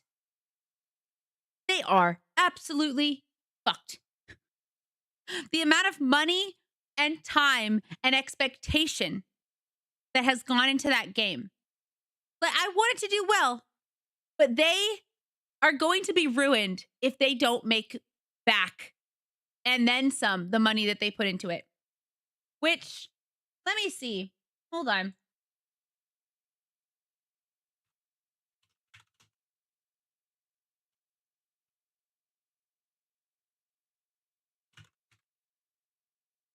So right now, the estimated cost of the game's development is between $1 billion and $2 billion. Billion, not million with an M, but $1 billion.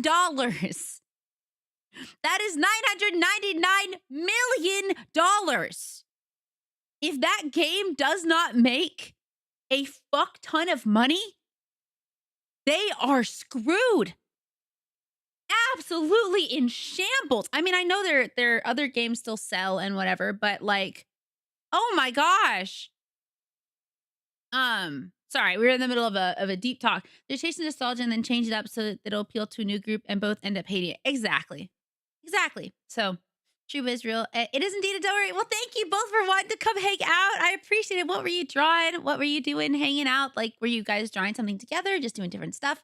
We are talking about bad video games, the obsession of bad video games, and just kind of talking about game development in general. It is something that I'm very passionate about as my best friend, my husband's best friend, all work in the games industry. A lot of my other friends also work in the games industry. I was supposed to go into the games industry, but I didn't. I decided to become a streamer to play games so I can still kind of talk about the development or things that I know about in the game development side. But you know, even if it's shit, it's going to amazingly because it's GTA. I think it's going to do well because it's GTA, right? People are going to buy it, but I'm just so worried about it not being what people expect after 10 years. The last game came out, I think, 10 years ago. When did GTA 5 come out? Yeah, 2013. Sorry, 12 years ago. 12 years ago. So this game has been a long time in the making, you know? How much good will carry it through? True. Howdy. Hello, welcome in. Hi. Can't even comprehend. I know, I can't even comprehend that much money either. Like, that's insane. Forgive me, my queen. You can have snacks, of course. This is now a raid message. I was doing a little summer drawing of me and Pookie. We were doing different stuff. I was working on MV for an art project. Nice. The shark cards? What are shark cards?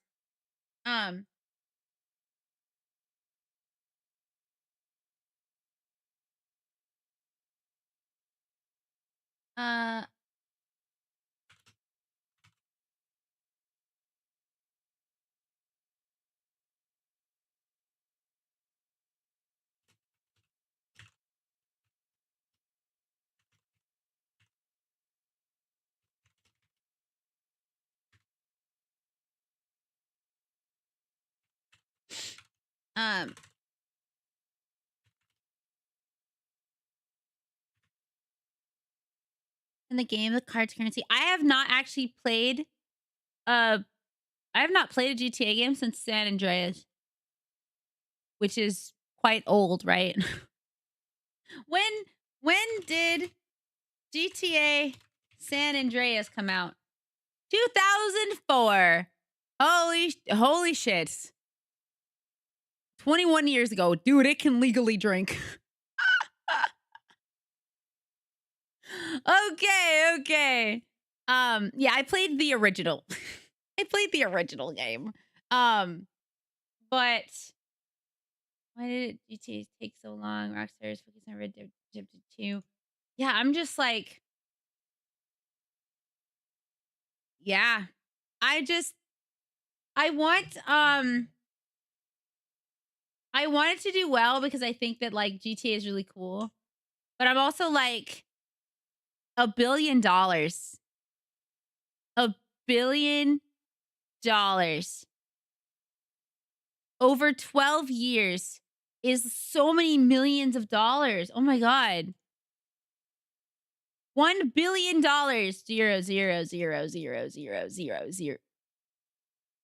A billion. This is $1 billion divided by 12 years. $83 million a year to make this project.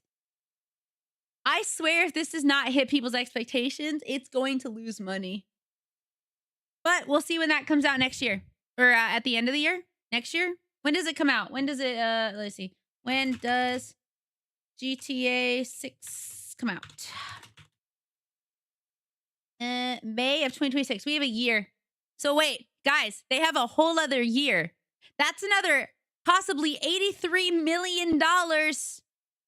Yeah. I wish I made $83 million a year. That would be incredible. The amount of projects that you guys would have, I would give you all the world if I made $83 million. It better be absolutely groundbreaking. Otherwise, money laundering scheme confirmed. Yeah, GTA's franchise will die faster than Bishojo did. I hope it doesn't. I don't want that. I think GTA is really cool, but we'll see. We'll come back in a year. At full price to dupe unsuspecting customers. The internet also brought increased awareness of game Definitely quality wanna play this. through Definitely things wanna play like unedited gameplay footage on platforms like YouTube or Twitch. It has Bailey's which provided a recommendation. much clearer indicator of quality than back-of-the-box screenshots. While the popularity of video reviews and social media brought critical consensus to a wider... Oh my God. Do you guys remember, maybe some of you guys are too young, but do you guys remember going into a GameStop if you're like mom or dad or you go with your siblings, would go into like a GameStop and you would like, they'd have the IGN where it's just talking to you about the video games. I think that Masa, you are normally correct. I would say normally yes, but no Pokemon game has ever, I don't think any development of Pokemon has ever been over like $1 billion. How much money did it make to make Pokemon Scarlet and Violet?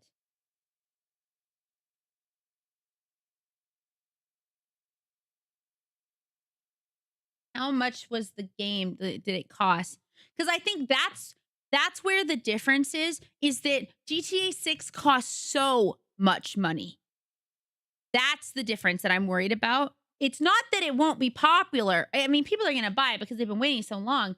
But like, I don't think Scarlet and Violet took $1 billion. But who knows? Who knows? Maybe they will make multiple billions of dollars on this one game.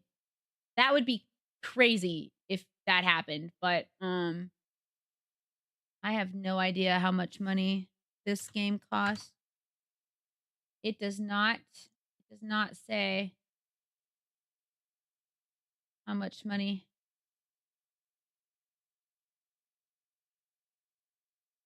The online is going to make more revenue than a gacha. Wait, there's an online version? Oh, right, because you get like the online so you can like play with friends. I always forget that they have that. Yeah. Ends up being the magnum opus, their original let me see. If it ends up being their magnum opus, their original Jurassic Park, the one that they will lose is all we got because we got blank for GTA 6. That's so true. The meme is going to pull it alive. I never had a GameStop in my old small desert SoCal, but we had Blockbuster. I rented so many games from there. I rented a lot of games. My brother and I rented Sonic Riders so much that we realized buying a copy would be cheaper than renting it once a month or so. Yeah, you might as well buy it. Hey, no worries. Thank you so much for coming in, Zeal. Thank you for the raid. Thank you for wanting to stop in and have a good rest of your evening. How much money does it take Game Freak to make a Pokemon game? GTA 5 Online has made $10 billion. But it took 10 years to make $10 billion. I mean, that's still a frick ton of money, but that's crazy. $1 billion a year. As long as it's not buggy avalanche of bullshit, I'm fully confident it'll be widely successful. I'm sure it will. I want it to be. I really, really, really want it to be so successful. I do. All right. All right. Audience.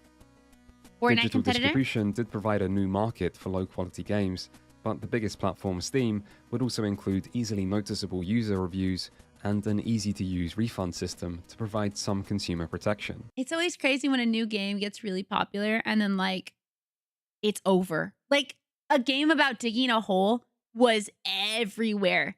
And then I didn't play it until, like, a year and a half later, 2 years later. This didn't stop a whole load of terrible games appearing on Steam once the floodgates opened, but the combined result of all... Seal World is a good game. All right, hold on. Let me put this on my wish list. If you guys if you're looking for a game that's like really fun and cute and I don't know, simple. I did not spell Seal World right. You guys should play. It's $4. It's only $4 and it's such a good, fun game. It's incredibly fun. I highly recommend Seal World. I recommend playing Seal World. It's really, really, really, really fun. And it's $4 and it's made by, I think, one dev.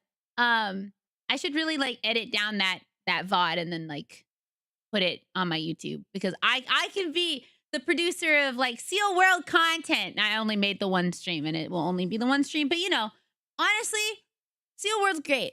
If you want to talk about bad games, Seal World is not one of them. Seal World is honestly the epitome of good game. It's very sealy. It's great. So Seal World, please. Man, I wish I was like a big creator one day so I could just go be like, please go play Seal World, and then like 20 or 50 people go play. Hi, Raiders! Welcome, Raiders, Carly, Pumpkin, and Sardine 4. Thank you so much for the raids. I hope you had a very fun time. My name's Rainy. I'm your local magical girl, and we are talking about game development. We're talking about game development. We're talking about bad games, good games, our favorite games, the industry as a whole. I personally love talking about this stuff. Yeah, how was Night Rain? Thanks for coming. Yeah, I very well enjoy talking about game development. Also, you were right, Masa. This video took me, we're at 40 minutes though. Like, we're doing pretty well. We haven't even gotten to the part that I really want you guys to watch. There's a part of the video I extremely want you guys to watch. It's so good. So, yeah, welcome in. I hope you had a good time. Thank you again for wanting to stop by. If you have to rate and run, that is totally A-okay. We appreciate you stopping in. We'll take very good care of anyone who stays. But you don't have to if you gotta go. Thank you for wanting to share your community with us. Yeah, good. I've heard it's a good game, Night Rain. Night Rain. Also, Spider Queen Cave sounds like the worst game for me. All these changes were that even though more objectively bad games would be released in the 2010s than any other decade, sounds good. Have a good rest. These terrible games played was more limited, as consumers increasingly knew what they were buying. Still, the biggest change to bad games in this era Sleep well, might thank be you. how they came to be weaponized. For years, bad games were bad because of a lack of quality. They were cheaply made, had dated visuals, confusing or clunky gameplay, and so on. In the 2010s, however, bad games increasingly became games that were symbolic of problems players care about, and the lack of quality became less important than player anger and disappointment. No Man's Sky. One of the earliest, most important, and yet most forgotten examples of this was the 2011 MMO Star Wars: The Old Republic, from BioWare and EA. This was a time when World of Warcraft was still a gaming giant, and The Old Republic was positioned as one in a long line of much touted WoW killers. But The Old Republic wasn't just the next big thing for MMOs, it was also estimated at the time to be... Thank you so much for the water, and thank you for the posture check. I gotta sit up. Oh, thank you. Thank you for the follow. Welcome in. The most expensive video game ever made. This was a massive game with a massive marketing campaign where BioWare and EA were doing all they could to generate hype in the run-up to its release. But the hype train wouldn't go exactly as planned, as a vocal anti-hype campaign flourished alongside it that can perhaps best be described by the moniker non-believers used for the game, Tortanic. For those who weren't there, Tortanic is a portmanteau of the Old Republic's initials and the name of the once unsinkable ship, the Titanic. The nickname suggested that this most expensive game of all time would meet a similar fate of sinking spectacularly, as other once promising MMOs had done before it. The key to understanding the Tortanic saga, however, is understanding that many people actively wanted this game to fail, long before it was actually released. The reasons for why they wanted this are varied, but include anger at the direction the once-loved studio BioWare seemed to be moving under the guidance of new owner EA, anger at the long-awaited sequel to the single-player RPG Knights of the Old Republic being an MMO, a genre not everyone enjoyed, and anger and complicated loyalties within the MMO community over the failure of so many WoW killers already, where MMO fans were getting sick of seeing hyped-up MMOs fail to deliver on promises, while possibly also being loyal to certain already existing MMOs. MMOs are a uniquely volatile genre. Yeah, MMOs are kind of difficult because once you kind of found your favorite MMO, most people do not move to other things. Like, I think there are other people that really love MMOs like me, or you have people that hate MMOs. And again, once you found your favorite MMO, if the new one that you might move to does not compare to that one that you love, you're probably not going to stick around with it for that long because you have a favorite. everyone believes an MMO will fail, players won't want to invest lots of time into them. MMO players also often play the game their friends are playing, so the opinion of other people is even more important. And MMOs at this time relied on... I'm not saying you'll only play one. I'm just saying, like, so you play 2 of them. If there was another one that came along and you started playing it and you didn't love it as much as Final Fantasy XIV and WoW, you'd probably just go back to what you're playing. Right? It has to, like, wow you. On subscription model. Because also they're like a lot of time investment. MMOs are not like, oh yeah, let me just play through the game real quick. It's like, no, this takes hours. Hours. I think I played the Lord of the Rings one. I was like, it's fine. Yeah. For people is even more important. And MMOs at this time relied on subscription models, meaning long-term engagement was necessary for success and growth. Basically, no genre relied more on hype and could be so heavily damaged by negativity. And for this reason, the Totanic movement was a big deal. In the end, the Old Republic released 2 positive critic reviews and more critical user reviews, where it then had a rocky first year that would see it switch to free-to-play, after which it enjoyed a long life as a solid and stable, if somewhat unremarkable example of a struggling genre. So it was neither the WoW killer that BioWare and EA claimed it to be, or the sinking ship prophesized by non-believers. Not just that, there was a really good video about them from Josh Strife. The main reason that they started to have fail is because there was a place to meet people, but now social media exists. That's also true. Like, MMOs were great for that. And now, well, you can just go talk to somebody. It was just the game, worse than the hype and better than the hate. But its reputation as bad surely impacted its trajectory. As the decade went on, more and more examples like this can be seen.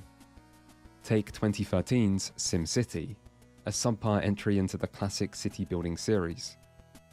SimCity 2013 drew heavy criticism before release after it was announced that it would require constant online connectivity with no offline mode included.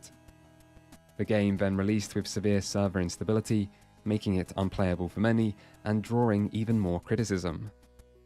The end result was the closure of the studio behind the game by parent company EA, and the end of the once legendary SimCity series. This was also the year that EA won an award for Worst Company in America, and the failure of SimCity 2013 also prompted rival company Paradox Interactive to greenlight a city builder of their own, which went on to become the critically and commercially successful Cities Skylines. I want to play! SimCity was more than just a bad game. It was a representation of player dissatisfaction towards major gaming publishers, and its failure had a lasting impact. Other bad games of the decade were more political in nature. Gamergate was a thing that happened, and it was mostly focused around groups and individuals instead of games. But one exception to this was 2013 walking sim Gone Home, which received very positive critic reviews. Welcome, Raiders! Hi, everybody. My name is Rainy. I'm your local magical girl. I hope that you will want to stick around with us. How was Serious Sam, the first encounter? Hello, hello.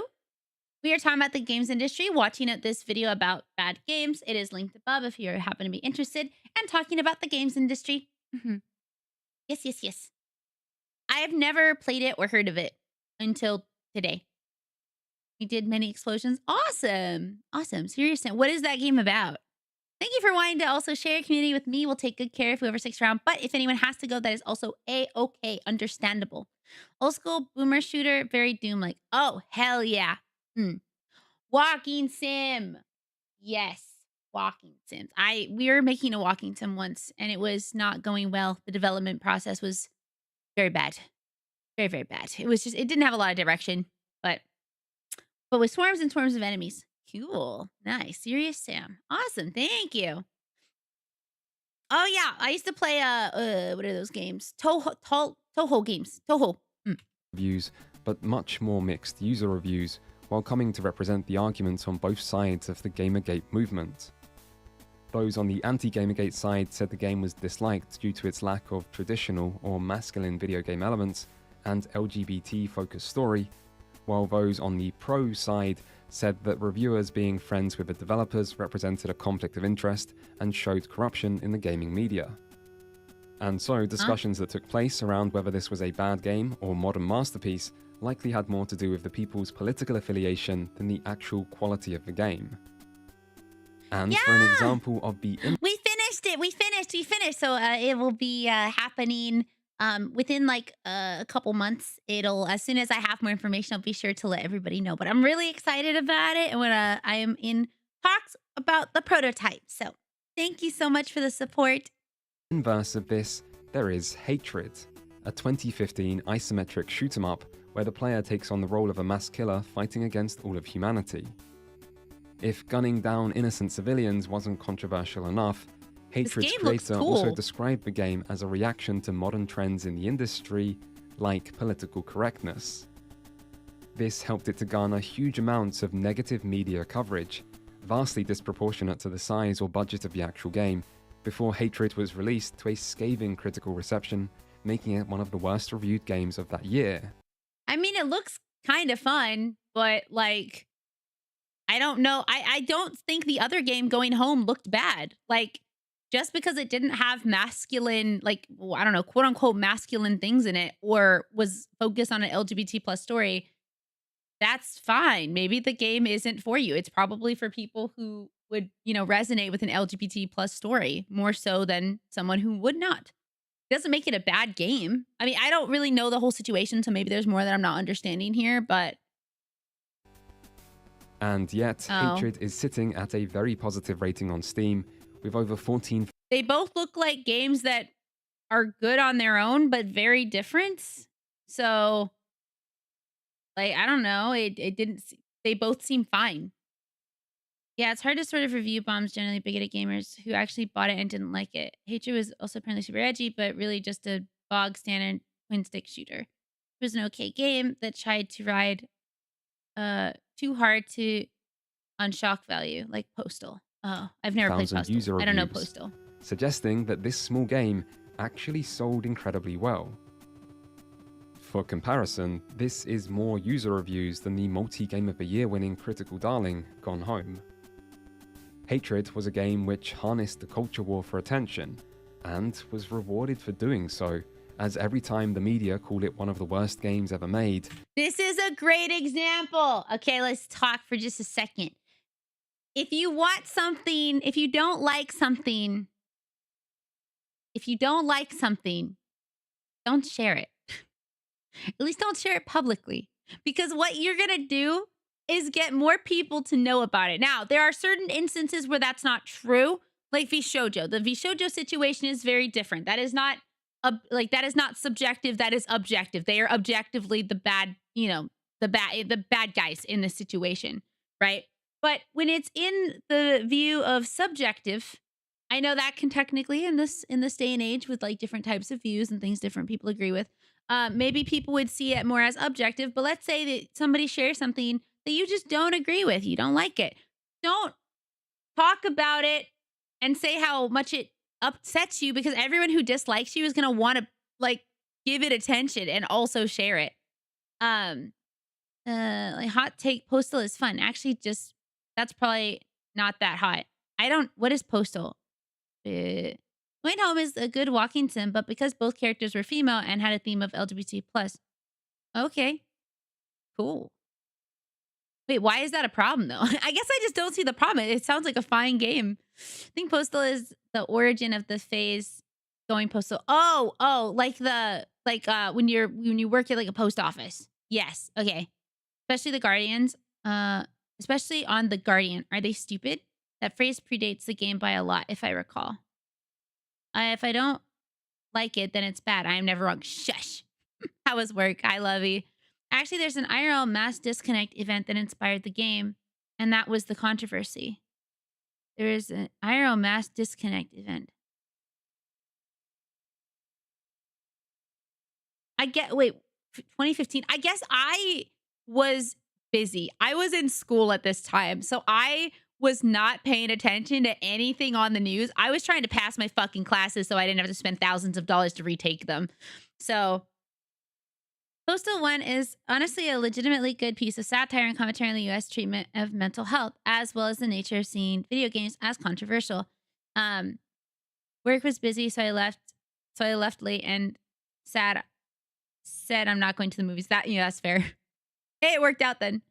I follow someone who gets a woman plays games, she's wrong and stupid, comments a lot, and she's always like, oh, sorry, you're threatened by someone with skill and knowledge. Thanks for the algorithm boost. I mean, yeah, that's the thing.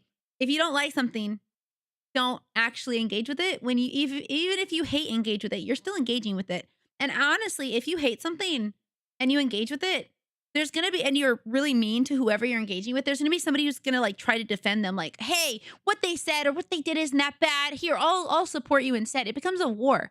And that's why I'm like, if I see something, like say there's somebody who does not share the same views as me, or I just really don't like, someone's views on something, I'm not going to get mad at them. I may dislike them and I might not want to talk to them or interact with them, but it does not mean that I have to like post their face ever and be like, this person thinks this. They think this. Guys, don't you agree? Because there's going to be lots of people that don't agree. Nature is just a poor imitation of the original satire. Let me look up Postal. Game. Postal. Hi, welcome in. Thank you for the follow. Postal game. When did it come out? Postal. Postal 1 in 1997. Oh, wow. Old. It's in the 90s. Not that old because, like, it's close to 2000. Postal game, is there, like... The original event was in 93. The original game or the event? Wait, what?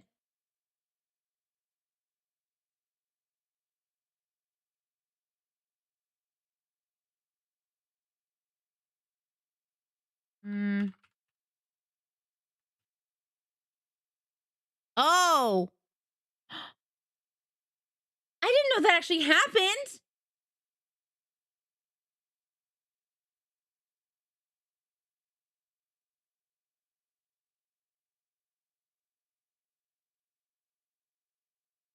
That's really bad. And so the game came out only 10 years later? I came in with... no worries. Hi, welcome in. Hello.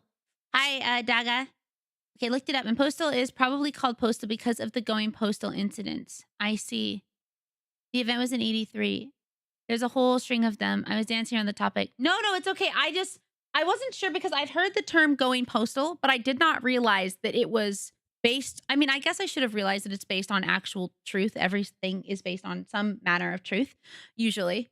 I just didn't realize there were actual instances.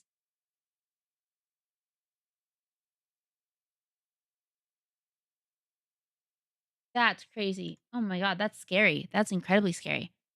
Oh my God. So it was happening. It was happening around when the game came out. I mean, I think that could be kind of controversial, especially if you as a person lost someone in one of those events. Of course, you'd be upset that someone might be like, in a way making light of it. I mean, obviously the game was trying to bring attention to it and talk about why it's wrong and why it's, not okay that people are treated this way. But I can understand people being like, oh, they're just trying to make light of this situation by making it into a game, which, oh gosh. Another thing about Postal is that it's sort of a game made to deliberately evoke a video game violence makes people violent reaction in a similar way to hatred, except Postal actually tied it to be black comedy in a way. I see. I believe it was happening, but the events they explicitly did to inspiration had already happened for a bit. Don't forget the Pod Airport. Oh my gosh. I've never played Postal or even heard of it until today. So you guys are teaching me many things. Goodness gracious. Holy shit. But yeah, so if you hate something, Too Long Didn't Read is like, don't share it because shit like this will happen. Was rewarded for doing so, as every time the media... I have no feelings about the game Hatred. I've not played. I'm just telling you this is like an example. ...culture war for attention, and was rewarded for doing so, as every time the media called it one of the worst games ever made, it likely sold a few more copies.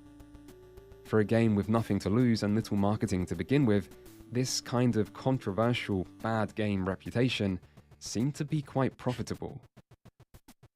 Many bad games were less political, but no less meaningful. No Man's Sky became the de facto representative of excessive hype and disingenuous marketing in 2016. High-profile Kickstarter failures like Mighty No. 9 proved that crowdfunding alone isn't enough to ensure a game is good. 2017, Star Wars Battlefront 2 ignited impassioned discussions over the role of microtransactions and pay-to-win monetization, which even reached government. I hate pay to win. I hate pay to win. I hate pay to win. I hate pay to win. I fucking hate pay to win. I hate pay to win so much. No, it's like, what's wrong with society? It makes it okay to just like pay for shit to get out. I hate pay to win. I hate pay to win. Regulators over concerns that loot boxes might represent a form of gambling. 2018's Fallout 76 and 2020's Cyberpunk 2077 showcase the dangers of releasing games too early in a state that seems unfinished. And games like Warcraft 3 Reforged and GTA The Bye, Hydro. Thank you for coming in. Have a really good night. I always appreciate seeing your name in chat. Have a good rest, okay? Bye-bye. Everyone say good night. Everyone say good night.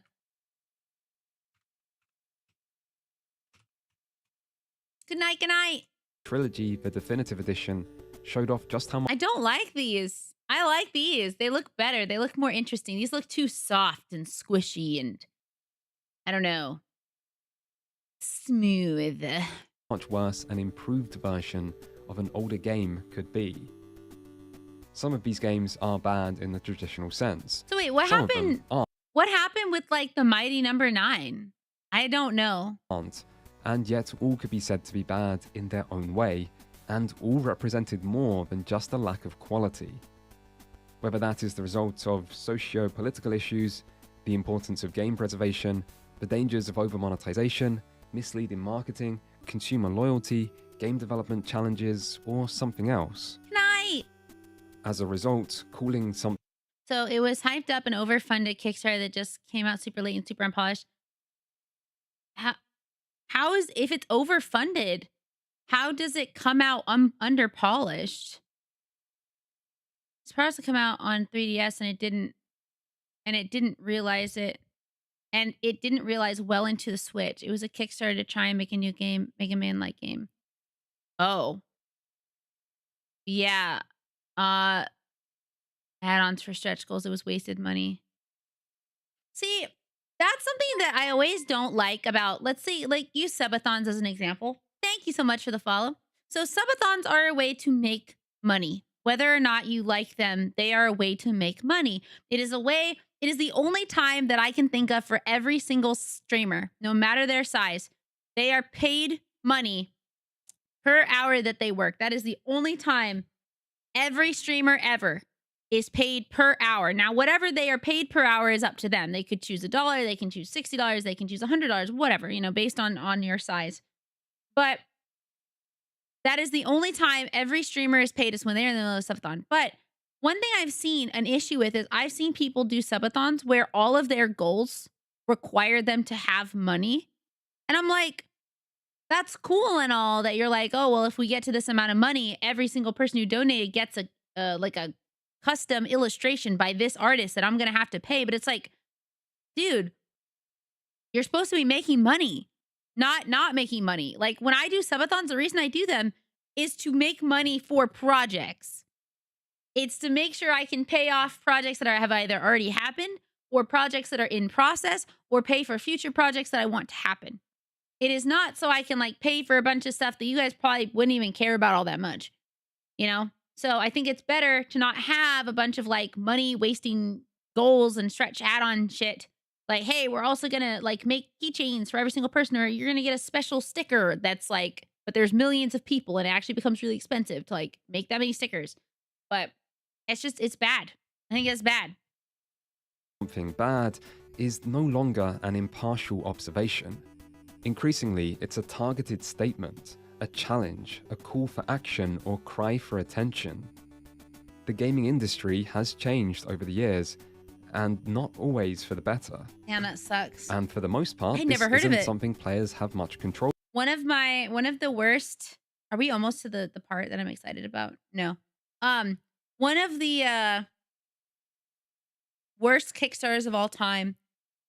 It was such a disappointment. It was an artist who had basically told this story about how she wanted more than anything to make her webcomic.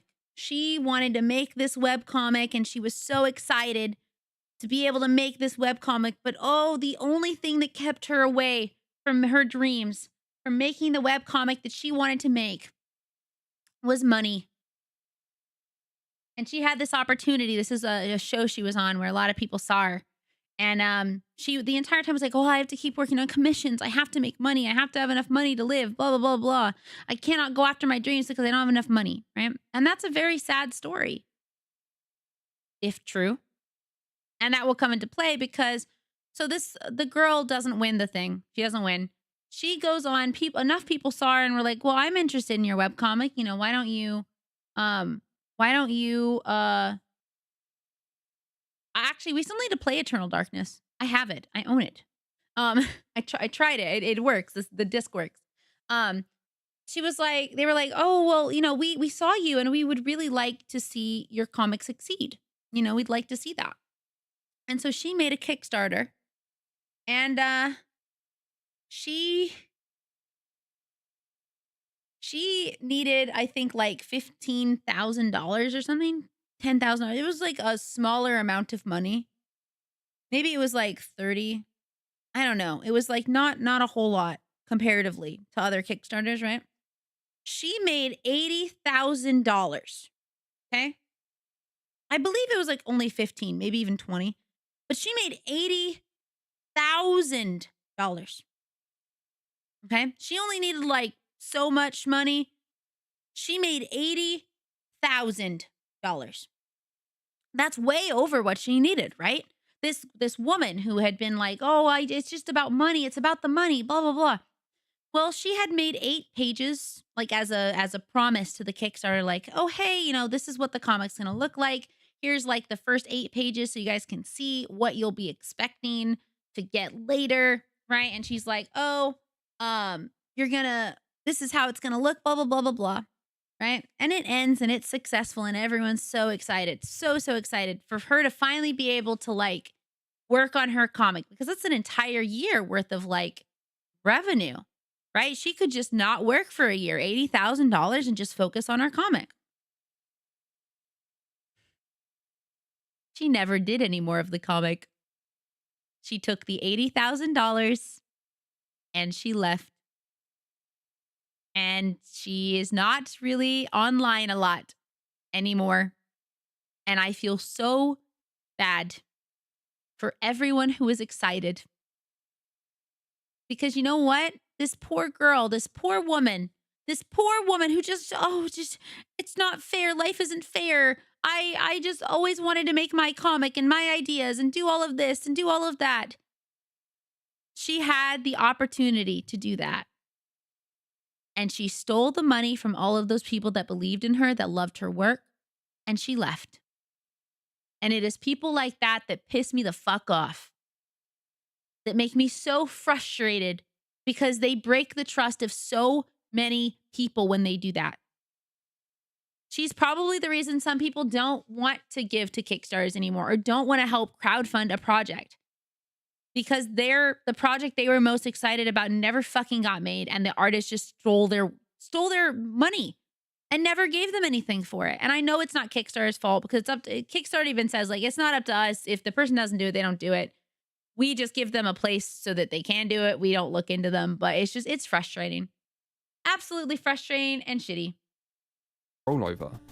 The only power people do have is that given to them by their wallets and that of their opinions. And as cases like Star Wars The Old Republic suggest, collective opinion does have power. Hello. It can raise games up or tear them down, and I did not hear what he said. But how you doing, Nate? Hello. Cases like Star Wars The Old Republic suggest, collective opinion does have power. It can raise games up or tear them down, and it can backfire or lead to studios closing down, or create new games, maybe, or improved games, or downwards. The second that I have we have more people than what watched it last time, we're watching it again. Because I just think that is such a cool series, and it's so frustrating that that happens. I hate that there are people out there that they just give you the right story. They're like, oh, boo-hoo. Like, I would feel so bad.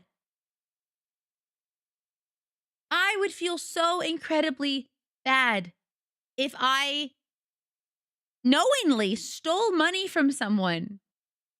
Like, I just went, oh, yeah, thank you guys so much for the $10,000 or more dollars. I'm just going to leave now. Like, your reputation gets ruined. It's just, it sucks that you'd be willing to do that at all. I could not knowingly steal from someone. Like, yeah, I found $100 on the ground and I've picked it up and I've looked around and I've seen no one around, so I've taken it home. But if I saw somebody drop it, I would pick it up and I would give it to them. Yeah, would I like to have $100? Of course I would. But if I see someone drop stuff, like, I'm going to make sure they know that they dropped it because that's theirs. It is theirs to keep. So the only ones I've backed have been known quantities. Like an author I follow who's like, hey, back my next book in the series. The Kickstarter is mostly to create physical versions and extra goodies. That's good. It's okay, Rainy. You can unknowingly steal from chat. I don't even know how I would unknowingly steal from you. How could I unknowingly steal? Spirals or new laws and more. The role of bad games has changed. Once upon a time, low-quality games almost choked the life out of the entire industry, but these days, they're barely a threat at all. Gaming is a billion-dollar business that shows every sign of being mature and stable, and consumers tend to know what they're getting themselves into. And yet, bad games are still important, because they've come to be more than games which lack quality. They're games which symbolize other problems. The problems people care about, but don't have much control over. And now that bad games are about more than quality, what is and isn't a bad game isn't so clear-cut anymore. Which brings us to the role of the media. Bad games and the internet. I love story. Negativity sells. I can't tell you exactly why. Maybe it's just something hardwired into our fallible human psyche. But regardless, you don't need to know why to know it's true. In the online age, the evidence is all around us, and gaming coverage is no exception. Take top 10 lists. It's well known that on YouTube, top 10 worst games of the year videos tend to get more views than the best game equivalents, even though bad games should, in theory, be... See, this makes me so sad. Because it just proves to you that, like, and I mean, this is just an example, but like, we see it time and time again. It's like, you can be like, try to be a kind person, try to do the right thing, try to be the best you can, and you will get, you know, views maybe, but you will not get the same views if you're deciding to, I don't know, be a horrible person or do shitty stuff for exposure. And it's just so fucked. It's absolutely fucked that that's how it works. And I understand that's how it works because the more outraged people are, the more engagement we get. Like, our brains want to engage with things that upset us for some fucking reason because it makes us angry. It gives us a more like visceral response. But I hate that. I hate that so much. less important? Or what about the constant stream of gaming is dying, modern games are boring, why aren't games fun anymore videos? Fucking They all seem dooming. to follow a standard template with nothing new to add, and yet still always find a sizable audience. Or go check any review channel that covers both good and bad games, and look which get the most views, and how big the difference tends to be.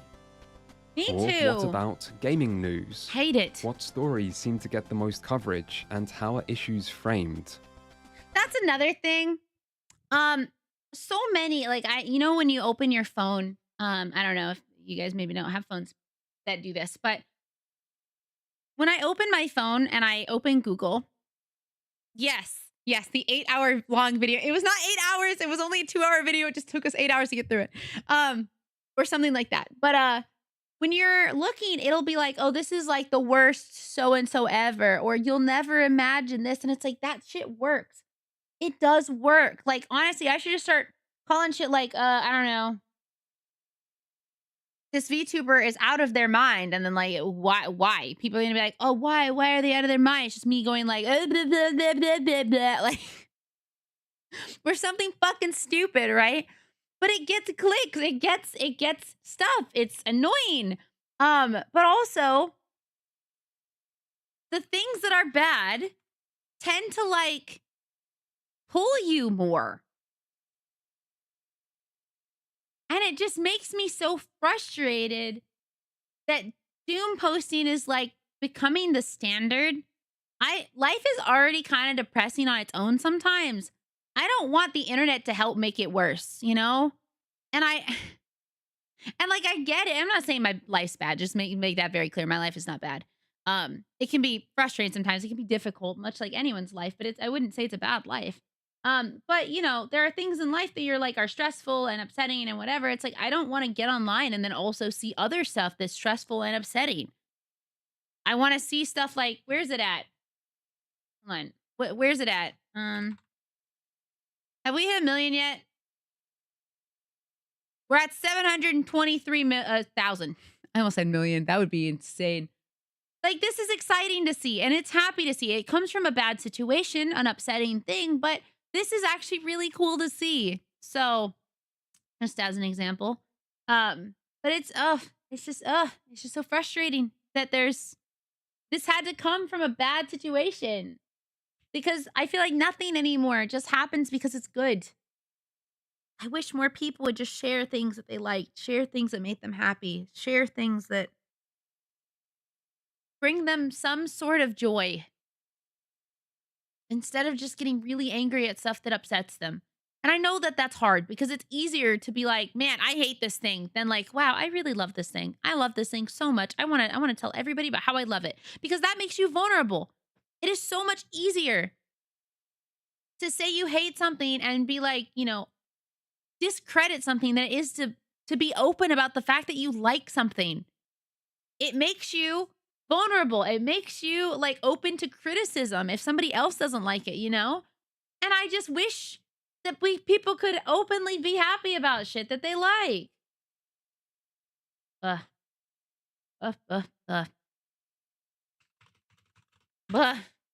The ad break's about to run, so I'll let it run.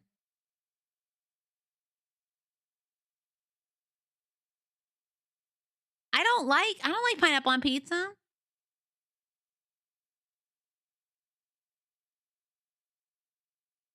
The worst events in human history have had side effects that are overall better for humanity. Sometimes you just have to see it. Huh? I'm not saying that we shouldn't have bad events. I make that very clear. I'm not talking about big human events. I'm not talking about just like I'm talking about like your day-to-day.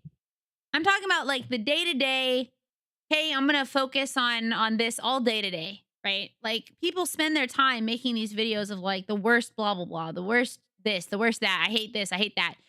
And there's a lot of people that will spend hours of their time, sometimes even days, just focusing on something that really upsets them. But not necessarily in like a positive, hey, let's change this, let's make it better, just to like hate on it and be like, oh, I'm going to share how much I hate this to other people who also hate it. It's that. I don't think everything needs to be positive. I am not that type of person. I think toxic positivity is a real thing that can be a problem. It's why I don't shy away from talking about things that maybe some people would be uncomfortable to talk about. But the issue I see is when all you're doing is helping the people who you dislike to grow and get more of an audience and be more in the spotlight, you know? That's where it becomes like annoying and difficult to navigate. So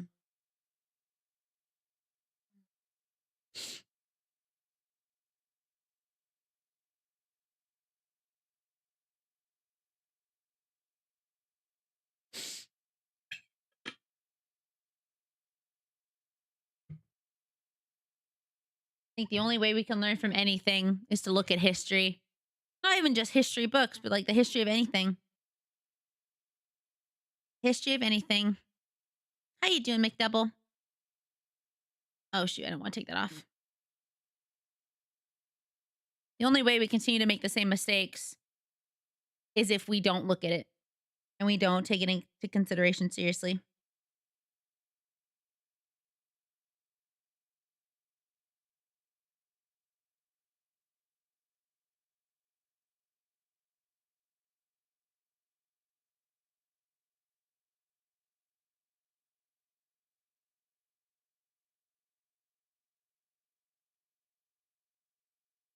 Thank you for lurking. I appreciate it.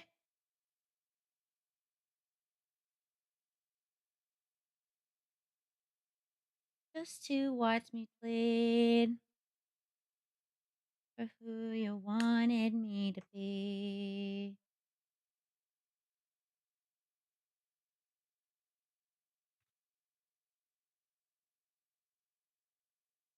Like some of the shit posting videos from the past, angry video game nerd, spoony, nostalgic critic, because those were done as absurd degree. See, that's the thing. No, I feel like that was fun because you knew it was a character, and I think he talks about that. I think the issue now is there are some people like some of the people we watched in that last video, which the ad break should be over by now. Welcome back. The issue that I saw with the last video we watched is some of those people were openly actually so angry. It wasn't like, oh, haha, I'm putting on a character who's this angry guy or this angry person who's just like over the top for humor. It was like they actually are that. They actually think these things. They actually don't care about another human being. They are willing to like rip this other person apart that they don't know. And that's the difference. I think those were funny because they were comedy. Some people take it too serious. And I think that's like similar for any joke is like most jokes, if they're lighthearted, it's like, oh haha, we all get it. It's humorous because it's over the top. And then somebody's like, wait, that's serious. And obviously there are some things you don't joke about, but I'm not talking about those things. I'm talking about like something that would be by normal standards very lighthearted. And then somebody's like, no, I'm taking this seriously. And now it's like the joke is ruined, Well, some people are kind of shitty. Some people just are kind of shitty. But like apparently Angry Video Game Nerd is not shitty from what I've seen. I don't know that much about him, but it didn't seem to be, unless that is the Angry Video Game Nerd. I don't know. He seemed okay in some things. Maybe he's having a bad day. I don't know. Unsure, really. I don't know their names. I only know their names by, that guy. Ow. But yeah, they'll talk about it. No, Angry Joe is someone else. Oh, okay. A great example of that is Joji, where aside from health reasons, he stopped being Filthy Frank because people were actually acting like Filthy Frank when his whole thing was don't act like him. See, that's another thing is, so do you guys watch Game of Thrones or do you know about it? James Rolfe. Oh, okay. So you guys know Joffrey, right? The little shit stain of a prince boy who is a total asshole. Yeah. Well, Joffrey, his actor, is not a shitty person. Okay? Let's make that very clear. His actor does not act like Joffrey in real life, right? The actor's really good. During the time of Game of Thrones, the actor would be out and about and people were shitting on him, like screaming at him, yelling at him, being actually really aggressive towards the actor, not the character, the actor.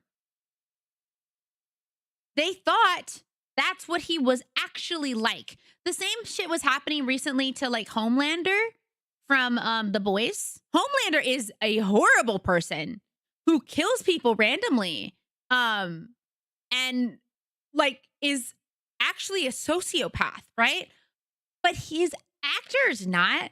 And yet people would see these people who play villains. I don't think some people do. And it's really upsetting to me because I'm like, are y'all idiots? Like, are you actually stupid? If this person acted like that, they would not be in that role. And I mean, you can argue, wow, well, what about people who act like their characters, like method acting? That's different. That's different, though, It's just, it sucks that you can't do anything. Like, I don't know. I don't know. Yeah, like what the fuck? They're actors. They're actors. I don't know.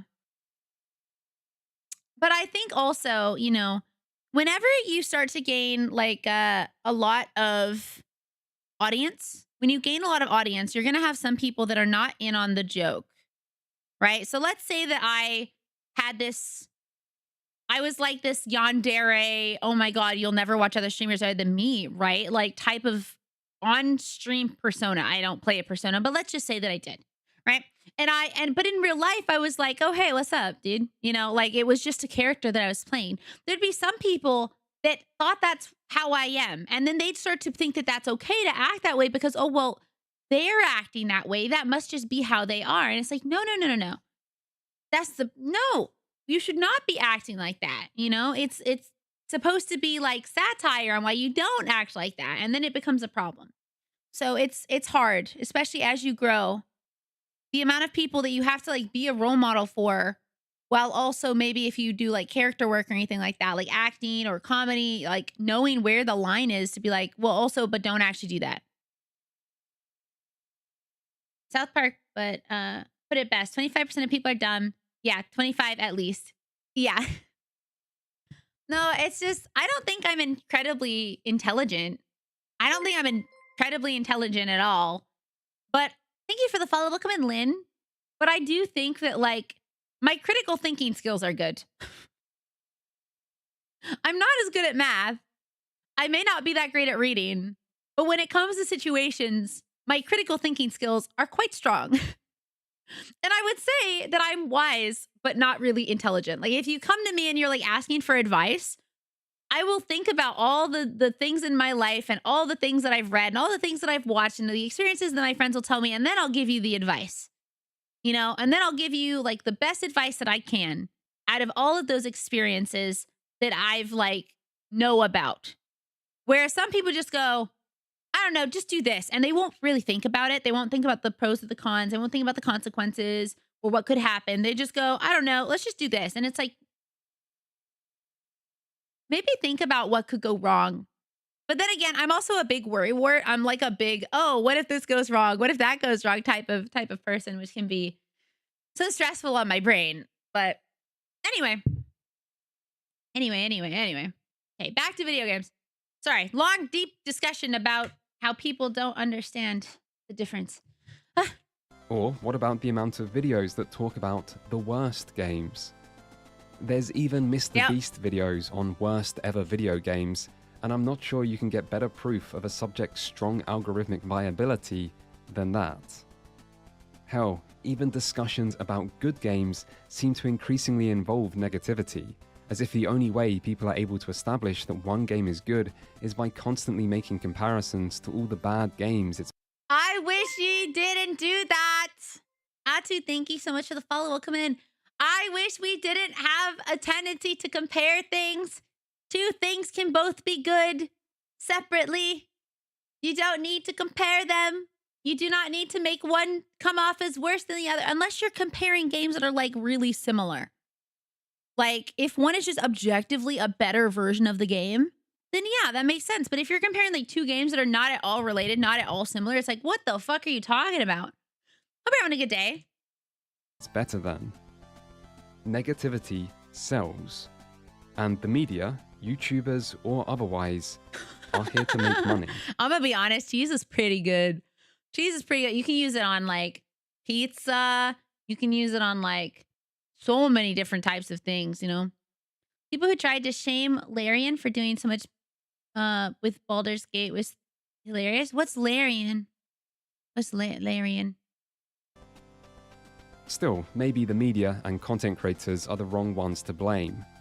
Because it's not like they really chose for it to be this way. I mean, hello, look around. The inmates are running the asylum. Oh. It's the viewers who are really in charge. I'm sorry, did they say the asylum? Who's tried to shame them for doing so much with Baldur's Gate 3. Wait, why would you try and shame them if they did a good job? Cool. As a professional hater, if you're only hating something because it's popular to hate it, you are I'm sorry. If you're only from a professional hater, if you're only hating something because it's popular to hate it and not because you actually hate it. See, that's how I feel. Wait, they made the Arkham game?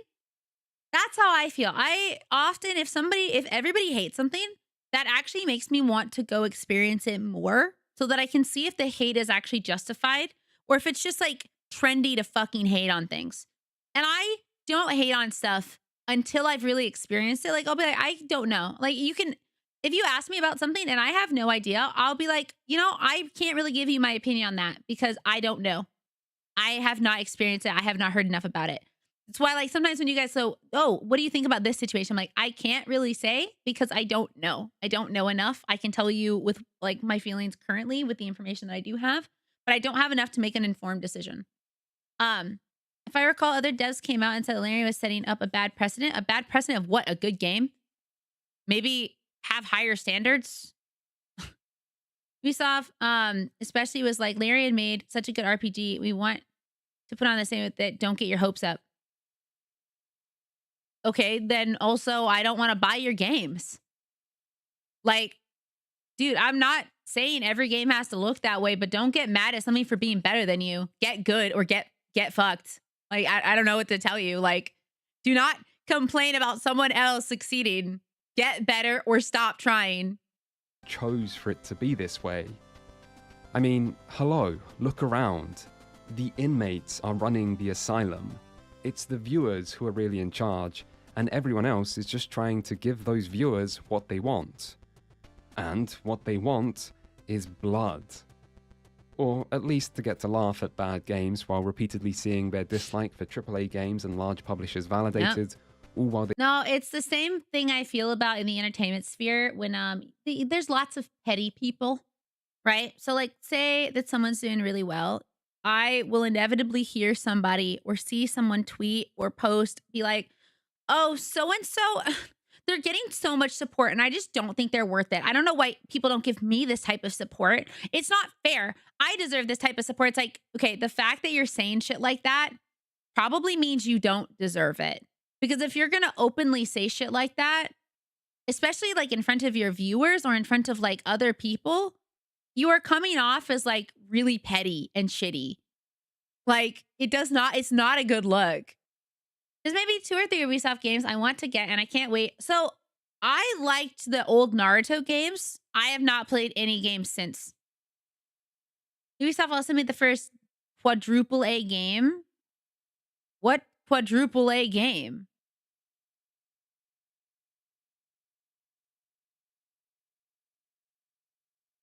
What? Skull and Bones? Skull and Bones. Quadruple A game?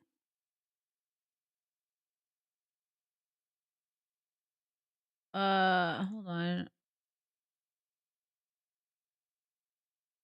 Oh wait, this is something else. That is what the fuck is it? It's a Brotherhood of Death. Okay. Apparently there is a Yale University Brotherhood of Death game. Here we go. Quadruple A game. Quadruple A game.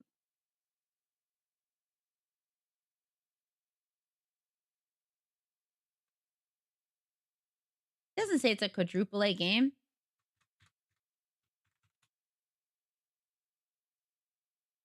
The term quadruple A game is a marketing label used to describe video games that are intended to be a step above traditional AAA games in budget, production, and scope.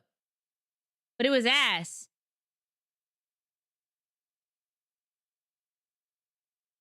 Skull and Bones has been...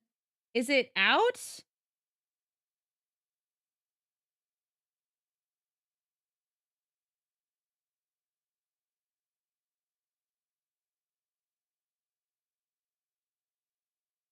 So, wait. It sounds like they aren't even... The definition of a quadruple A game... But no one can really use that. AAA is like the standard. Bro, I think they're just putting labels on shit that... Because I'm going to be honest, I think if anything can call itself a quadruple A game, it'll be GTA 6. Yeah, it doesn't matter. If a game exists. I think it'll probably be GTA 6. They feel better than other people for having the designated right opinions. But hey, don't feel attacked. I'm saying this is normal, not bad. Well, some of it's bad, but mostly it's normal. The people want what they want, and bad games coverage is part of that. That said, it didn't used to be this way. If anything, the traditional gaming media that I grew up with, magazines and early websites and such, could be accused of being Oh, sorry. I guess that it should be a quintuple A game. overly positive to the point where they could feel like marketing tools for the industry they were meant to be critiquing. But everything changed when the internet grew up and started producing media of its own. In the early days of gaming video reviews, nothing was more popular than being angry at bad games. Some people were angry at old games, Sprite. some at new games, some at popular games, some at obscure games, some were angry in other languages, some were angry at the industry, and some reviewers were so angry they even put it in their name. I mean, why not? It was the most important part of their brand. Of course, a lot of this was just the influence of one man who came before and did the job better than pretty much anyone else. James Rolfe, the angry video game nerd, is a man whose influence on gaming content creation cannot be understated. Maybe you don't watch The Angry Video Game Nerd. Maybe you never have. But if you watch any gaming YouTube content, then I guarantee you... I only know him from this. I think I had seen him around, but I have no idea anything about his history. You are either watching someone inspired by AVGN, or you're watching someone who was inspired by someone who was inspired by AVGN. James combined retro game reviews with a foul-mouthed, short-tempered persona to take viewers back to the past to play shitty games that sucked ass. And it was a winning formula. Wait, he did Crash Out before Crash Out was even a term, dude. And so, the era of the angry reviewer took off, where the angrier the reviewer was, the better, and through this, the negativity traditional gaming media had neglected was, in a way, counterbalanced. This sucks. You guys are destroying games. Dude, I would put those in my collection. Don't. Even if they're bad, keep them. Cowabunga. Cow a fucking piece of dog shit. This game is diarrhea coming out of my dick. To me, the Silent Hill... What? Wait. I thought he was gonna say ass. Was, in a way, counterbalanced. Cowabunga. Cow a fucking piece of dog shit. This game is diarrhea coming out of my dick. To me, the Silent I feel like if there's diarrhea coming out of your dick, you really need to go to the hospital. Hill series is over, and if Silent Hill 5 convinces me otherwise, then I will remove 3 of my own vertebrae, kill my spine back, and eat my own ass. Betrayal! What? Betrayal! Betrayed me! This game sucks! It was soon obvious that there was an audience for people willing to attack the industry, or popular games and series, because this was something traditional gaming media had long shied away from, and some content I have no idea who Dan Olsen is. creators in particular were pretty good at this. But, as is so often the case... Wait, was it the guy on the left side or the right side that was Angry Joe? Oh, the right guy. Oh. Time marched on and fashions changed, and being angry on the internet went from cool to uncool. And yet, negativity didn't go anywhere. It was the style that changed more than the subject matter, and as the gaming content ecosystem grew, so too did the targets and the rhetoric. Because negativity sells. Say what you like about YouTubers, but they do love to give their audience what they want, and often, people want blood. Oh, Angry Joe show. I see. And no target is easier to make bleed than a bad game. Unlike, say, criticizing a person, bad games don't ever respond to you, meaning you can say whatever you like. Bad games also don't tend to have fan bases who care about them, making criticizing them uncontroversial. Writing a negative script is also often more enjoyable than a positive one, and I certainly think criticizing is easier than praising. And hell, you can even use bad games to support whatever political...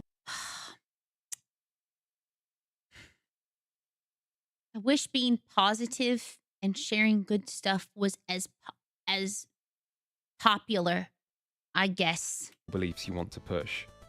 Maybe all of life's problems can be blamed on bad games if you try hard enough.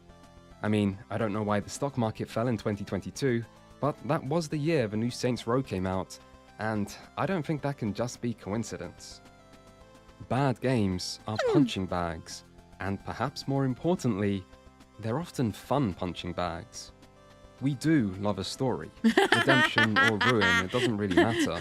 And bugs are amusing. Downfalls... Wait, did his pants fly off? Redemption or ruin, it doesn't really matter. And bugs are amusing. Downfalls are tragic. Memes make us laugh. And great content is made from bad games. So why shouldn't something good come out of them?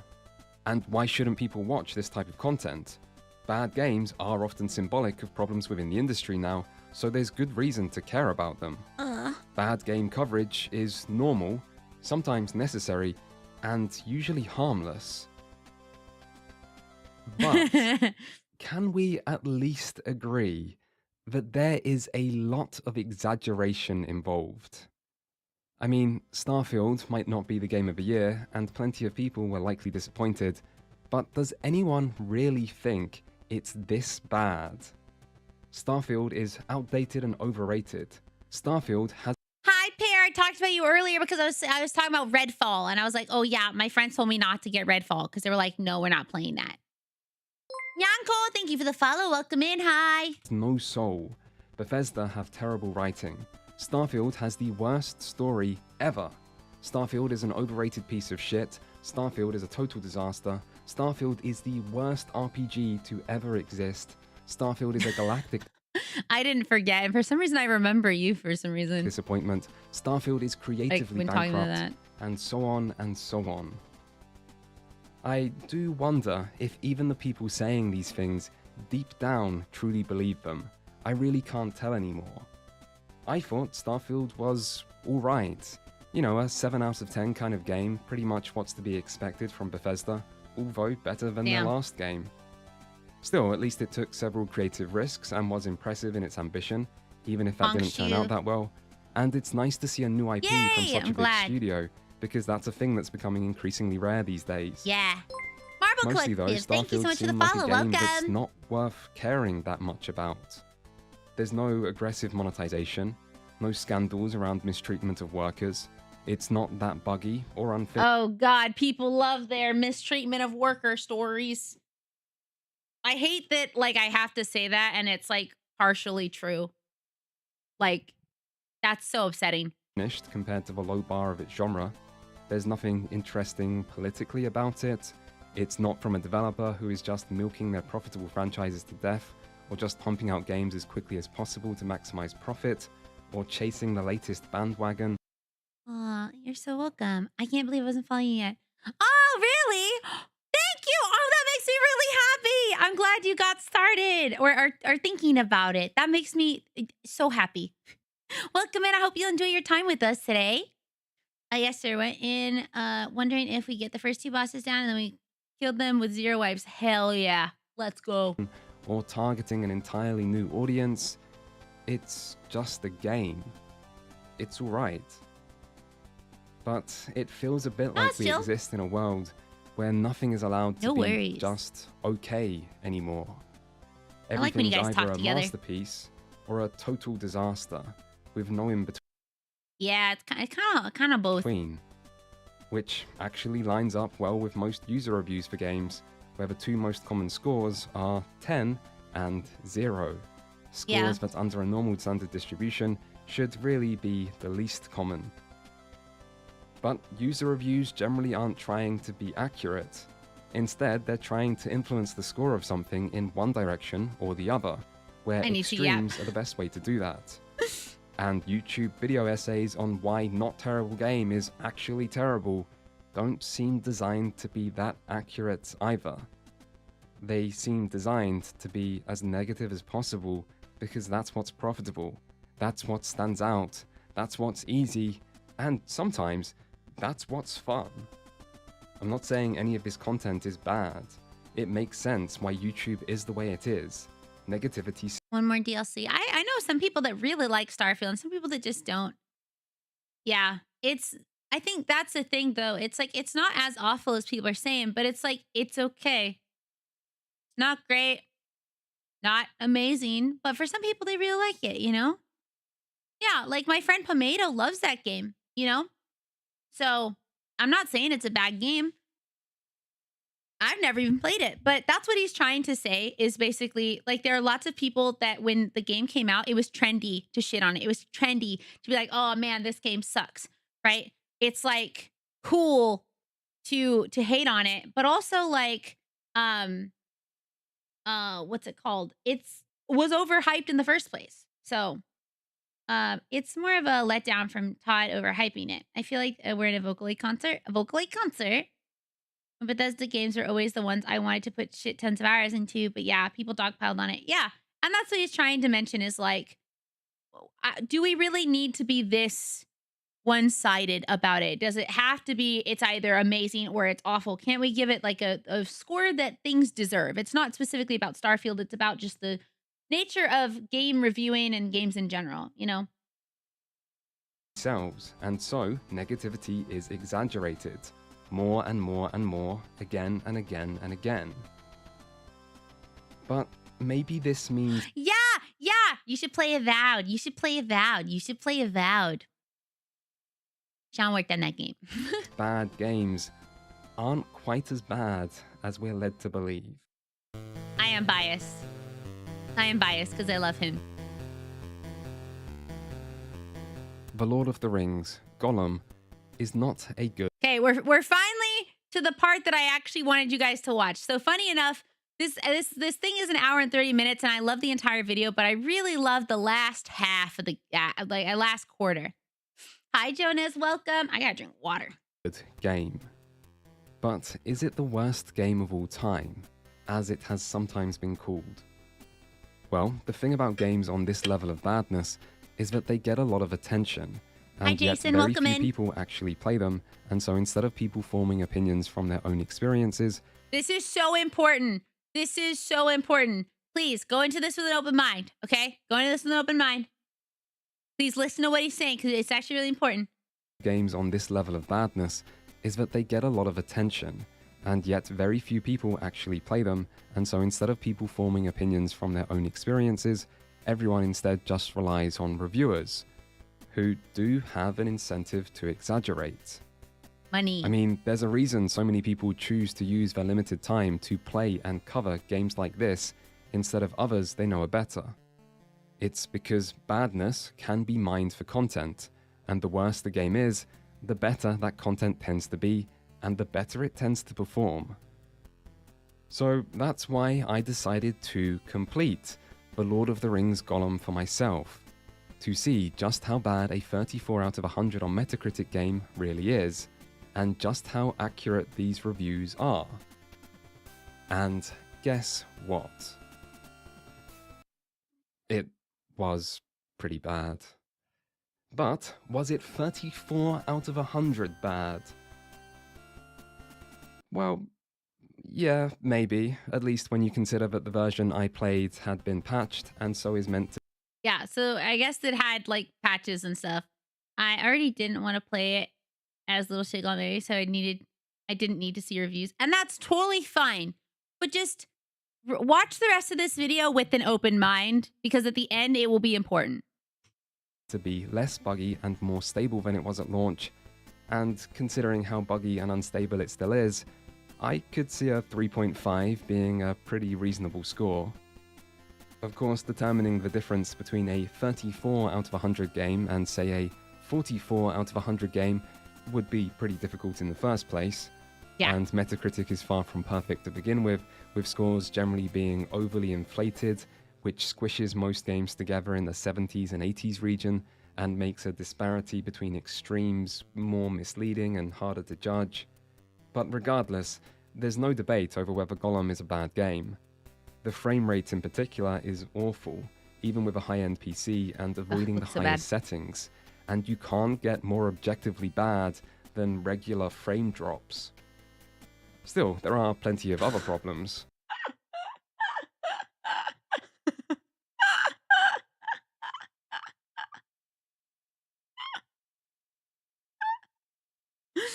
That goes in out of context, chat. That goes in out of context, chat. For realsies. That's perfect.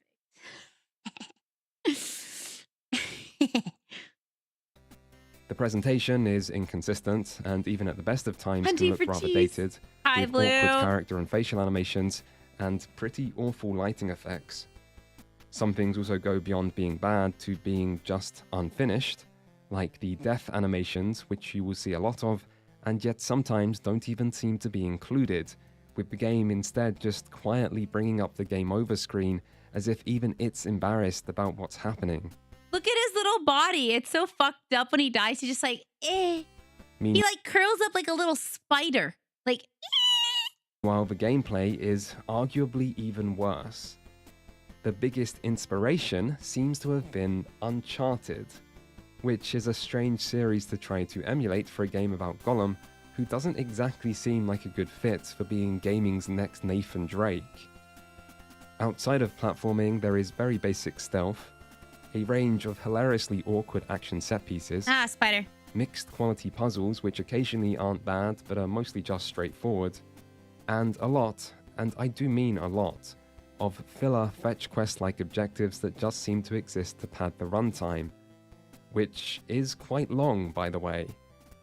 Of course, that isn't really a good thing when the game isn't enjoyable. I don't hate Lord of the Rings because spider. I don't hate Lord of the Rings. I actually really like Lord of the Rings. Sean had me sit and watch it because I had only seen like The Hobbit once. And I saw like the first Hobbit movie and Sean was like, wait, have you not seen like, I was like, wow, that was really cool. And he was like, yeah, I liked it, blah, blah, blah, blah, blah, blah, blah. And he was like, about Lord of the Rings. I was like, what's Lord of the Rings? He was like, what? And I was like, yeah, I don't know. I haven't seen Lord of the Rings. He was like, oh. So, play a lot of DK King of the Swing. I think it's kind of like that. No other game has been able to be like that. I would expect it to be a good thing. So, we watched it. But it does show a certain level of intent to try and make a good game. And Gollum does have intent, more so than many other bad games it might be compared to, which I think is what makes the entire situation so interesting to people. Gollum isn't an out-and-out terrible game. Why couldn't the pony sing at the talent show? Why? You're hardly a toad, let alone a frog. That was that Yeti? Huh? No, it was not. It was King Kong. It like from 2007. And Gollum does wait, that's really cute. She's feeling a little hoarse. have intent, more so than many other bad games it might be compared to. Yeah, no, that's which the I think King is Kong what makes game. the entire situation so interesting Apparently to real people. bad. Gollum isn't an out-and-out terrible game. Instead, it's an average game trapped inside an ugly little deformed goblin body. Presentation is bad, but it does show promise, with some environments looking quite striking and showing off a strong artistic flair. I love these environments. They're pretty. Look at this. That's gorgeous. Wow. Does show promise, with some environments looking quite striking and showing off a strong artistic flair, particularly the elven sections in the game's second half. The voice acting is also mostly good, including Gollum himself, who is not an easy character to portray, although this is rather brought down by the animations and character models that support it. The soundtrack, on the other hand, is legitimately good, and could comfortably support a much better game.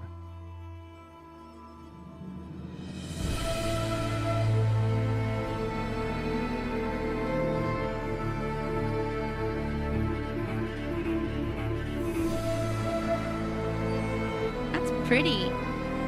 The music. Don't lick his nasty fingers. How are you gonna do your Gollum impression? Meanwhile, gameplay is bad. I literally said it was the King Kong game, dude. Hey, it's me. I'm Gollum, the guy who likes the ring. It's me. I literally said it was the King Kong game, and you ignored me until Bailey said it. You literally ignored me until Bailey said it. Oh, no. Well, okay, I didn't know what year it came out. I was not paying attention. I know, ignoring his streamer and his boss. Wow. Perfect? I don't know what you're trying to come with. Bad, but in a bland and inoffensive way, and it does at least try to create a varied experience, even if this ultimately just makes it a game that is bad at multiple different things, rather than just one. Okay, hear this out. Hear this out. No, not this. This is great, but... Meanwhile, gameplay is bad, but in a bland and inoffensive way, and it does at least try to create a varied experience, even if this ultimately just makes it a game that is bad at multiple different things, rather than just one. Hey. And then there is the story, which has several interesting ideas. Take the game's morality system, a spin on the classic good-bad binary that seemed so popular at the end of the 2000s, except here the choice is between the character's more evil Gollum and more innocent Smeagol personas, where the player not only makes their own choice, but also has to persuade the other personality, which you sometimes fail at. And losing an argument to the voice in your head and then having to watch this character do the exact opposite of what you want him to do really makes you feel like Gollum. See, I don't like Gollum, but I like Smeagol. Smeagol can hang out. Smeagol's cute. I like Smeagol. Gollum, shitty. What? What? Breeding holes? What do you mean, breeding holes? Huh?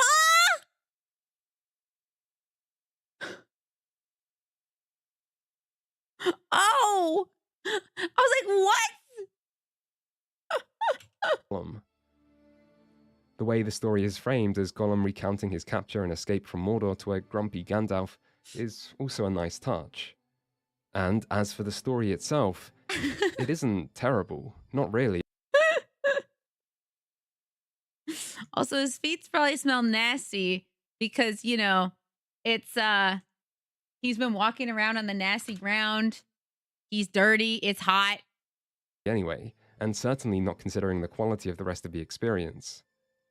The day-to-day events which make up so much of the game are not exactly exciting, and while casting Gollum as a mistreated prisoner is a good way to create sympathy for this potentially unsympathetic protagonist, the prison sections still feel like they lack the punch needed to really sell the dire situation these characters are in.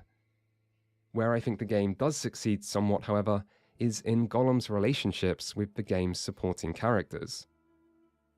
Gollum's flawed and withered morality makes him interesting in his own right, but throughout this game he also helps and works with a range of different people, and yet there's always a tension in these relationships.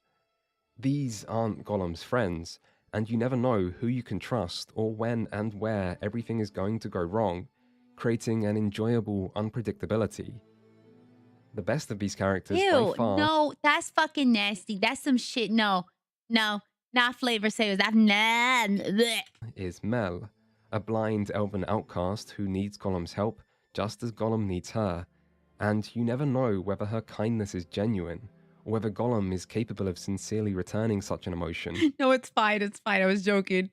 And yet it's hard not to start rooting for the two of them anyway. And as for the ending of this game, well, the ending might be genuinely good. And I mean that. Now, I am about to spoil... All right, I mean, if you plan to play this game, leave, because he's going to spoil the ending. Just to be very clear, it will be spoiled. The ending is going to be spoiled. Yeah, she is cute. She's very cute. So just know it's going to be spoiled. The finale of Gollum game, so if you don't want to know how this gripping tale concludes, you'd best stop watching or skip ahead and go play it yourself. It's only $50 on Steam. What a steal of your money. What a steal of your money. I love to steal your money, of course. Stealing. Yo money. Anyway, during Gollum's time in Mordor, he hatches and befriends a small bird that he names Little One. Gollum uses Little One as a tool, firstly to do the bidding of his master, the Candleman, and then as a way to finally escape Mordor. After this, Gollum then gets captured again and ends up a prisoner of the Elves of Mirkwood, where life is better, even though he still longs to be free to pursue his precious. In time, however, an orc army somehow finds the hidden elven kingdom, and as the orcs attack, Gollum is once more reunited with Good Little night. One. Night, night, sleep well, tuck, tuck, tuck, tuck. Yeah, I don't know. It was like, no, it's just the lighting was so bad. Suggesting that Gollum's bird might be the one responsible for leading the orcs here, because this is a bird of Mordor, and as the movies and game both show, birds are used as Sauron's spies. The final set piece has Gollum confronting the Candleman, but just before he can finally kill the one who has used him so much, Gollum's position is given away once more by Little One. And so, Gollum is betrayed again, not only by all the people in his miserable life, but even by the very bird that he hatched and cared for, his one and only friend. That's so sad. Except he's not, as before the Candleman can shoot, Little One defends Gollum, saving his life and proving that whether Little One is an accidental spy of Sauron or not, he does at least care for the one who raised him. Kill him! Kill him! After this, Gollum finally gets his freedom, with the last moral choice in the Womp game womp. being whether to kill Little One or not. And it's not an easy choice. While Little One lives, Gollum may never truly be free of the reach of the Dark Lord, and yet Little One might be the only living creature in the entire world that genuinely cares for Gollum, his one and only friend. There is a little more to the ending than this, but this is what I think is the good part. It's worth pointing out. I love that he's like, there's more to the ending, but like that part's bad, so we're just gonna focus on this part. But the game starts with Gollum chasing after a different bird that is spying on him near Mordor, and it's because of this bird that Gollum gets captured to begin with, giving the narrative a certain circular Oh my god, what do you mean kill it? quality. It's also worth pointing out that there are parallels between Little One and Gollum. They're both small, weak creatures who need to rely on others to survive. They both don't really understand what's going on around them. They're both used by greater powers as tools, and they both represent innocence and corruption at the hands of the Dark Lord. Except, unlike with most of Gollum's relationships, this time there is a role reversal, and Gollum is the one with power, the one using someone else, and the one ultimately deciding the other's fate. Man, the parallels are insane. So we're writing 10 out of 10.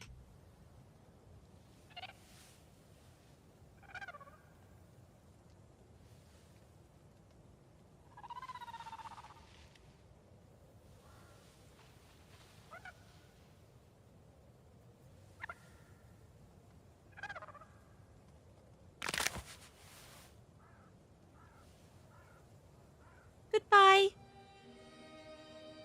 Bro just fucking snaps his neck. I say all this not to prove that Gollum has a good story, or that it's some underappreciated gem, but just to show that this game did have potential, and that there is evidence of this in the final product. This is not a terrible game, it's part terrible game and part valiant effort. Yeah. And ultimately, the bad does comfortably outweigh the good, but the fact that the good is there at all proves that somebody tried. This isn't just a cynical cash grab that did the bare minimum. This isn't a representation of the industry's worst problems. This game isn't going to trick many unsuspecting customers into buying it, and its lack of quality will not endanger the rest of the industry. Gollum is simply an honest attempt to make a good game that ended in failure. Which happens. Developer Daedalic Entertainment were a small studio best known for a series of niche point-and-click adventure games, who also found success working with and publishing other indie titles. Gollum was their first attempt to create a higher budget game, However, but they were still working with a fraction of the resources that most major games have. This is the part that sucks the most. For example, Daedalic had, prior to recent layoffs, around 90 employees. 90 employees. And he said recent layoffs, so probably less employees. But many of these would have likely been working in the publishing division, meaning the number of developers to work on Gollum is likely considerably less. So this is why this is so sad, because this game got so much hatred, right? Which, like, obviously it looks like it's a pretty bad game, but they literally were working with, like, half the people would have been in publishing, maybe 45 people. Let's be generous and say 50 people working on a game of this size. Meanwhile, AAA games tend to have staff numbers starting in the hundreds that can extend well into the thousands. Thousands! Hundreds to thousands are usually working on these types of games. Thank you so much for the raid. Welcome in, Raiders. Hello, my name is Rainy. I'm your local magical girl. It's so nice to meet you. Hi, Aussie! Aussie raid. Then the executives, they set and demanded unrealistic things and take none of the blame. Had 50 of the size, while the span of the game was huge for probably 2 to 3 years. Yep, 90 people, you can make 90 Stardew Valleys with that. Come on, guys. Easy peasy. No! Hi, Bolts. Welcome in.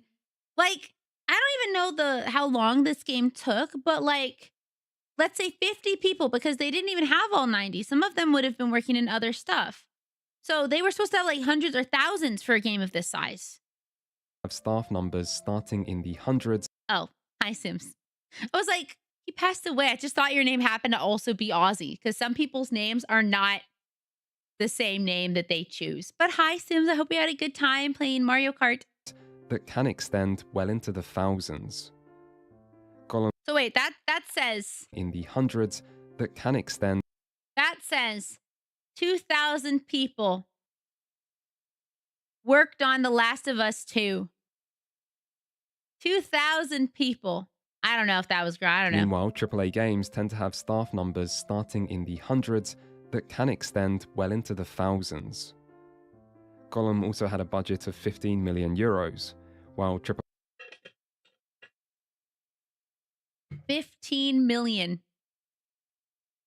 15 million euros, right? That's quite a bit of money, right?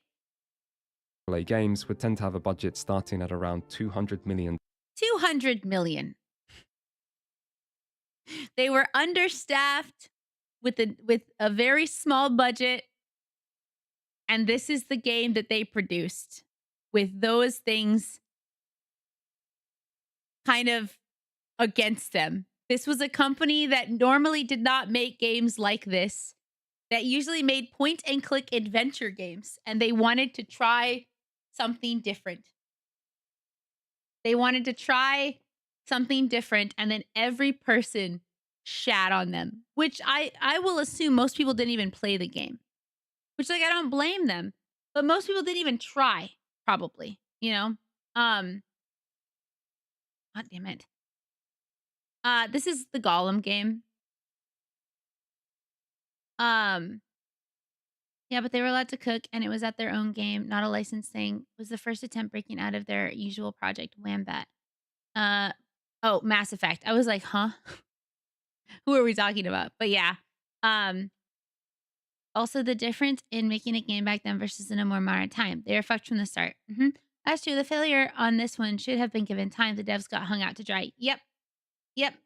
So they had like 50 people and $15 million to do it, to make it all possible. And I don't know how much time. How long did Gollum game take to make?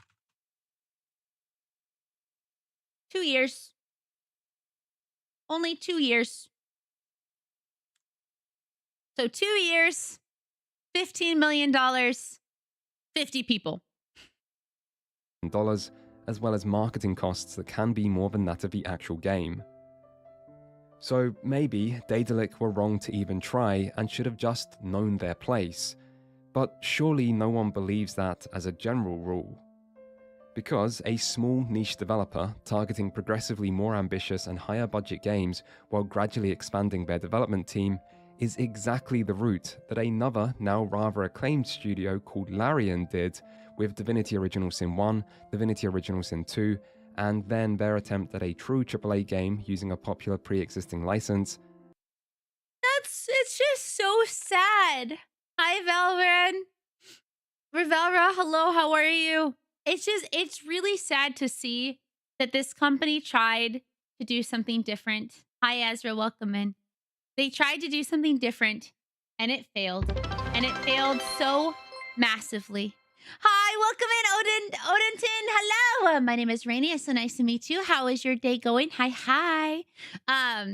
Uplifter streamer. Wait, Raid and Rave, whereas we solved the clue. It's Tuesday at RainyRentyn. Let's lift up the fellow streamer and Mead and Merriman. I love Mead. Yeah, hello. We're talking about games. Games and like games and development and stuff like that. How is Clue? Is it just the game Clue? Because I love Clue. Thank you. I'm so glad you like it. I appreciate it. I'm happy that you enjoy it. I like it a lot. And yeah, what the fuck is an excuse to not treat your devs well and make a banger RPG everyone loves? Well, he's just making the example of like, you know, he said over here, what should we do? Should they just have known their place and not tried to make something different? Or should they, you know, have just stayed in their corner doing the same thing over and over again? Or should they push out? I'm not saying that for you. I'm saying for other people who might not have heard. But like then he goes, Larian did that, you know, they made these two games and then all of a sudden they make this banger game. And it's like, yeah, but I mean, I don't know what the budget was for Baldur's Gate 2. And I feel like maybe they would have had, it seems like they maybe had a better structure. I don't know, but been good. We've been just chilling and talking and played some Marvel Rivals. It's been a very, very good day. Very good day. Believes that as a general rule. Because a small niche developer targeting progressively more ambitious and higher budget games while gradually expanding their development team is exactly the route that another now rather acclaimed studio called Larian did with Divinity Original Sin 1, Divinity Original Sin 2, and then their attempt at a true AAA game using a popular pre-existing license, Baldur's Gate 3. So if you think developers shouldn't try to make progressively more ambitious and higher budget games... That is true. They were kind of known for those and continued them. Honestly, I guess Lord of the Rings Gollum should have been a point-and-click adventure game if they wanted to make it more accurate to what they were good at with like maybe additional stuff. I don't know, maybe a 3-strike rule on making games so you can try and see if you can make something different. Yeah, maybe. I'm not really sure. They just tried something outside of their comfort zone. They Daedric did something outside of their comfort zone. They did something with not enough money. They did something with not enough people. So I mean, they gave it their best shot. And, you know, this is what their best shot was. And it probably wasn't because they didn't care, because they wanted to make a bad game. It's the game that they made. Then say goodbye to Baldur's Gate 3, or The Witcher 3, or others, because that is the path they took. But sometimes it goes right, and sometimes it goes wrong. Failure happens, and in the modern gaming market, failure is usually harmless, at least to consumers. Hell, you could even say that because games this bad lead to so much widely consumed good content, that they actually create a net positive in the world. And, you know, even the angriest of reviewers kind of look like they might be having... As gamers, we wouldn't absolutely slate companies for trying something new. I feel like a lot of stuff gets hate. Yeah, and so like the Gollum game, I don't think a lot of people even played it. And I'm not saying it's a good game. I'm not even saying it's a great game, but it kind of seems like a pretty bad game. But it doesn't seem like as bad as all of the people who said it was so bad. They're like, this is the worst game in history. That is probably not true. You know, they didn't have the people, the money, the Pony Games, well, not at the same, the same, all have all very good reviews. Yeah, it's probably not because of that, you know, it's just happened. Having a good time with the game at times.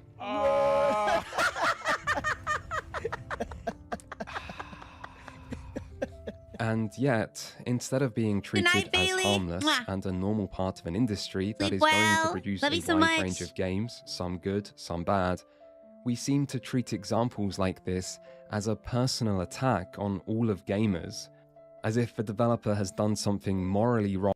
Well, Gollum is an insult to gamers. It's not, it wasn't for you specifically. Hi, Countess Lita. Thank you so much for the raid. Welcome to the Rainy Day Dimension. My name is Rainy. I see the shout out says you were playing Uma Musume. How was it? Who's your favorite horse girl? Mine is Special Week. I love her. Wrong by daring to make a game so bad. Daedalic, come here. Right here, right now. What the fuck? This is the contempt that they show for you guys now, the gamers. Every once in a while, a game comes along that's so disgraceful. They're making it seem like Daedric did this on purpose. That's what I don't like. They make it seem like, oh my gosh. They make it seem like, oh, they hate. I just feel bad. Because the people who worked on this game, they got fired. They don't have well, maybe some of them have jobs, but they don't have jobs anymore. Like it's not that deep. They literally just they made a game and it wasn't very good. That's like if somebody made you breakfast and it wasn't very good and you paid for the breakfast, right? El Condor pasa, but the story actual horse starship is cool. Hell yeah. That made me bald and gave my kids cancer. No, it did not. It did not. It did not. It feels really bad. Okay, well, when Moist Critical literally talks about anything, it's funny. Like that's different. He's different. He's different, you know?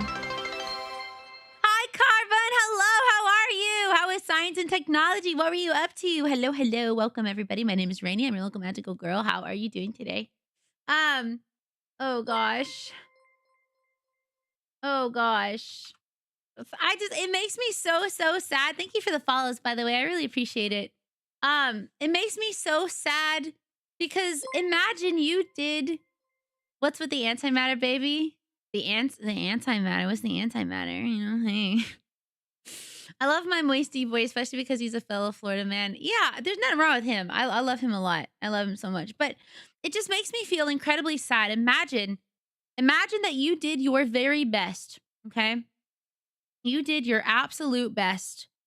You did a stream. We'll use streaming as an example. You did the best stream that you could do with very little time. Let's say you wanted to debut as like a new streamer. I know streaming doesn't really do that, but in terms of like, in terms of like, you know, being a VTuber, usually there's like a debut and stuff. Imagine you debuted and you were underfunded. You didn't have enough money. You didn't have enough time. You, you yourself were overbooked and you did your best. And at the end of your debut, you had people screaming at you that you are a failure, that you are an embarrassment, that you did such a bad job. You did such a horrible job that you are an insult to everything ever, right? And it's because you tried something different. I just think that would feel so bad.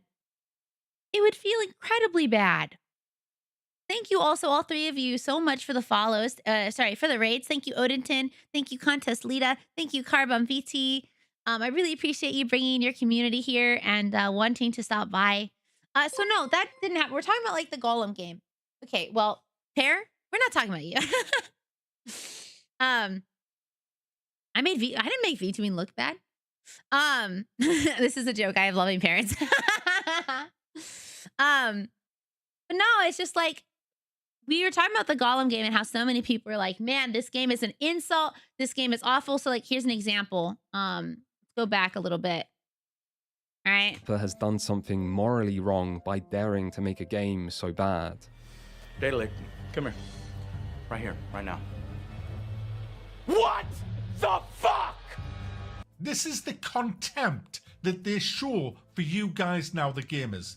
Every once in a while, a game comes along that's so disgraceful in its launch that it shames the entire medium of gaming. That, ladies and gentlemen, is the Lord of the Rings Golem. I severely underestimated Datalick. Datalick my balls! Bad game. Okay, I shouldn't. That's kind of funny. Their name really, I mean, you know, on there. Oh no, I'm saying an example. You're stuff like, oh, thank you. That's really sweet. So Datalick, if you guys don't know the like history of Golem game and like its, I don't know, development, basically it's a AAA game. It is supposed to be a AAA game. Most AAA games usually get like about $200 million to make something. They got $15 million and they had about 50, maybe even 60 people that worked on the entirety of the game. Most AAA games have like 100 to 1,000 or more people working on the game. So they did not have a lot of money. They did not have a lot of time. They also only had 2 years to do it. And then it had to ship. It had to ship in 2 years because they were out of money. Probably because, you know, they didn't have enough money for what they were trying to do. And this company, Datalick, usually made like point and click adventure games. And yeah, it's just like there were tons of people shitting on this company, shitting on the people who worked there, talking about how awful it is and how they must hate all of the people that they made this game for. And it's just like kind of similar with the last video we watched. It just feels like people don't think about they were set up for failure. They were absolutely set up to fail. And that's what's really, really sad is that so many people take it personally. They take it like, oh my God, you wanted to make this game bad, so I would buy the game and you'd get my money and I get a bad quality game. It's like, no, some games just aren't very good. And it doesn't mean that they tried to like, I don't know, steal from you or anything like that. But there are so many people that will talk about game developers or people that do creative things as if they're not people, as if they're not human beings. And it's really, really sad. Like, it's incredibly sad. And that's why I was like, imagine you put as much of yourself as you could into something. You put, I'm out of tissue. You put as much as you can of yourself and what you can give into a project, okay? And like, you know, it's not great, but you hope that someone will maybe like it, you know, a little, even if just a couple people like it. And everyone on the internet talks about how shitty it is and how awful it is, when I bet you so many of those people never even fucking played it.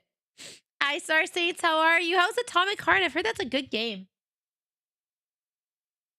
It's just like so incredibly heartbreaking, in my opinion. I mean, obviously not everyone share the same opinion, but it's really difficult to be in a creative field like art or game development or music or streaming, because it's a creative thing. And so you have to put yourself, a bit of yourself and a bit of your pride into whatever you're doing.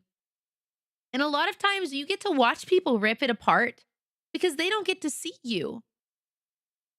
They get to see the thing you made, and they don't think of each individual person that's a part of that company. They think about, oh, the company as a whole is ass. It's like, well, no, it's not. There are probably parts of the company, but Datalick wasn't even, it's gone now, was not even a very large company. It was 90 employees. When I'm thinking huge company, I'm thinking like Ubisoft with like thousands of employees.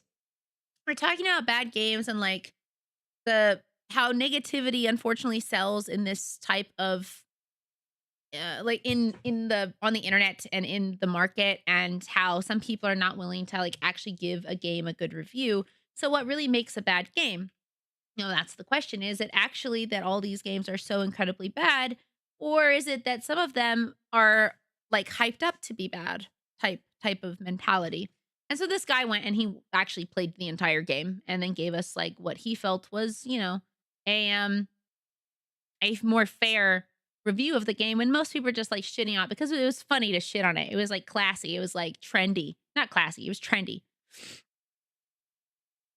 The developers themselves deserve support and empathy. The C-suite people who are supposed to support them deserve nothing but scorn. Yes, and I oftentimes people do not think about them as separate. They're just like, these are the people who made the game, so I hate all of them. Or the people who made the game but weren't necessarily calling all of the shots. They get mad at them, and it's like, oh God, well, not all games are going to be good, let alone great. We just need to do better about holding space for things that are okay. That's the thing. It just feels like nothing can be okay. Nothing can be just okay. Nothing can be like in a way, like a failure. Because then it's, you know, the consumer gets upset, which again, I understand, especially if you buy a game for a lot of money. Like I get it. If you buy a game for like 70, 80, 90 bucks, it feels bad when the game is not what you expected because it's expensive, but it just feels bad. And it makes me feel bad for people who work really hard on these games. Even if it's not a good game. After the ad breaks over, we'll finish watching the video, but it's really sad. Because like I'd hope that most people wouldn't talk to individuals that way, right? But ugh. I just care more about like people's feelings than I do about getting clicks and views. Which maybe that will be the reason why I never really succeed as much as I want to, but I would just feel so bad if I knew I got popular or famous or well known for treating other people like garbage.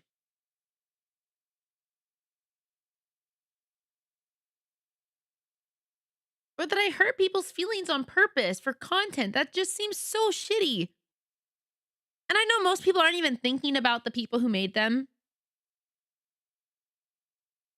And earlier in the video, he said like, oh, people who, you know, people who make these games, or sorry, people who dislike games, they can make fun of them and it's fine because like video games don't get mad at you when you like call them shitty or whatever. But one thing that's really sad is that a lot of the game devs that I know, when like reviews go up about their game, when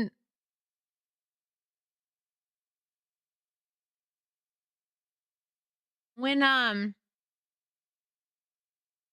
think it was just I don't know. It was definitely mostly Datalic.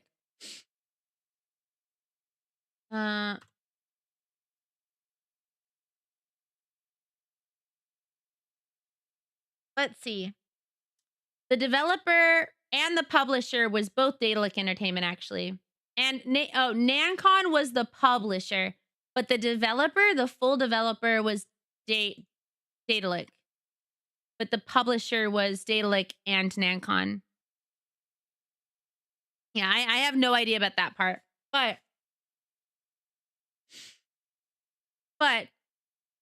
one thing I can tell you is that when game devs' games go out, you know, when their games finally go out for the first time, one of the first things a lot of them do is they go and read the reviews. And like, I don't think there's anything wrong with putting a review up of a game that you watched or played or, you know, experienced and it's not positive, but the amount of hatred that some people will give to something when it's like, dude, it's not that deep. And that can be very mentally difficult. Again, because imagine you did whatever you could. You and your team did their best and you put whatever you could forward, even when like maybe the higher ups were telling you couldn't do stuff. But at the end of the day, you guys, the ones who developed the game, the ones whose names are on it, you're the ones who get in trouble by, I don't know, the internet standard because they're angry at you, you know? So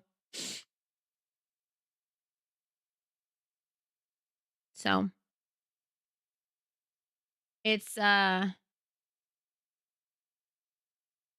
it just feels bad. I think it would feel bad personally. I think it would feel awful. So it would feel absolutely garbage. But that is how I feel about it. Games should be criticized.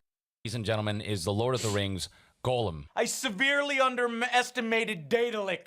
Datalick my balls! Bad games should be criticized, and they certainly can be mocked, but they shouldn't be hated. It's not personal. Some games are bad. The correct response is to not buy them, and to tell other people to not buy them, and of course, no pre-orders. But I don't think situations like this justify anger.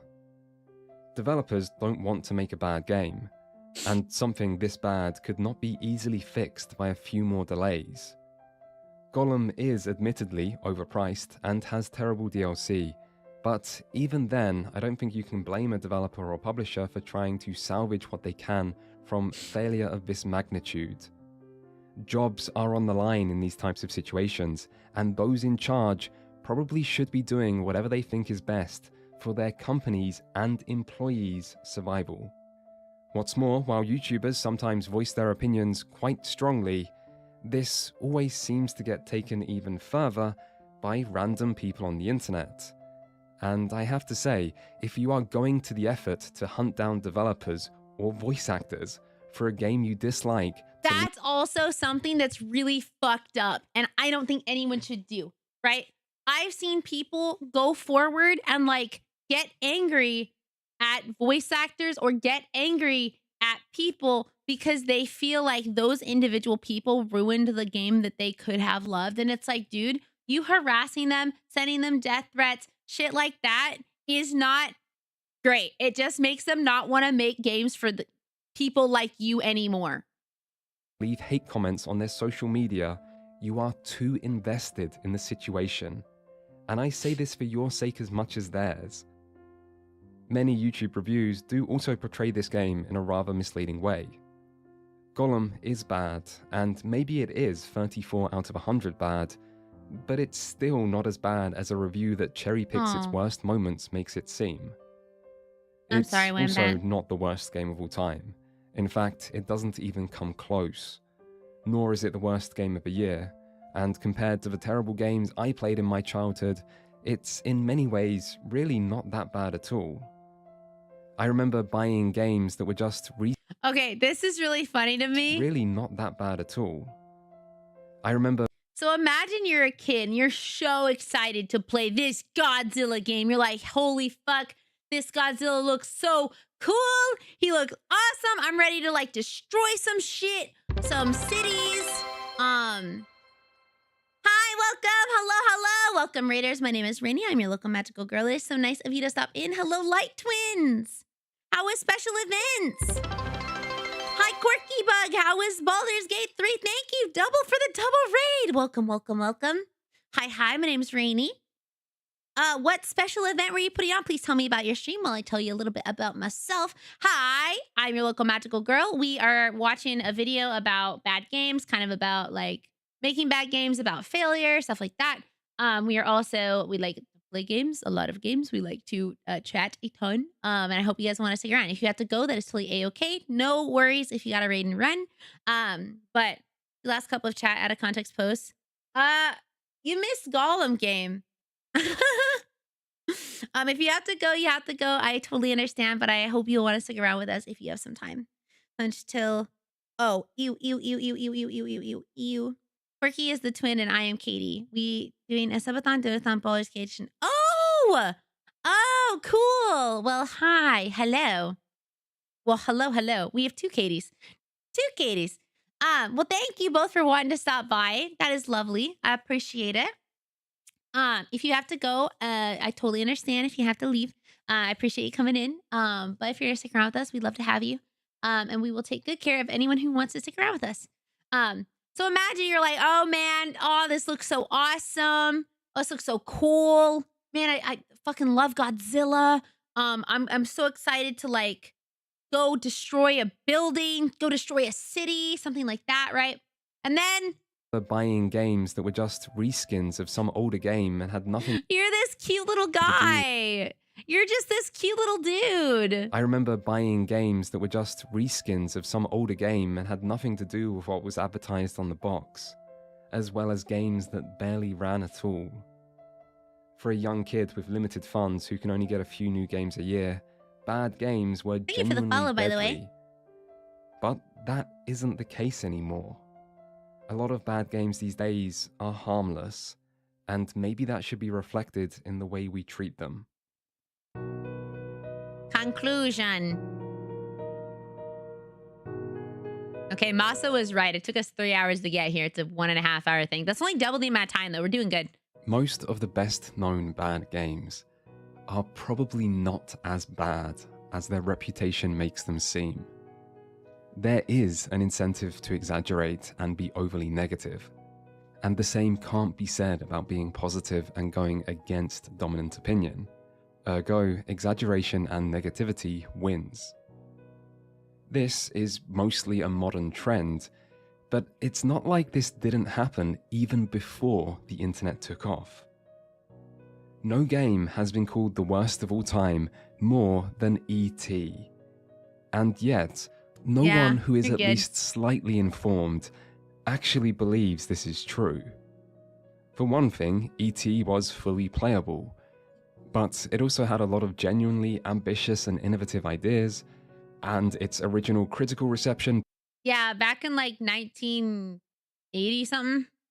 wasn't even that negative with its ideas, and its Wow, it has a B+ rating. That's crazy. original critical reception wasn't even that negative with it still receiving multiple positive reviews, and finally, there are many bad Atari 2600 games, some of which are obviously worse than E.T.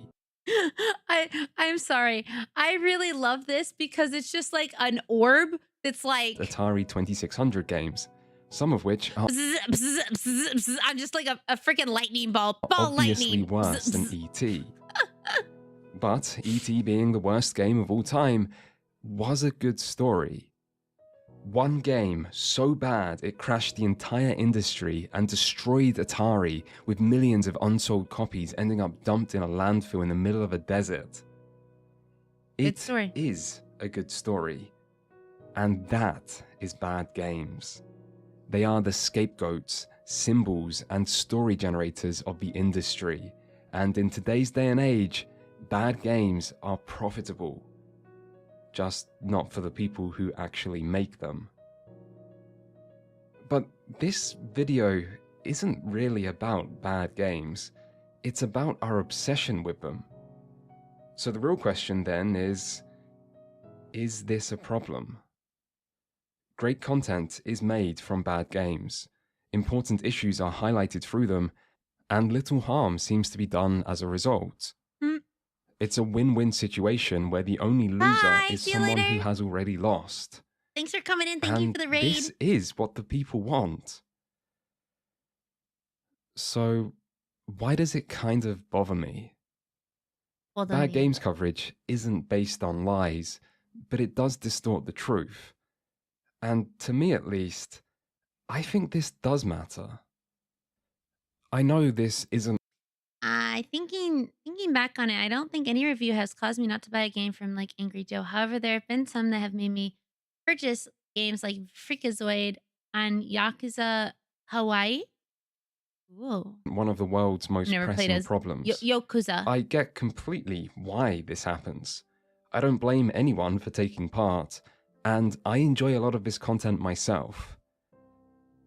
But I still think people, i.e. YouTube viewers, should at least be aware of how the sausage gets made. And I still think that even bad games, Thank you for the alert. even the worst, deserve a fair chance. Also, while bad games can highlight bigger problems, there's also a risk of the message being diluted if every bad game is met with anger and hatred. Some bad games symbolize important issues, but some don't. and it's worth differentiating between the two so that anger can be focused on where it counts, lest we all become gamer boys crying wolf.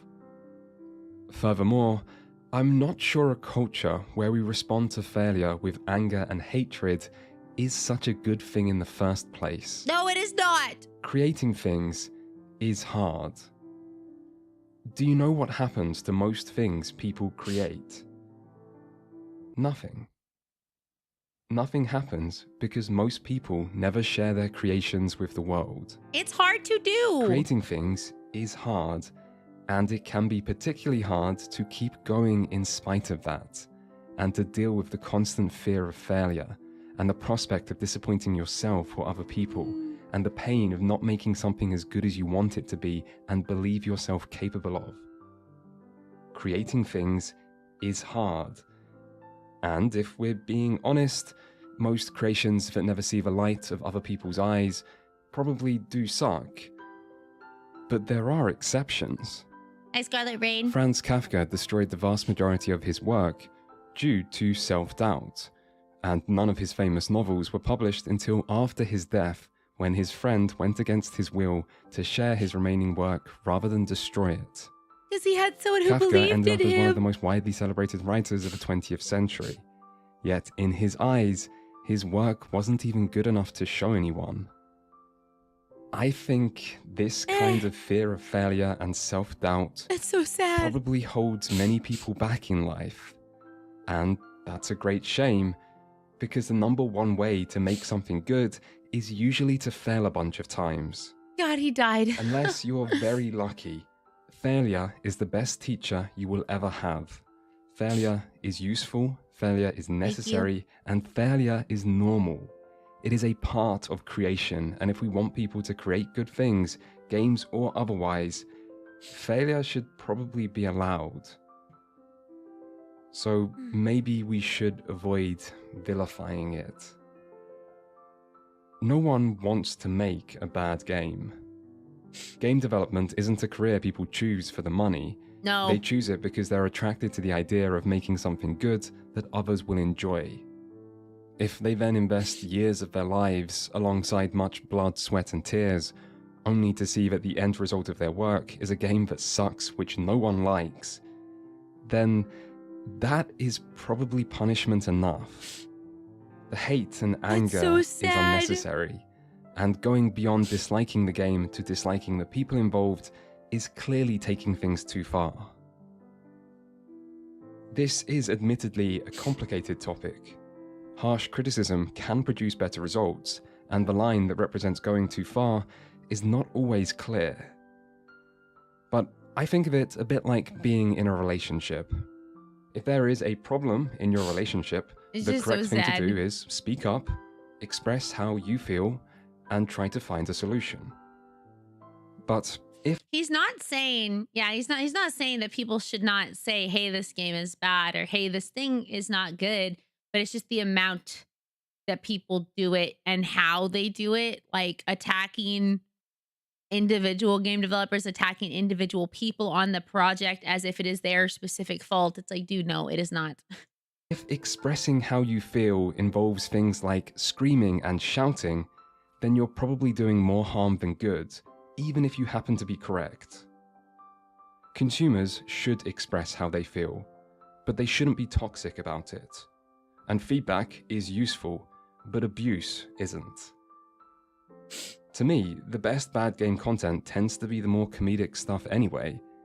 And it's also worth remembering that the OG angry reviewer was playing a character, where his anger was a part of the joke and not genuinely directed at the makers of the games.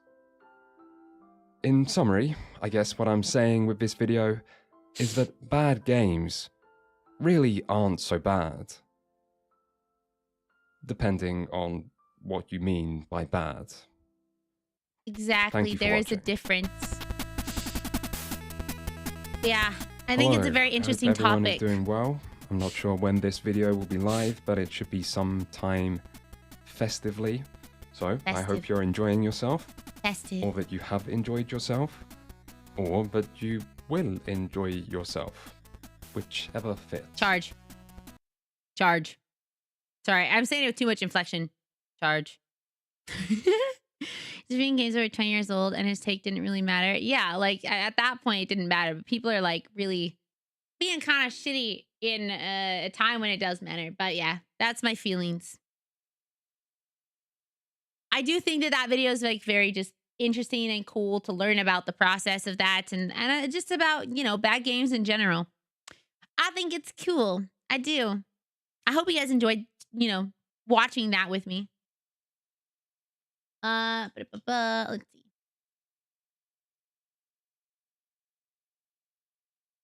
Huh? What set it off? I like video essays. Yeah, I like watching them and like talking about them throughout the time. I like that guy. Never knows best. Never knows best. So his video's pinned at the top of the channel. It's very cool. Huh? We're just listening to music.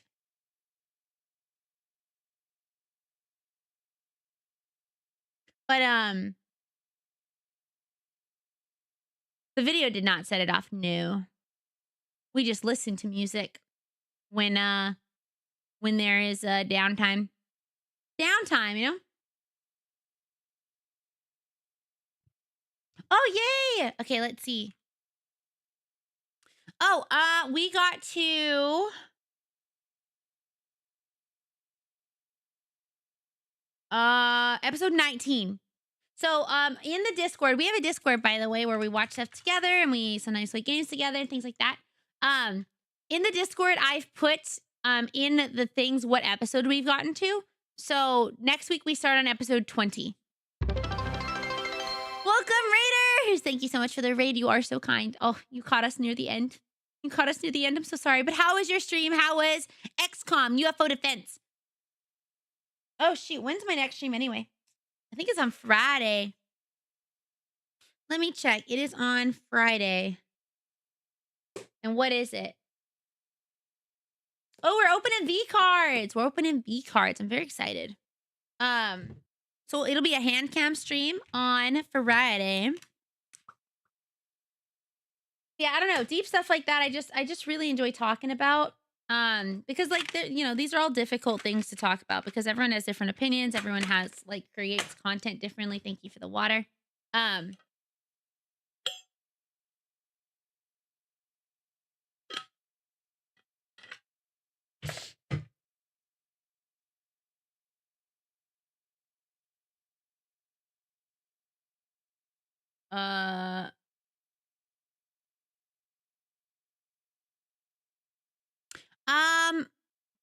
Don't know. I think it's from the OG set.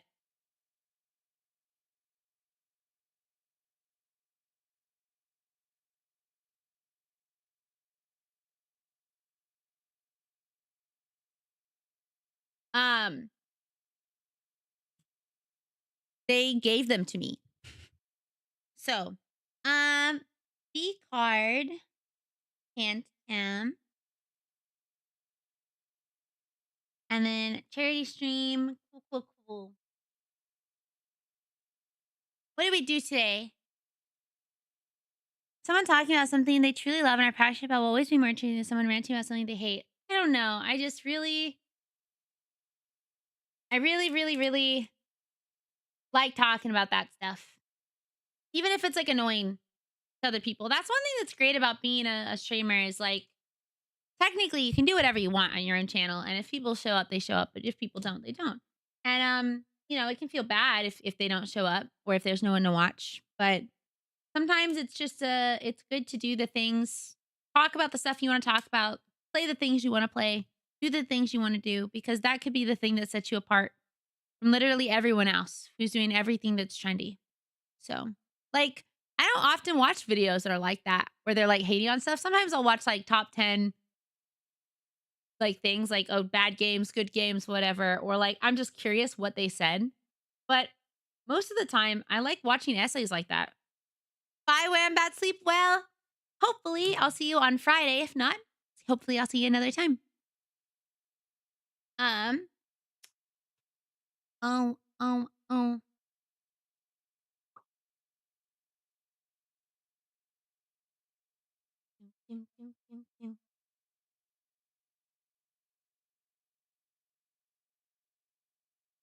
and I know where we'll go.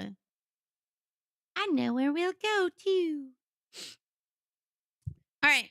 Yeah, that's why I feel like I shouldn't be that like hard on myself, but I don't know what it was.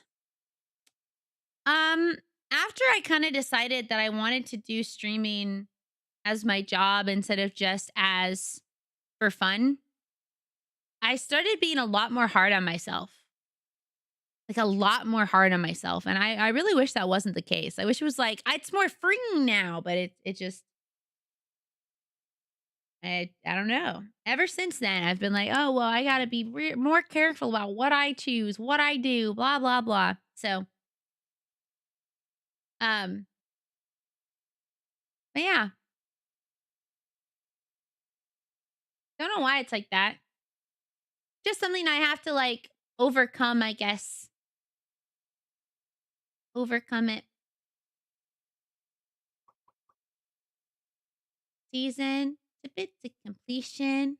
Doctor, clean. Doctor, clean. Doctor, clean. He's been streaming for a long time. Okay, we're gonna go here. All right. So, Envy, you caught us at the end of our stream. No! We talked about some cool stuff, though. Talked about some really cool stuff. Talked about failure and video games and... Yeah. Did you just wake up? No, it's like 4 p.m. Is it afternoon? I'm trying to get better at like knowing what time it is. Oh, stretch. Oh, goodness. Oh, my back. Well, I'm excited to eat some dinner. I was close.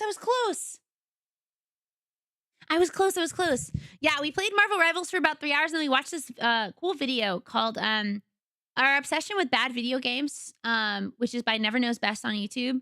Oh, it's actually pinned up top. It's just a really interesting video. I like stuff like that with it just, I don't know, want to bring like a deeper meaning to stuff, I guess. I don't know. But I love you guys so much. Sorry that I have to leave. Emmy? I don't know if Emmy's still here. Oh, do you mean Envy? I said Envy. Okay, I was like, what? Emmy's not here. Okay, I know where we're gonna go. We're gonna go hang out with Koki. Koki is currently playing Metal Gear Solid 4. So we're gonna go over there. I'm gonna eat some dinner. Tomorrow I can tell you guys about tomorrow. Tomorrow, I have my ADHD appointment. So we'll see what they say. And then Friday is my next stream. So I'm probably gonna spend the next 2 days. Packing. So I'll let you guys know how that goes. We'll see. Maybe they'll just be like, nah, you're so weirdo. And that's fine. If that's the case, I'm like, cool, thanks. I'm just a little weirdo, just a little guy.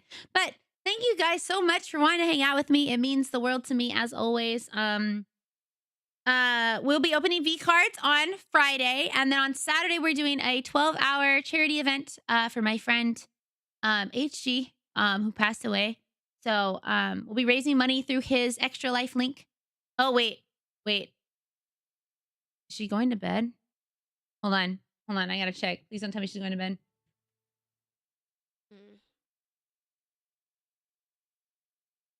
No, she's not. Okay. I was like, no way, right?